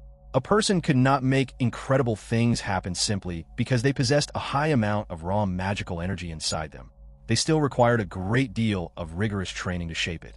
Elite equipment and rare items that carried powerful magical effects were generally believed to contain a unique, highly sustaining form of magic, a crafting secret that was now unfortunately lost to time along with the ancient kingdoms in which they were originally created. This lost history clearly implied that some form of advanced processing was absolutely required to successfully direct the magical output in accordance with the creator's true intentions. Looking at the concept from the opposite direction, Werner hypothesized that if the power remained completely unprocessed, perhaps the raw magical energy itself existed all around them at all times, completely invisible to the naked human eye. To him, that conclusion seemed incredibly obvious once he connected the pieces. Werner eagerly asked himself if ordinary magic potions were simply designed to process that ambient raw magic into a highly concentrated, usable form. His mind raced as he took into consideration the ancient texts written on the paper before him, which detailed how there was a strict, natural limit to how much magic could be safely utilized within a specific physical area at one time. A sudden realization struck him, causing him to gasp out loud. He quickly announced to the room that he needed to go put together an official proposal immediately. Clamroth looked up at his sudden outburst in total surprise, but quickly recovered and shouted out a cheerful goodbye as Werner rushed out the door, promising to see him the moment he returned. Without losing a single moment, Werner sat down with two of his most trusted men to meticulously plan and draft his new proposal. Shortly after completing the paperwork, he traveled directly to the Grand Royal Palace located within the heart of the Kingdom of Wine. Arriving at the main administrative office, the polite royal assistant standing in front of the desk greeted him warmly, stating that Viscount Zerfeld had been expected. The assistant offered his sincere apologies, explaining that His Highness the Crown Prince was unfortunately still trapped inside a long meeting, and politely inquired if the Viscount would mind waiting out in the hall for a little while. Werner smiled and replied that he did not mind waiting at all. As his rhythmic footsteps echoed softly down the long hallway, Werner used the quiet time to mentally prepare himself for the afternoon. He noted that today he would be speaking directly to His Highness about his specific strategic proposal for Fort Werisa, before immediately meeting with the High Chancellor to discuss the advanced laws of magic.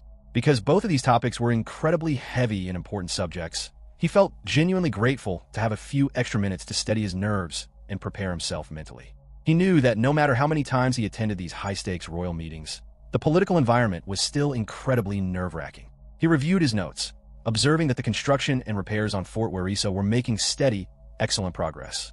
Based on the latest data, the entire fortress renovation project was scheduled to be fully completed by next week. Werner glanced over at the quiet attendant waiting nearby, reflecting on the reason behind the incredible speed of the construction. Of course, the highly motivated Marquis Neep had personally shown up on the active construction site, and with a whole lot of fiery passion and personal drive, he was pushing the laborers to work at a rapid pace. Werner held his written proposal carefully against his chest, letting out a soft sigh. He concluded that thanks to the detailed progress reports the construction teams routinely sent back to the capital, he had been able to accurately predict the project's timeline, leaving him at least grateful for the solid information. Even with his advanced planning, Werner felt a deep sense of anxiety because he knew that time was constantly working against him. His mind raced with the strange fear that he might be trapped inside a completely literal recreation of the video game world, which notoriously lacked realistic details like standard toilets or bathrooms. However, he comforted himself with the thought that any basic necessity real humans required would naturally exist in this much more realistic reality. In that particular sense, he felt entirely saved by the sheer complexity of the real world. His train of thought was interrupted as a figure began walking directly toward him. The royal assistant called out to Werner, prompting him to quickly stand up and answer in the affirmative. The assistant politely thanked him for his patience during the long delay, and Werner offered his own brief words of appreciation in return. The high-stakes meeting finally began as the Crown Prince approached Werner, offering a sincere apology for keeping him waiting so long. Werner walked over to the royal attendant and carefully placed his written strategy documents onto a presentation tray. He politely assured the prince that the wait was no trouble at all and expressed his deep gratitude for His Highness taking the time to see him. The Crown Prince began to thoroughly scan the pages of the proposal, noting that the entire document centered on specialized training drills designed for team-based combat. He openly acknowledged to Werner that during the terrifying Demon Stampede, the Zerfeld House's unique military tactics had proven to be extraordinarily effective. The prince agreed that implementing such methods would certainly be highly beneficial now that the dangerous demon lord had officially returned to power, but he questioned Werner's true intentions behind trying to hold these extensive drills so incredibly close to the final completion date of Fort Werisa. Werner respectfully asked if he might be permitted to answer that inquiry by posing a question of his own. He then asked the prince to tell him exactly how seriously the defensive warning he had previously requested to be sent ahead of time had been taken by Marquis Neep. The Crown Prince let out a heavy sigh and admitted that the Marquis had only taken the warning about half seriously. Werner quietly observed the prince's demeanor, realizing the heavy burden the leader carried. The Crown Prince then urged Werner to speak completely frankly without beating around the bush, demanding to know exactly what specific threat the Marquis should be so deeply afraid of. Werner realized that it was almost as if the Crown Prince already had a very clear idea of what information Werner was about to share, which was why His Highness was implying that he should skip the pleasantries and get straight to the core point. The prince clearly wanted him to explain the tactical danger in his own words, effectively testing his strategic mind. Werner reflected that considering their significant difference in age and social standing, this kind of strict testing was probably entirely normal for court politics. He recognized that the Crown Prince truly was an exceptional leader, possessing a fast-moving intellect that was honestly quite intimidating to face. Werner decided to lay out his thoughts with absolute honesty, telling the prince that if Fort Werisa reached full completion and Marquis Neep failed to take adequate defensive precautions against a potential assault by the monster army, they would face absolute disaster. The Crown Prince suddenly cut him off to explain the harsh reality, stating that as things currently stood, he personally believed it would be incredibly difficult for their forces to successfully withstand a direct assault from a demon army. He pointed out that the laborers currently performing the structural repairs were ordinary commoners. Even assuming that the Marquis managed to adequately warn them about a potential raid, the trained knights and soldiers might be able to hold their ground initially, but the leadership would still be completely unable to avoid absolute chaos. The prince went on to explain that the moment a monster army launched an active attack, the helpless non-combatants would naturally fall into a state of pure panic. He noted that Fort Werisa currently housed a much larger number of these civilian non-combatants than actual fighting knights or soldiers. Consequently, in order to successfully settle the chaotic crowd, the military would be forced to devote a massive amount of their valuable fighting manpower to that internal task. In the absolute worst-case scenario, that contagious panic would easily spread from the civilians directly to the active knights and soldiers, breaking their defensive lines. The prince let out a quiet sigh, deeply concerned that the kingdom's leadership overall was simply not taking the threat of a monster raid seriously enough. To counter this fatal flaw, Werner proposed that the single most effective solution would be to immediately deploy a significant number of combat troops out to the Hildia Plains, which were located right near Fort Werisa. By using the public guise of conducting routine training exercises, this large military presence would serve as a powerful visual deterrent to the approaching demon army, while simultaneously allowing their own soldiers to vastly improve their team-based combat skills. Werner added that if that primary plan could not be achieved, the next best alternative would be to focus entirely on smoothly evacuating and protecting the refugees if the fortress came under an active siege. The prince questioned this line of reasoning, asking if Werner meant that he would completely avoid sending those external training forces to actually rescue the fortress itself. Werner confirmed his strategy, explaining that once a demon siege had officially begun, he did not see how attempting to coordinate movements with Marquisneep, let alone launching a successful counterattack, could ever be a viable option. In truth, the prince silently shared this exact same practical view. Werner added that even should the people manage to successfully escape from the walls of Fort Werisa, the main capital city was still a half-day ride away by horse. If those defenseless refugees happened to be ambushed by monsters along the open road, the prince grimly noted that practically not a single man would survive the journey. Werner agreed with the grim assessment, noting that there was always a very real danger that the demon army attacking the fort might target the fleeing crowd.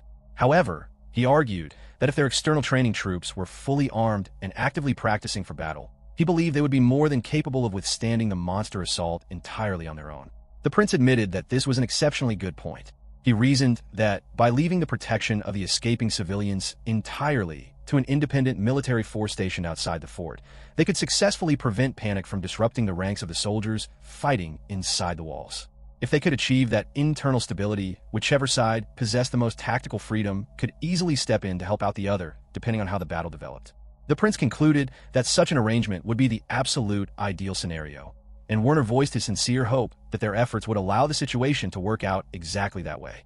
In Werner's mind, the single biggest fear he carried was the terrifying possibility that the demon army might employ a complex, two-pronged military strategy. In other words, he worried the enemy would launch a coordinated strike targeting both the fortress itself and the independent training forces stationed outside its walls at the exact same time. However, as he carefully analyzed the situation, he reasoned that this would likely not be the case. He calculated that if the demon army truly possessed the sheer numbers and organizational strength to pull off such a massive dual maneuver, they would simply choose to launch a full-scale attack on the capital city simultaneously with the fortress siege.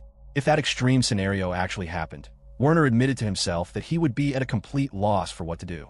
He knew that the capital city was supposed to be protected by a magical force field specifically designed to repel demonic beings, but according to the original video game storyline, the capital is completely destroyed anyway. Because of that grim reality, he knew they could not truly rely on the barrier to save them.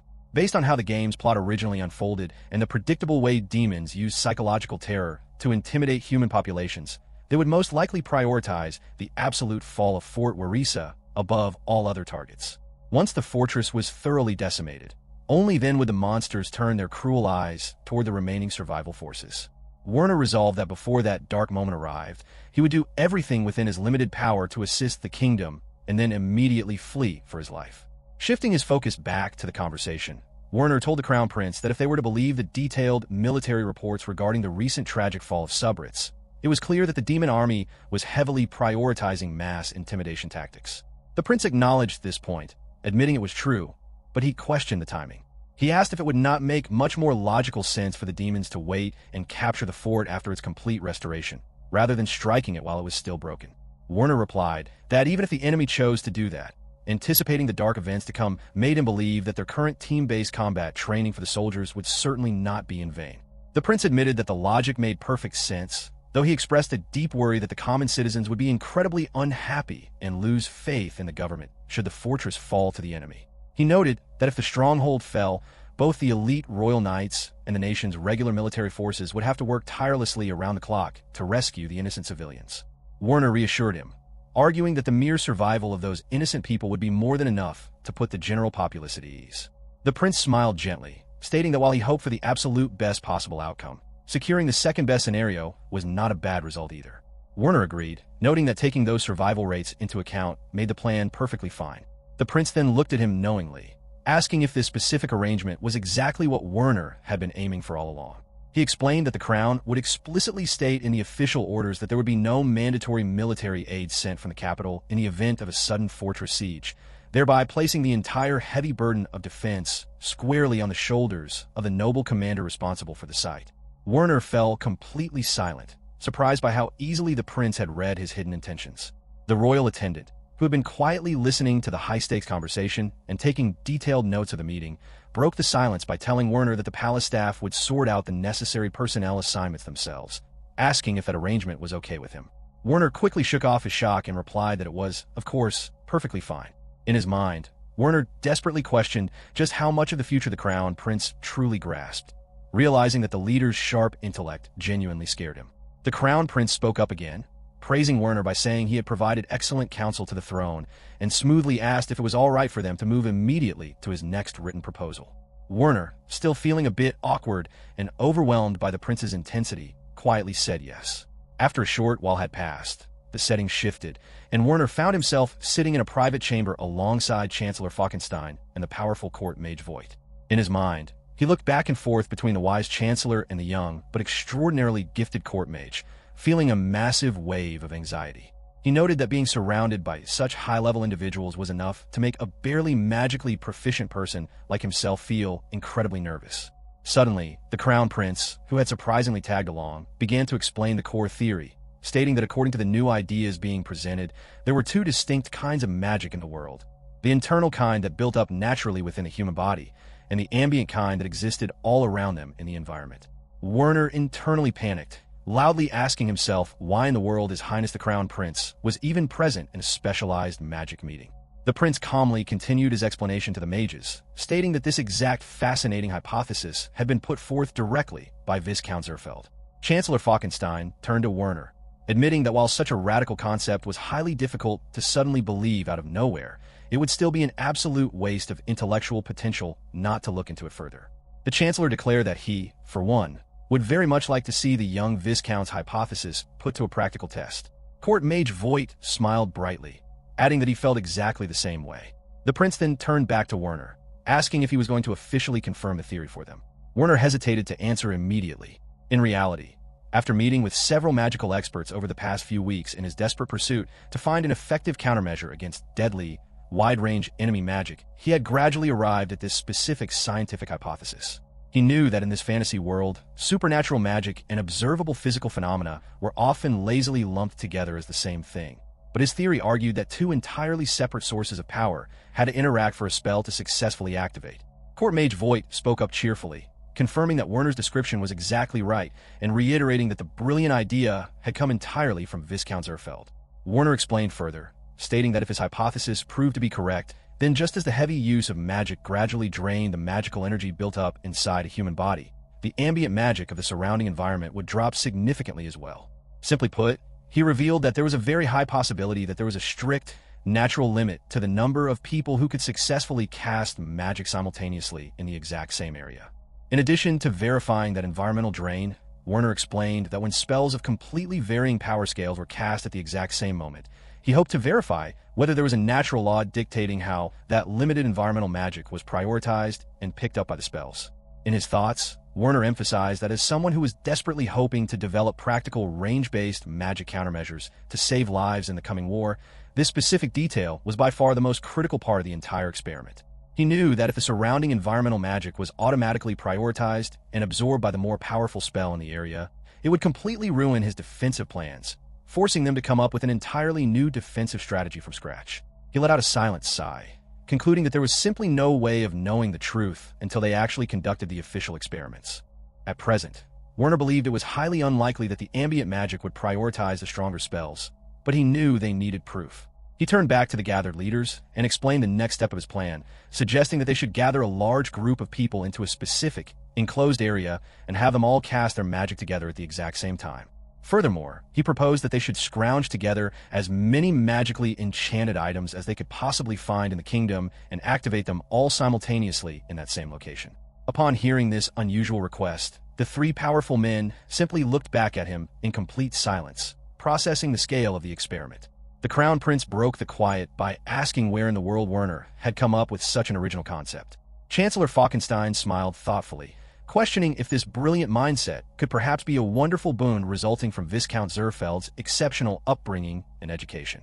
The prince acknowledged that his education certainly played a massive part, but he argued that the incredible quality of the young man's personal character was also a major factor. He noted that it was undeniably true that Werner's father was a distinguished man cut from an entirely different cloth than ordinary nobles, jokingly adding that the kingdom's minister of ceremonies was going to have his hands completely full dealing with such an active family moving forward.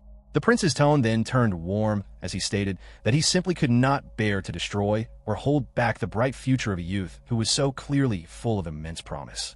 Chancellor Falkenstein nodded in heartfelt agreement with the sentiment. The discussion then shifted to the practical logistics of the experiment, with the chancellor questioning exactly which high-ranking official they should entrust with overseeing such an important and secretive operation. The prince replied without hesitation, stating that he was thinking of assigning the task to Duke Seyfert. The chancellor praised the choice, noting that the prince could not have picked a better or more qualified person for the job. He reasoned that if the dangerous demon lord had truly risen from the dead, the noble duke was sure to return to his official military post immediately. Duke Seyfert was a deeply seasoned and highly renowned military man, possessing so much respect that the other troublesome nobles in the capital would not dream of opposing his direct orders. The prince added that because of the looming threat, he was also highly tempted to reach out and ask for the strategic opinions of other seasoned leaders across the realm. Chancellor Falkenstein agreed, though he remarked that it was a bit of a pity they could not consult everyone, noting that he was absolutely sure the nation's great sage would be incredibly pleased to hear the wise things the prince had to say today. The prince nodded gently in agreement. Seeing the older men finishing their private side conversation, Werner walked back towards them to rejoin the circle. Chancellor Falkenstein looked at the young noble with deep admiration, adding that the Viscount truly possessed a brilliant, natural military mind. He then mentioned, hoping he was not overstepping his boundaries, that he could actually see a slight resemblance between Werner's logical thinking and the unique methods originally used by the great sage himself. The crown prince smirked knowingly at the comparison and agreed with the chancellor's observation, laughing that both Werner and the sage were completely unselfish eccentrics. He boldly dared to say that if the two of them ever had the opportunity to sit down together, they would likely get along fantastically well.